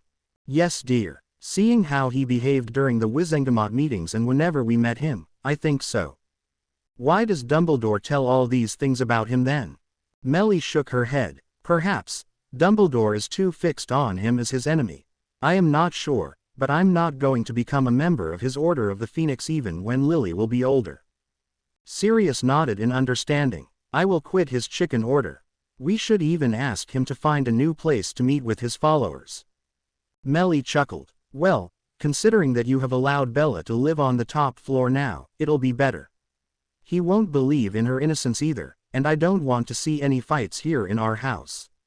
That's true. I think I'm going to visit my godson and pay the headmaster a visit right away. Why don't you come with me? You could visit Regina, while I talk to Dumbledore. Do you think that we're welcome to visit them? Amelia glanced at her wristwatch. Oh well, it's an hour before curfew. Let me call Regina and ask. 10 minutes later, Sirius flowed to the prince's quarters at Hogwarts, closely followed by Amelia, who was carrying baby Lily. Hello Amelia. Hello Sirius. I'm sorry, but Severus and Harry are still in the lab. At least Harry should be back in about 30 minutes though. Then I'll go and visit the headmaster first. Receiving a questioning look from Regina, he explained that they had decided to change sides and wished Dumbledore to find a new place for the meetings of his chicken order. Regina shook her head in apparent amusement. First of all, welcome to our side, Amelia and Sirius.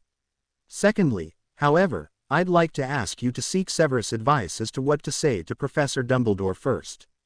He knows the situation better than me, but you probably don't want Dumbledore as your enemy. Sirius nodded in understanding. It's fine. I won't tell him that we changed sides, just that we don't want the order in our house anymore. Little could he know what kind of consequences his actions were going to have. When Harry returned home from the potions lab, where he had spent the evening with the twins studying for their mastery, he noticed in surprise that Amelia and Sirius were visiting. He quickly followed Lucius' example of greeting them. However, instead of licking their hands like the canine, he allowed them to carefully hug him without flinching back. Not daring to ask why they were visiting in the evening of a normal weekday, he listened with interest when Sirius told him everything about his change of opinion towards Marvolo and Dumbledore. I'm sorry for not believing you sooner. He sounded remorseful. I just told the old coot that he can't use my house for his meetings of the Order of the Phoenix anymore. He didn't take it well. Sirius chuckled. The windows of the headmaster's office were shaking, and I quickly left, before he could develop any idea of harming me. Harry nodded in understanding. Well done, Sirius. I'm happy that you're on our side now. I can't believe it. Molly handed the letter from Albus to him. Sirius kicked the order out of his house. Arthur looked at Molly with bewilderment. Why would he do such a thing? Perhaps the twins have convinced him to work together with Voldemort. Arthur shook his head in annoyance. He's not Voldemort anymore. You should put a little more trust into our sons. Amelia told me the other day that they, Harry and Severus, even brew potions for the Muggle government. They what? Molly's eyes narrowed in apparent annoyance, as she summoned a small pile of parchment and a quill from the sideboard. Apparently noticing his questioning look, she announced, Anyway, I'm going to write Sirius a howler. Arthur gave her the sternest glare he could muster. You will not do such a thing. I will. Molly, as the head of House Weasley, I am warning you now. He deserves it, Molly replied and set to work. That's it, Arthur thought, and without a further word stepped into the fireplace and made his way to his office, even if it was much too early for work.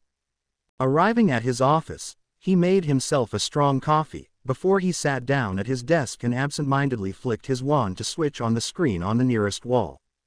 The screen showed all the ministry employees in alphabetical order, and behind their name was a dot displaying a specific color depending on whether the employee was at home, at work inside the ministry, or on duty elsewhere. He absent-mindedly thought of Sirius Black, realizing that the dot behind his name was red, meaning that he was still at home. Of course, who else would come to work as early as me, if only to get away from Molly's shenanigans? When the red dot turned green, showing that his colleague was at the ministry now, he played with the thought of seeking him out, not only to ask what had happened between him and Albus out of sheer curiosity, but also to make sure that Molly had not really sent that howler. As the head of House Weasley, it was his obligation to do something about this kind of behavior by a member of his family. He slowly made his way to the Auror division, only to stop dead in his tracks, when a well-known voice sounded all over the corridor. Sirius Black, how dare you take away our headquarters? How dare you go against Professor Dumbledore? He's a good man and only has our best interests at heart. You're corrupting my family into following Voldemort. Return control of this dirty snake pit to Professor Dumbledore immediately and find somewhere else to live. We have a right to this house. We cleaned it and got rid of the evil of your family. I expect that you will leave during the next 3 days. Letting out a deep sigh, he continued walking. Serious, he addressed the man, who was surrounded by his colleagues, who were all laughing as if they found the situation highly amusing. I am sorry. I take full responsibility for my wife's actions, and as the head of House Weasley I apologize and will remove Molly from my family today. Arthur, there's no need for such actions, and we all know that you don't condone her sending howlers to people.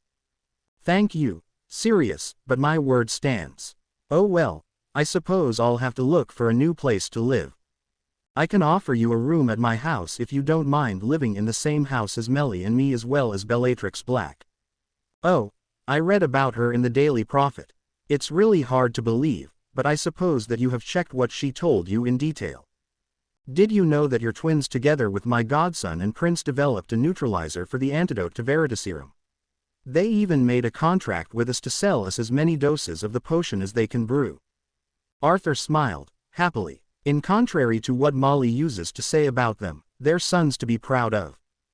Definitely. Oh well, Arthur, take the flow to Grimmauld Place and speak with Melly. She's still at home with Lily. I'll call her to inform her to expect you right away. I shall take the day off today and head to Gringotts first, Arthur decided, inwardly groaning at the thought of what he had to do. In the evening, Harry was just brewing the next potion on his list for the mastery together with the twins, when Regina entered the lab. Fred and George, Professor McGonagall just called me to tell you that your father is in her office and would like to talk to you.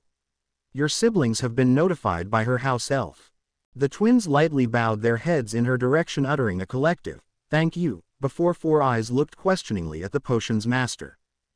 Go on. I'll put your potions under a stasis charm. You can continue tomorrow, Severus replied to the unasked question, and the twins dashed away. I hope nothing bad happened, Harry said, absent-mindedly, as he tried to concentrate on the task at hand. The twins did not return before he finished his potion, and when he walked back home together with Severus and Lucy, he thought to Ginny, "Is everything all right?" Her response came immediately. "Ah, Harry, my dad separated from my mum, and my brothers are having a big fight in our study room. Could you perhaps join us? Maybe you can talk some sense into them. I'm not a member of the family, dear, but all right. I'll give it a try." He quickly explained the matter to his parents, before he popped himself right in front of the first-year study room, leaving Lucy at home, seeing that she was fast asleep on the sofa with her head resting on his mother's lap. "It's all because you're making deals with you-know-who," Ronald was shouting, when Harry entered the room. "There, he's another of you-know-who's followers. Ronald, please behave yourself." Ginny's voice cut the air. "Neither Harry nor the twins are Death Eaters, and I have attended one of Marvolo's rituals. He's not evil at all. In fact, he was quite brilliant. Tell him, considering that you've got Mum's temperament, and are equally able to voice your opinion. And of course, you're absolutely right. Now Ron, as Dad told us that he left the burrow to Mum, you can go and stay with her during the holidays." Ginny shrugged. "Even together, with our most wonderful brother, Percy," the twins chorused, grinning broadly. Ronald mumbled something that sounded like, "Death Eaters," before he left the room, sending a glare at Ginny and Harry as he went. "Where is everyone else?" Harry asked in surprise. Ginny scoffed. "My brothers made such a spectacle that everyone else fled the room an hour ago. It's almost curfew anyway. We better return to the common room, too." Harry quirked an eyebrow. It must be beyond curfew already, he thought, as he opened the door to step out into the corridor. From just around the corner, they heard a strict voice. 20 points from Hufflepuff, Mr. Weasley, for being out in the halls after curfew. Minerva, Harry realized in shock. Ronald will certainly give us out. He quickly held out his left arm to his friends. "Here, grab my arm, quickly."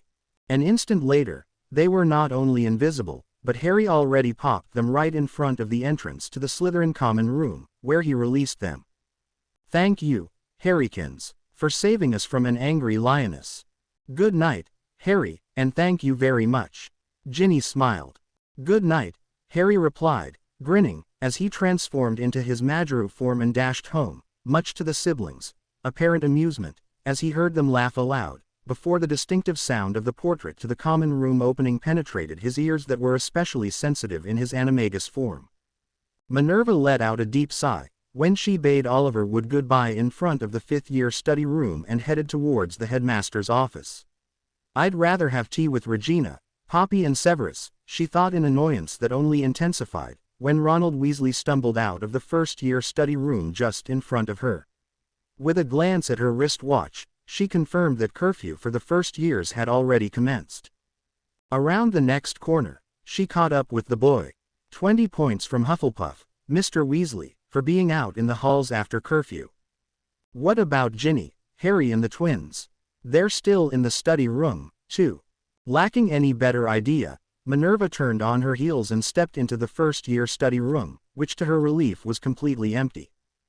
Glaring at Ronald, she took another 10 points from Hufflepuff, sorry Pomona, before she advised the boy to return to his common room without further delay. Transforming into her feline form to soothe her mind, she dashed towards the headmaster's office, only changing back in front of the annoying busybody of a gargoyle. Albus, she greeted the headmaster, doing her best to keep her voice void from the annoyance she felt as she entered his office. Minerva, thank you so much for joining me on this fine evening. Would you care for some fire whiskey? She glared at the old wizard. I'd rather appreciate some tea. I still have work to do. Which means that I don't have much time tonight. Albus nodded in apparent understanding. Sorry for keeping you, then. I will make it short. Considering that we can't use the Black residence for our order meetings anymore, I was thinking about using a room in my old home. Do you think that would be appropriate? Minerva sighed, knowing that Albus had not entered Dumbledore Manor ever since his younger sister Ariana had perished during a quarrel between him and his former lover, Grindelwald. Perhaps, even his brother Aberforth had been involved, too, but as the death of his sister was a taboo topic with Albus, she was not exactly certain. Has Aberforth ever checked on the house? Albus shrugged. I think he goes there from time to time to renew the bond with the house elves, but that's it. If there are house elves, it should be all right. If you wish, I can accompany you there once during the weekend. Would you really do that? Thank you so very much. I'd like to go on Saturday morning then, so that we can have an order meeting on Sunday. Minerva agreed and quickly finishing her tea excused herself for the night. On Saturday evening, most of the school gathered in the Great Hall just like on the previous Saturdays to practice the Patronus charm. Thinking of Felix, who was getting really fast on tiny feet, and how he had run towards him and Lucy through the herb garden, only to try slinging two small arms around his legs, Harry cast the charm. He did not expect anything but the white mist he always got upon trying to cast the Patronus charm. However, this time, something was different. The mist seemed to slightly take on a corporeal form. Is that a dog? Harry wondered in surprise, just when the mist vanished. Harry, that was kind of a figure. Hermione stared at him in apparent amazement. Yes, but I'm not sure what it was. Harry felt enthusiastic. Tuning out his seemingly overexcited classmates, he concentrated on the happy feeling he had experienced in the memory of Felix and recast the charm. A moment later, a dog of a form similar to Lucius set off and ran all over the Great Hall, closely followed by two monkey Patroni and a barking Lucy. Halfway through the Great Hall, the dog became mistier and finally vanished into thin air, closely followed by the monkeys, leaving a seemingly disappointed Lucy, who let out a small yowl. Who managed to cast these Patroni? Remus came over to the group of first years in apparent delight. The monkeys were ours. For once, the twins spoke together. And the dog was Harry's. Poor Lucy, wanted to play. Sorry Lulu, when we get home later on, I'll transform into my doggy form and play with you. Very well done, Messrs. Weasley and Harry. Now, don't cast the charm again too soon. Give your magic time to replenish. Next week, you can try again, and after a few tries, they'll probably become stronger and will manage to run through the Great Hall and then return to you. Monkeys. Harry quirked an eyebrow at the twins, once the professor proceeded to the next group. How fitting. Oh well, can you imagine? How boring it would be if everyone had a canine Patronus. Absolutely, Harry agreed, rolling his eyes. Are you going to become monkey animagi as well? The twins exchanged a look of apparent excitement. Oh right, can you teach us how to become an animagus? Harry shrugged. Why not? Regina, Hermione, Teddy and I are always practicing in the evenings, after I'm finished in the lab. Feel free to join us at any time. Won't the professor mind? Dad, no, I don't think so. You're in Slytherin anyway. I think he tolerates quite a lot from his Slytherins. Harry grinned, knowingly. From that time onwards, the twins began to join the first years and Regina in the Prince quarters after finishing up in Severus' lab. As Harry was already done with his second animagus form, he often spent some time in his Majoru form for the others to observe and to better get to know their chosen animal. However, at the same time, he began to work on his third animagus form. What is your third form? Are you going to become a monkey, too? So we can roam the school as the three monkeys? Rolling his eyes at the twins, Harry began to consider the matter. Well, eventually, I want to become a phoenix, but I wouldn't mind becoming a monkey on the way. Teddy stared at him in apparent shock. I hope you're joking. If you need another form, why not become an elf? Harry's grin vanished from his face, as he stared at his best friend in shock. I hadn't even considered that, he thought in surprise. Would that even be possible? I don't think that'll be possible, he said, lightly, resolving to secretly practice and surprise Teddy if he managed the transformation. Later the same evening, when Harry was in bed with Lucy cuddled against his stomach, he suddenly heard that Minerva seemed to be visiting his parents. I'll ask her, he resolved, his earlier conversation with Teddy still at the front of his mind. He carefully pushed Lucy aside and crept out of bed. Hovering in the doorframe, he asked in a soft voice. Minerva, do you think it will be possible to become an elf animagus? The adults stared at him in apparent disbelief, before Minerva shook her head, seeming amused. Harry, I have never heard of anyone becoming an elf animagus, but I am certain that if anyone manages that transformation, it will be you. Harry, please do me one favor. Severus cast him a sharp look. What might that be? Harry stared at his father in expectation. Please do not become a basilisk animagus. I won't. Harry chuckled at the idea. I am looking forward to whatever animagi forms you come up with. Minerva smiled in apparent amusement. Thank you. Good night. Contentedly, Harry returned to his bed, happily noticing that Lucy instantly cuddled close to him. One day, Narcissa Black kept Harry back after dinner in the Great Hall. Harry, do you have a moment? Sure. He cast her a questioning look. Somehow, she seemed to be hesitating. You know about my sister Bella? Harry smiled. Yes, I haven't met her, but Marvolo and my father have told me all about her. I'd like to meet her, but I don't know if it would be possible to invite her here to Hogwarts. I mean, Harry cast her an encouraging look, and she continued, what if she meets the Longbottoms, for example, or Regina?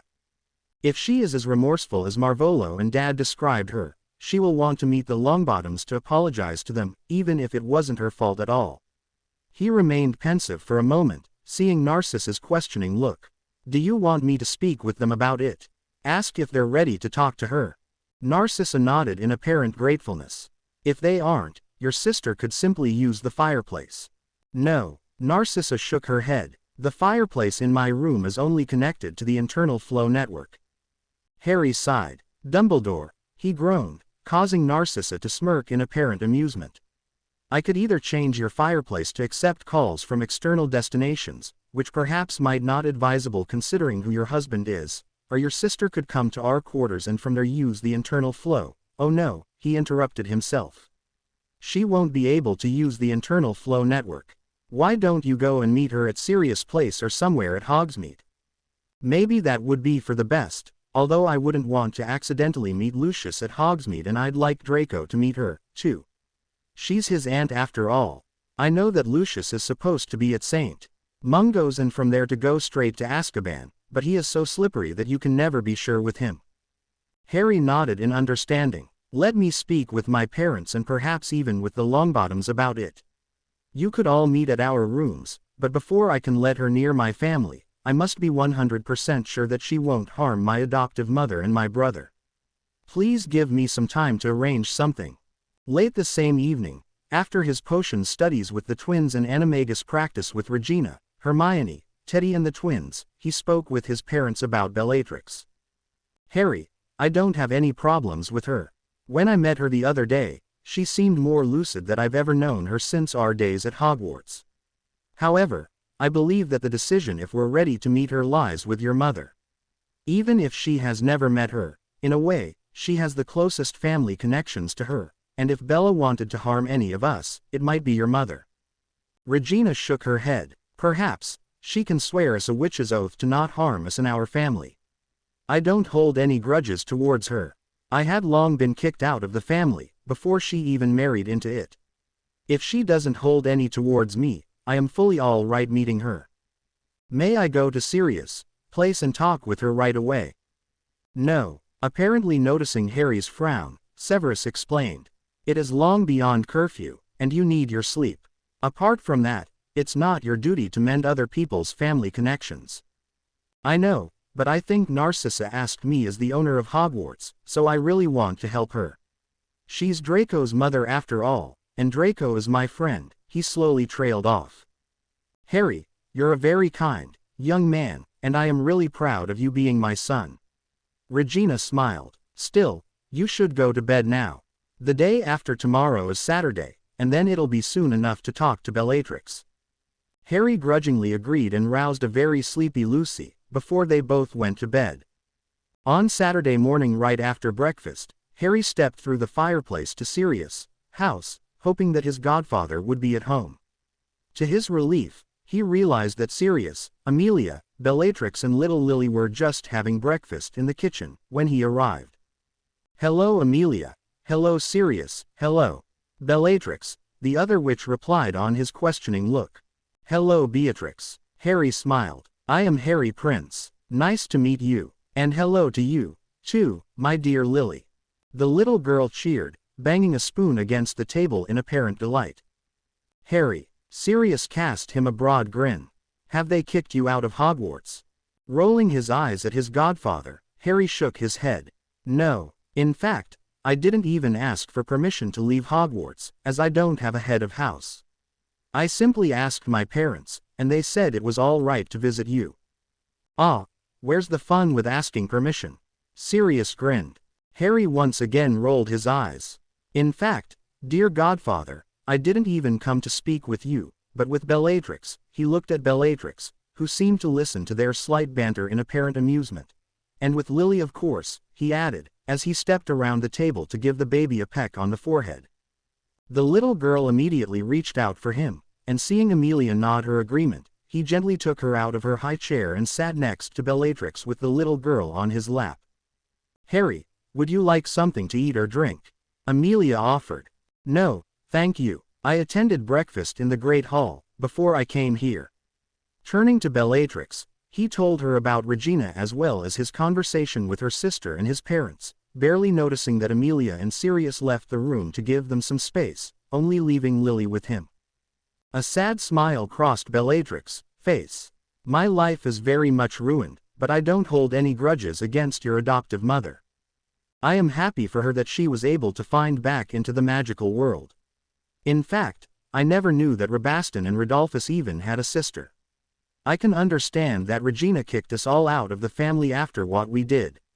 She couldn't know that I was under the Imperious curse. I was lucky anyway, because Sirius as the head of House Black was so kind to dissolve my marriage with Rabaston, who was really evil, and added me back into the Black family. Would you be willing to swear a witch's oath to not harm my adoptive family? I will. She pulled her wand, and Harry was not surprised that she already was in possession of a new wand. In fact, he had not expected anything else. I swear on my magic to not harm Harry Prince and his adoptive family. Putting her wand away, she added, I am ready. Can we go right away? Harry chuckled at her obvious excitement. Yes, let me just return this young lady to her parents, and then we can be on our way. When Bellatrix followed him through the fireplace, Harry felt that his parents immediately tensed. It was subtle, and Harry was sure that Bellatrix did not notice anything. Bellatrix, these are my parents, Regina Lestrange Prince and, well, you know my father, Severus Prince Snape, and this is my baby brother Felix. Turning to his parents, he added, Bellatrix Black swore on her magic to not harm our family. Thank you, Bella. Severus stepped forward. This is very much reassuring, especially for my wife. Even if we believe you, old habits die hard. Bella let out a deep sigh. I know, and I don't think many people will trust me in the near future. Turning to Regina, she said, Harry told me what happened to you, and I am so very sorry to hear that. I had not even known about your existence until an hour ago.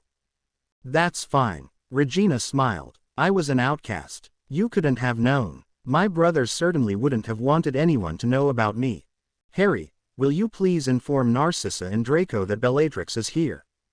Harry nodded. Yes, Mum, I will send them here. Afterwards, I'm going to be in the first-year study room. Bellatrix stared at him in apparent surprise. You're a first year? Yes. Turning to Regina and Severus, she uttered, Congratulations on a well-educated son. I'd have believed him to be at least a fifth year in spite of his size. Smiling, Harry returned to his room to unobtrusively pop away together with Lucy. Are you sure that Aunt Bella told the truth? Everyone always said that she was crazy.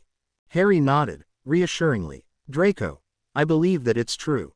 I talked to her for a bit this morning, and actually, she was quite nice. Go and see for yourself. He smiled at the retreating form of his friend, before he changed the topic, addressing everyone. Now, as the parents' weekend is going to take place in 2 weeks' time, we need to finalize our plans. Together with Neville, Teddy, Lucy and the Weasley twins, I have prepared a rally. We need 10 students to wait at 5 different spots, but we'll have to take turns, so that everyone will have enough time to do the rally themselves, together with their family of course. Daphne and Tracy, could you perhaps make a timetable for everyone, let's say from 10 o'clock on Saturday morning until 2 in the afternoon? Won't we get any lunch that day? Ronald stared at him in apparent disdain. Harry nodded. Ah, of course, sorry for that. The parents will arrive around 9 o'clock in the morning and will be offered refreshments in the Great Hall. Then we should do the rally until let's say 1 in the afternoon and then have lunch. He remained pensive for a moment.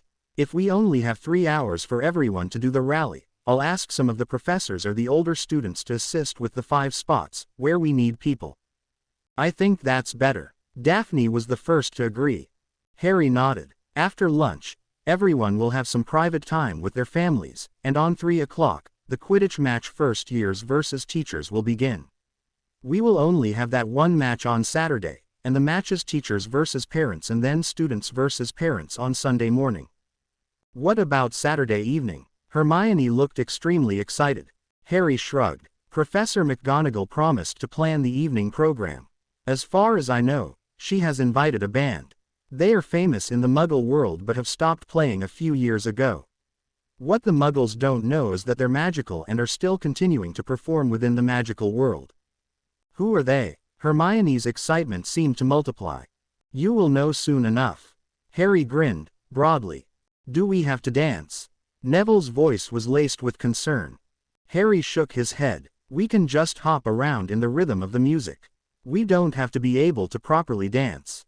Professor McGonagall wanted to have a proper ball at first, but my mum told her that first years usually don't know how to dance yet. Thank Merlin your mother is so wise. Ginny nodded in apparent appreciation. I heard from Bill that they had a dance ball in their 5th year and it was a real hassle. Harry rolled his eyes at the prospect. All right, who wants to play on the team? If we're too many, we need to take turns. Draco will play Chaser in any case, and I'd like to play Seeker if you don't mind. That'll give us the 95% chance for a victory. Theo grinned, broadly. Even the professors acknowledge that he's the best Seeker Hogwarts has ever seen. Ah, rubbish. Harry shook his head. Anyway, who wants to play Keeper? Ronald was the first to raise his hand. Me. All right. Ronald Keeper. Who wants to play Beater? Vincent Crabbe and Gregory Goyle raised their hands, and Harry nodded in their direction. All right, 2 more Chasers. Ginny, Draco and, 1 more please. Harry, do you think I could play? Teddy's voice was barely audible. Of course. Teddy will be the third seeker then. During the next 2 weeks, we should practice as often as possible, perhaps between the last afternoon class and dinner. Will we get together a reserve team, which we can play against to practice? Receiving several nods, he quickly set up the team with Theo as his opponent seeker. We might need 2 or 3 people who take turns looking after younger siblings. Would anyone be willing to do that?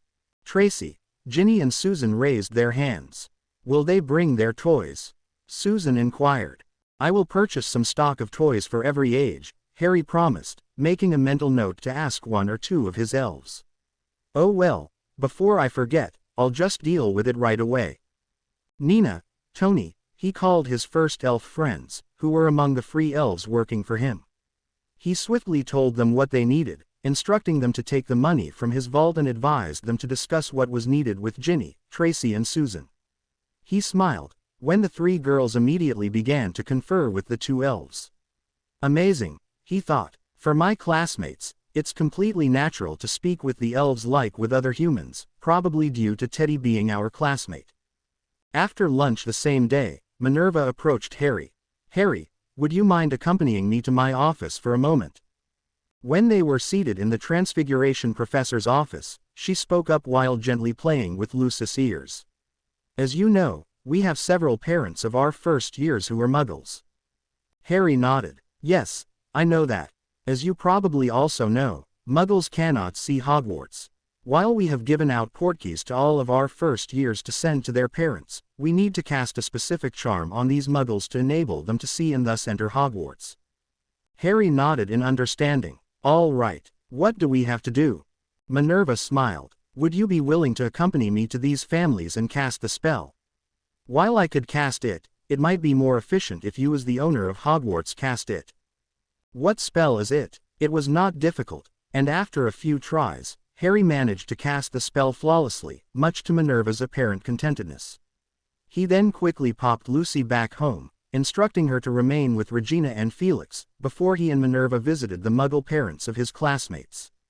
To his relief, everyone was at home, and the parents already knew Minerva, as she had visited the families before. The Grangers were the only ones who perked up at the mentioning of his name.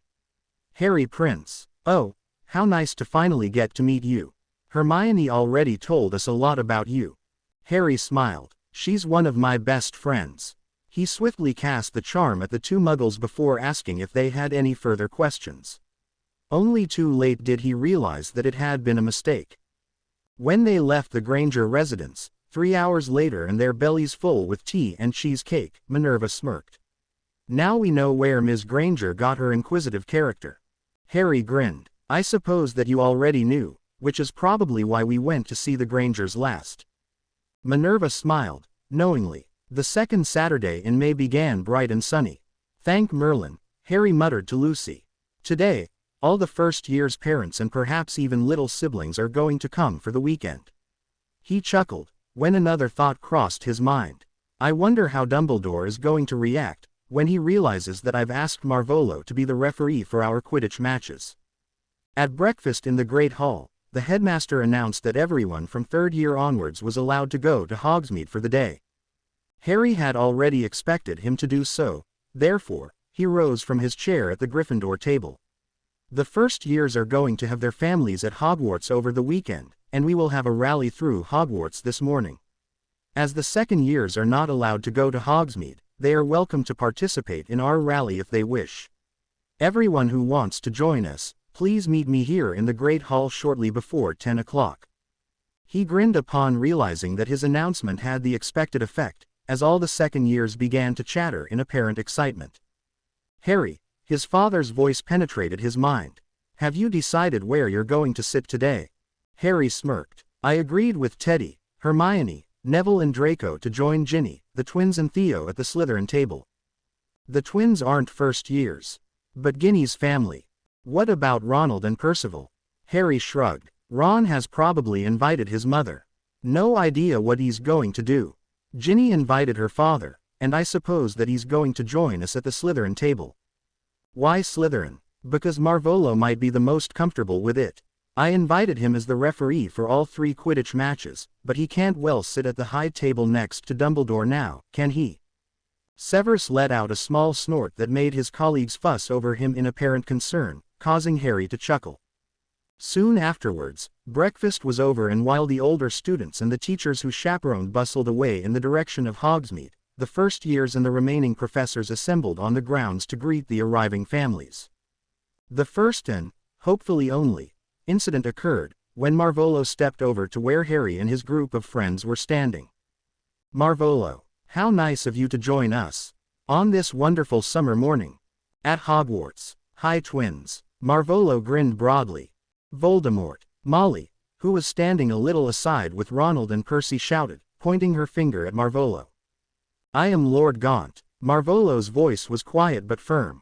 "And you are Molly No Name, our insufferable mother," the twins informed him. "Lord Gaunt." Dumbledore approached the group in a fast pace that did not give away his age. "Why are you here?" "Because Harry Prince invited me as his relative to join him and his family during this weekend and to referee the Quidditch matches which are due later today and tomorrow." Marvolo's voice was neutral, and Harry realized that he was not in the slightest afraid of the headmaster. "Oh well, in contrary to Dumbledore, he knows that we're all on his side," he thought in amusement. Shaking his head in apparent annoyance, Dumbledore cast Harry a glare that would have made his blood coil if he did not know better, before he walked away without any further word. "Molly, behave yourself." Arthur glared at his former wife, before he returned to his conversation with Narcissa and Bellatrix. When Harry sat at the Slytherin table next to Teddy and Cicero, he noticed in surprise that his parents seemed to decide to attend the event as his family and not as professors. Misty sat on his other side with Lucky and Felix in their high chairs between her and Regina. Severus sat on Regina's other side. Marvolo took the seat opposite of him with Bellatrix, Draco and Narcissa on his one side, Hermione and her parents on his other side. What a cool mix, Harry thought, feeling very happy. He could not help grinning when Hermione and her mother immediately began to bombard Marvolo with questions about the magical world. The rally was much fun for everyone. Harry did not participate but popped himself from one group to the next to assist with one or the other question. His parents remained in the Great Hall together with the other professors to entertain the groups who returned first. "Harry, that was much fun." Hermione greeted him with obvious enthusiasm when he returned to the Great Hall shortly before the last group. "I learned a lot about Hogwarts, which isn't even stated in Hogwarts, a history. It was amazing." When the Quidditch teams of the first years and the professors gathered on the Quidditch pitch ready to take into the air, Harry marveled at the fact that not only the first years but almost the whole school was gathered on the grounds to watch the match. Suddenly, he heard Molly No Name's voice. Due to the number of howlers she had sent to her children, he recognized her immediately. "Why do they have a house elf play with the students? Don't the first years have enough players?" Harry could not hear Percy's response, but he was certain that Teddy had heard the comment as well. He had not completed the transformation into his elf form yet, however, knew that he would be able to transform if he just summoned enough magic. "She made me upset enough," he thought, grimly, and within an instant transformed, before he mounted his broom. "Come on, Teddy, let's show them," he thought to his best friend, who returned a small squeal of apparent delight. "The students even have 2 elves on their team, Ms. No Name," Marvolo commented, dryly, before he introduced the teacher's team first and the students' team afterwards. "I thought Dad would play Seeker for them," Harry thought in surprise, only to realize that his father was probably going to play on the parents' team. Somehow, he felt extremely happy about it. "Oh well, I need to concentrate on the snitch," he realized, knowing that Charlie Weasley, his opponent Seeker, had been the #1 Seeker of the Gryffindor Quidditch team for a long time. He barely noticed what happened below, as he fully concentrated on the snitch, trying to not distract himself by his unused form. He realized, however, that he could move easier in his elf form and that it only made him faster. 32 minutes into the match, he managed to catch the snitch, an arm length before Charlie would have been able to reach it. Harry Prince Potter caught the snitch. The students win 230 to 150. "Congratulations, students." Marvolo's voice sounded over the grounds, causing the assembled student body to cheer. When everyone was assembled back in the Great Hall, where a fifth house table had been prepared for the visitors, Remus announced the winners of the rally. The group of Hermione Granger, Ginny Weasley and Draco Malfoy was the fastest and is on the first place. Each of you wins a 10-galleon voucher of Flourish and Blots in Hogsmeade. Congratulations.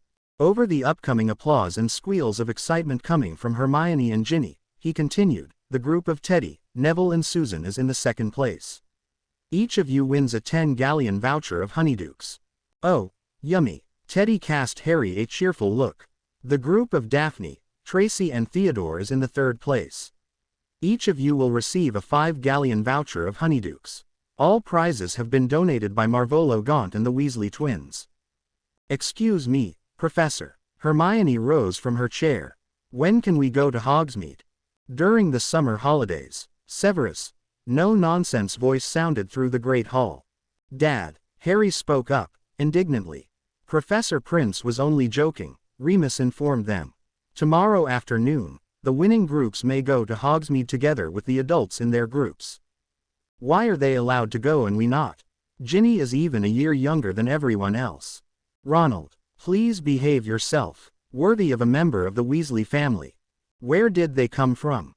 Harry thought in amusement, as the twins came from behind, squeezing themselves onto the bench between him and Teddy. Remus cleared his throat. Now, the prize for the winning Quidditch team, which will be determined tomorrow morning, will be arranged by Harry Prince, and I am sure that it is going to be a treat for everyone. After dinner on Saturday evening, the whole school and the visitors assembled in the Great Hall, where Minerva announced the performance of the band Baba. Previously, Baba have mostly given concerts in the Muggle world. However, from about 10 years ago, they have proceeded to solely concentrate on the magical world, which is no wonder, considering that all 4 of them are magical. With a flick of her wand, the door to the antechamber opened, and 2 witches entered the Great Hall, closely followed by 2 wizards. Huge applause greeted them. Harry had never heard of that band or any other band, nor had he ever attended a concert in either the Muggle or the magical world. However, a few minutes into the Baba's performance, he already loved it. The students of all ages and houses quickly began to hop around, alone, in pairs or in groups, and were soon joined by parents and teachers alike. Amazing, Harry thought. I wished I could join them in playing with my Sukin. The more time passed, the stronger did his wish become, and when the band took a short break, he hesitantly stepped over to Minerva. Do you think I could perhaps ask them if I could try to join them playing on my Sukin? Of course, Harry. That's a fantastic idea. Go and fetch it. Harry did not have to be told twice, and when he returned to the Great Hall a minute later, Minerva was talking to the musicians in apparent excitement. This is Harry Prince. Minerva's voice was laced with what Harry understood as pride, even if he had no clue why she would be proud of him of all students. When the men asked him if he knew any of their songs, he shook his head and explained that the Sukin worked in a different way. I don't have to know the melody, only the mood. Somehow, he felt very shy and began to berate himself for speaking to Minerva in the first place. However, when the band set to play and he began to join them on his Sukin, he suddenly felt just wonderful. This is just brilliant, he thought, unconsciously guiding his joy into the music. The applause was deafening, and for the rest of the evening, Harry continued playing together with the band. This is even much more fun than just listening and dancing, he thought, feeling extremely happy. He was almost sad when they finished their last song for the evening. Would you be willing to play for us again sometime? All 4 of them looked at him with apparent interest. I'd like that, it was much fun. Harry smiled, happily. Whom would we have to ask if you can leave Hogwarts for a few hours? Either Professor McGonagall or my parents, Professor Prince or Regina Lestrange Prince. Professor McGonagall it is, then. Harry, we shall contact you sometime this summer. Thank you so much. Harry grinned, happily. I look forward to playing together again. That was brilliant, Harry. Well done. Thank you, Marvolo. I had much fun. Regina said about the same, when Harry came over to his parents, pressing the Sukin into her hands. Sorry, I will accompany the others to the guest rooms to make sure that their families have everything they need. Afterwards, I'm going to return home right away. All right, Harry, take care. Will you take Lucy with you? Regina gently ruffled his hair. I will, Harry replied, before he transformed into his canine form and chased Lucy over to where the other first years and their families were just leaving the Great Hall. With Hogwarts, Minerva's and Harry's parents' help, the first years had arranged for guest rooms in the so far unused wing behind their study rooms, which the elves had then brought to perfection.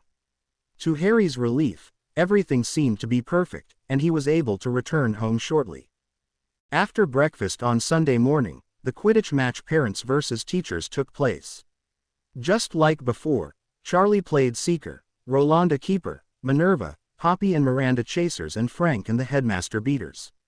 On the parents' team, Severus was the Seeker, much to Harry's amusement and Minerva's annoyance that visibly intensified when the parents won the match. Lord Prince has caught the snitch. The parents win, 420 to 270, Marvolo announced, grinning. Now, we're going to have a 30-minute break. According to Harry, refreshments will be served in the Great Hall. Afterwards, we can look forward to another game of the parents versus their children. Are you going to play as an elf again? Daphne cast him a questioning look when they walked out onto the grounds again after enjoying some hot chocolate and muffins. Should I? Why not? Harry shrugged. I'd like that. Teddy eagerly mounted his broom, grinning broadly when Harry once more transformed into an elf. I don't really like playing Seeker against Dad, Harry thought, as he rose into the air, while Marvolo once again introduced the teams. It was about 30 minutes into the game and Harry was eagerly looking for the snitch, when he sensed some very dark magic nearby. He did not know what it was, and he could not see anything out of the usual, however, he felt alert. Misty, he urgently thought to the elf, I can sense some very dark magic nearby. I don't know what it is and if it's on the grounds or just nearby. Can you please take my mum, Felix and Lucky home quickly? All right, Misty immediately agreed. Only 2 minutes later, she contacted him again. I've taken them home. Your mother is looking after Felix and Lucky in your rooms, but what's wrong? Harry was just about to reply that he had no idea, when he suddenly felt cold. At the same time, he saw that the sky towards the Forbidden Forest darkened considerably. It looked as if a completely black cloud was heading straight towards Hogwarts. Dad, look at the forest. What's happening? He thought, urgently. Only a moment later, Severus shouted for everyone to hear. Dementors, everyone, descend to the ground as fast as possible. Marvolo, call for a break. Everyone, please land on the ground immediately. Harry admired how calm his friend remained, however, immediately followed the instruction. All who can cast a Patronus charm and are willing to help remain on the grounds, everyone else run into the castle immediately. Marvolo's voice sounded over the pitch, and everyone hurriedly complied. Dad, don't worry, I asked Misty to take Regina and Felix home, before I could even see the dark cloud, Harry thought to his father, who returned a feeling of absolute relief and gratefulness. He did not have time to marvel about the matter, however, as noticed the cold getting stronger and realized that it was time to begin sending out his Patronus. He quickly transformed back into his human form, uncertain if he would be able to cast an equally strong charm in his elf form. Thank Merlin that we practiced the Patronus charm so often and that the whole school was outside to watch the match, he thought, as he cast his spell. He could already see that the Dementors were not a simple black mass anymore, but looked like hundreds of individual ghost-like beings.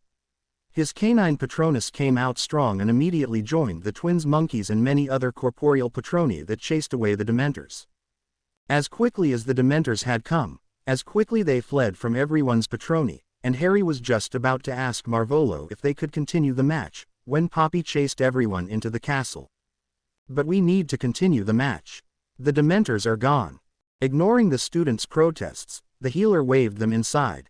You may only continue the match after eating and drinking a sufficient amount of chocolate. It was an hour later that they were finally allowed to resume the match, and this time, Harry managed to catch the snitch after 10 minutes, ending the game in favor of the students. During lunch, Harry stepped in front of the high table and congratulated the first years for winning the Quidditch matches. The prize for the winners is an audience with Hogwarts herself. Hogwarts is a castle. Harry turned to the redhead, rolling his eyes. Feel free to stay away from the event, Ronald. Is that for our whole class or only for the players? Susan inquired. Of course, all first years are welcome to participate, Harry quickly reassured the girl. You'll have the opportunity to speak with Hogwarts after dinner tonight. If Hermione asks too many questions, we'll just have to limit the number of questions per person, he thought in amusement, as he returned to his seat at the Ravenclaw table. In the afternoon, the three groups who had won the rally on Saturday went to Hogsmeade together.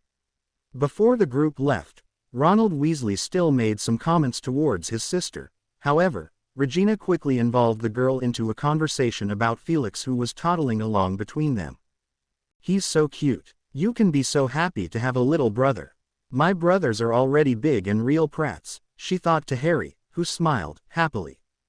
Harry had been to Hogsmeade together with his parents a couple of times. Nevertheless, he absolutely loved Flourish and Blots, especially now that he was able to look at the books on the shelves by himself without Lucis' assistance. Thank Merlin, the twins and Marvolo cured me, he thought, just like he inwardly thanked the three in absolutely gratefulness every morning upon waking up.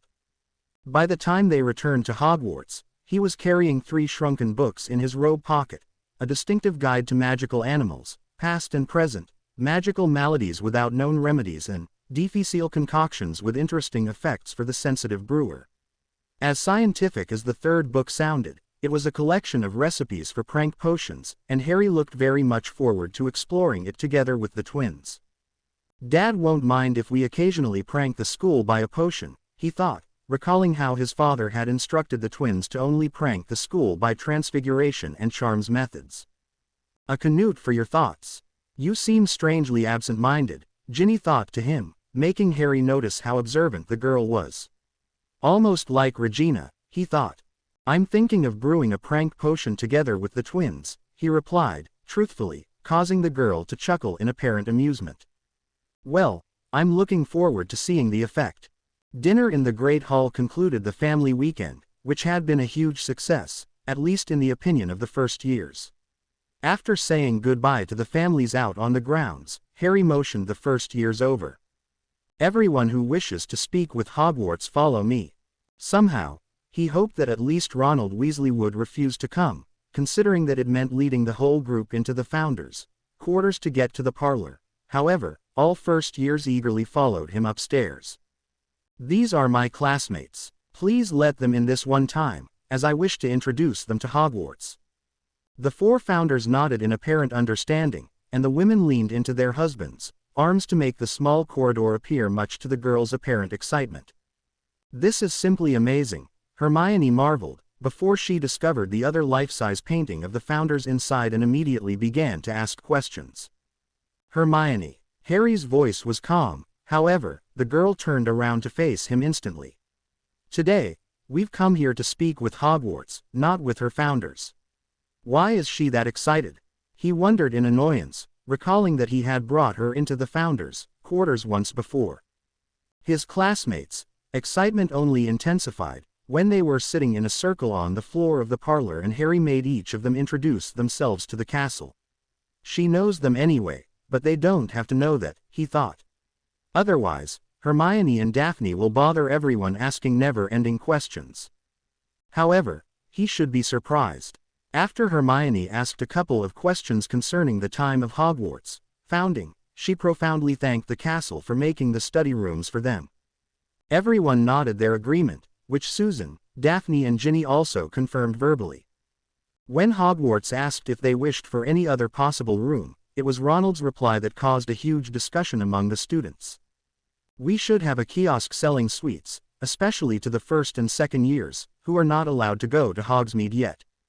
While I understand your wish, there is nothing that I can do about it. Hogwarts' voice was gentle but firm. Perhaps, my owner might be able to discuss the matter with, for example, the deputy headmistress. I will do so, Harry promised, smiling. The idea is not bad, although we'll have to have someone to operate said kiosk. Perhaps, one of the elves would be willing to do so. They could buy everything needed and take the money from my account, and they can keep the net profit as payment for operating the kiosk. I'll speak with Professor McGonagall and with a couple of elves and try to arrange for something. As soon as his classmates left the founder's quarters, he returned home through the connecting door with two intentions. One was to thoroughly cuddle with Lucy, and the second intention was to discuss the matter of the kiosk with his parents. However, when he stepped into the living room, his father informed him that the headmaster wished to see him. Why? Harry's eyes narrowed. Severus smirked. Can you really not imagine why that might be? Harry shrugged. No, he replied, tentatively. He did not inform me, but I can imagine that he wishes to talk about your choice of the referee. Harry rolled his eyes in annoyance. I know that he called him Voldemort yesterday morning. He's horrible. Dad, will you please accompany me? Severus nodded, apparently understanding that he did not trust the headmaster enough to be alone with him in his office. Will you please pop us, so that we can over with it as quickly as possible?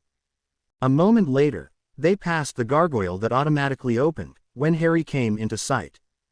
Thank you, he said, smiling, before he stepped onto the moving staircase, closely followed by his father and Lucy.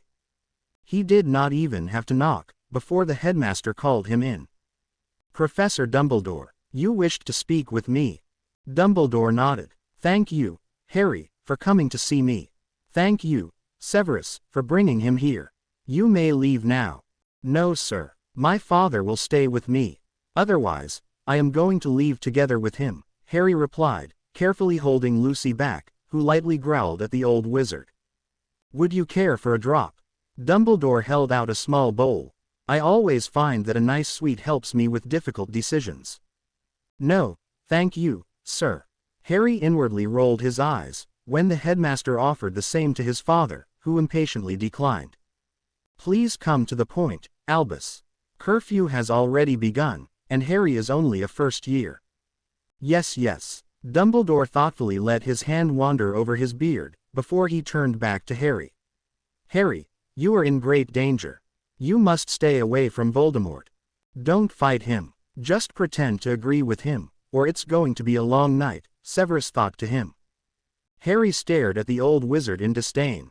And why might that be, sir? Dumbledore let out a deep sigh.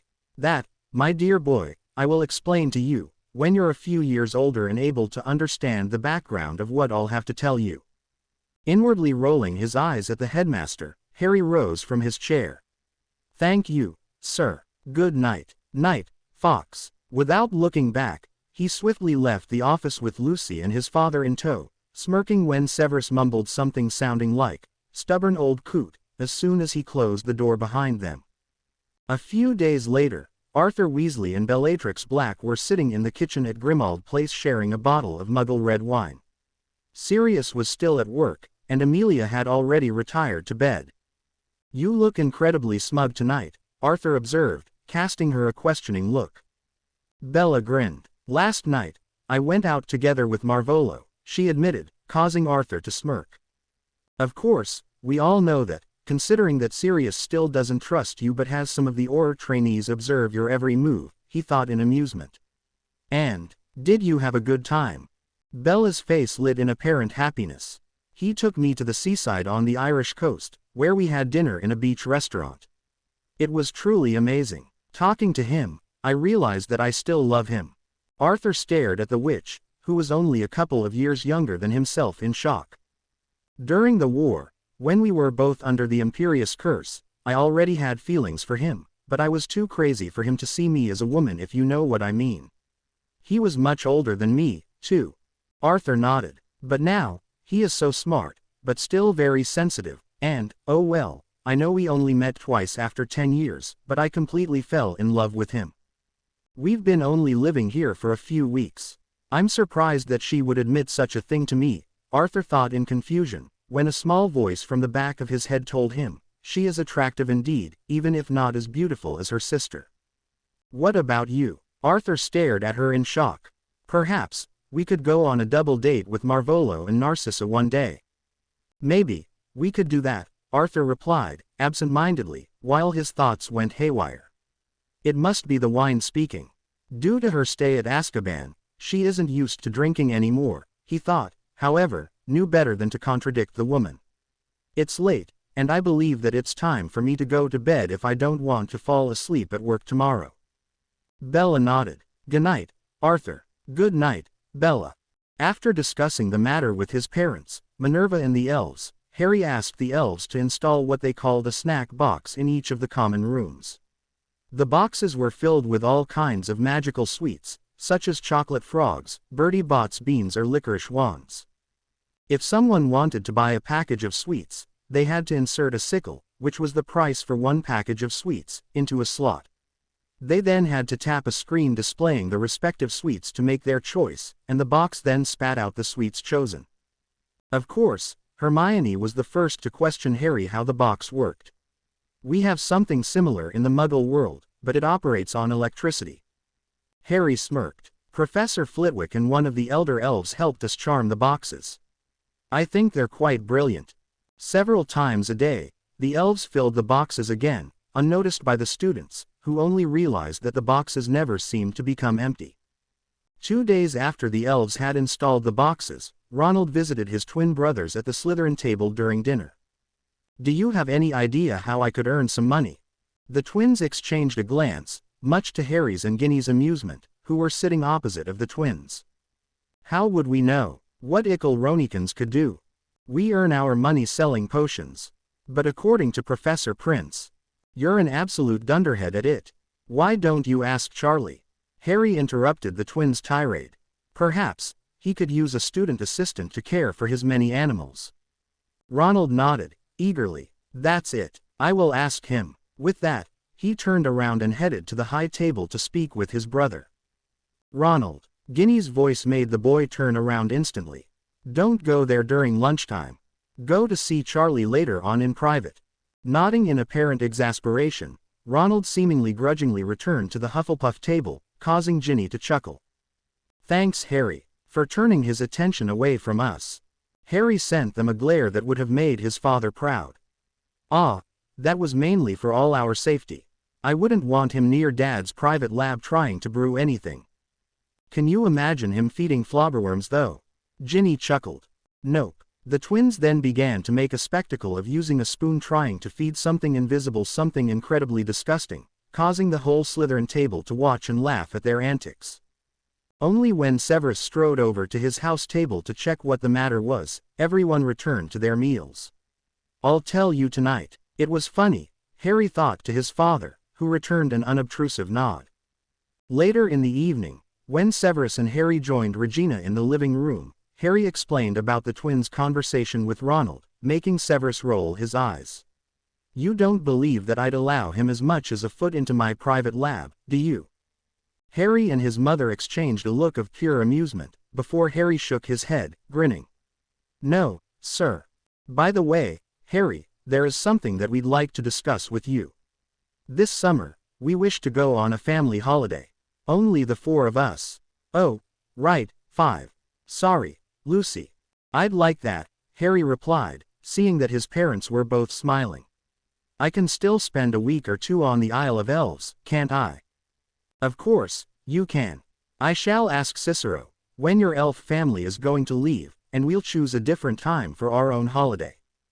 Thank you. Harry felt relieved. Somehow, the Isle of Elves was like a second home to him, and he was already looking forward to spending time in Granny Anastasia's home. A holiday just with his parents, Felix and Lucy sounded good, too though. Where are we going to go? He suddenly remembered to ask. That's for us to know and for you to eventually find out. Severus smirked, causing Regina to playfully slap his arm. To be continued. I hope you enjoyed this story. Also remember to subscribe and like this video. See you in the next video.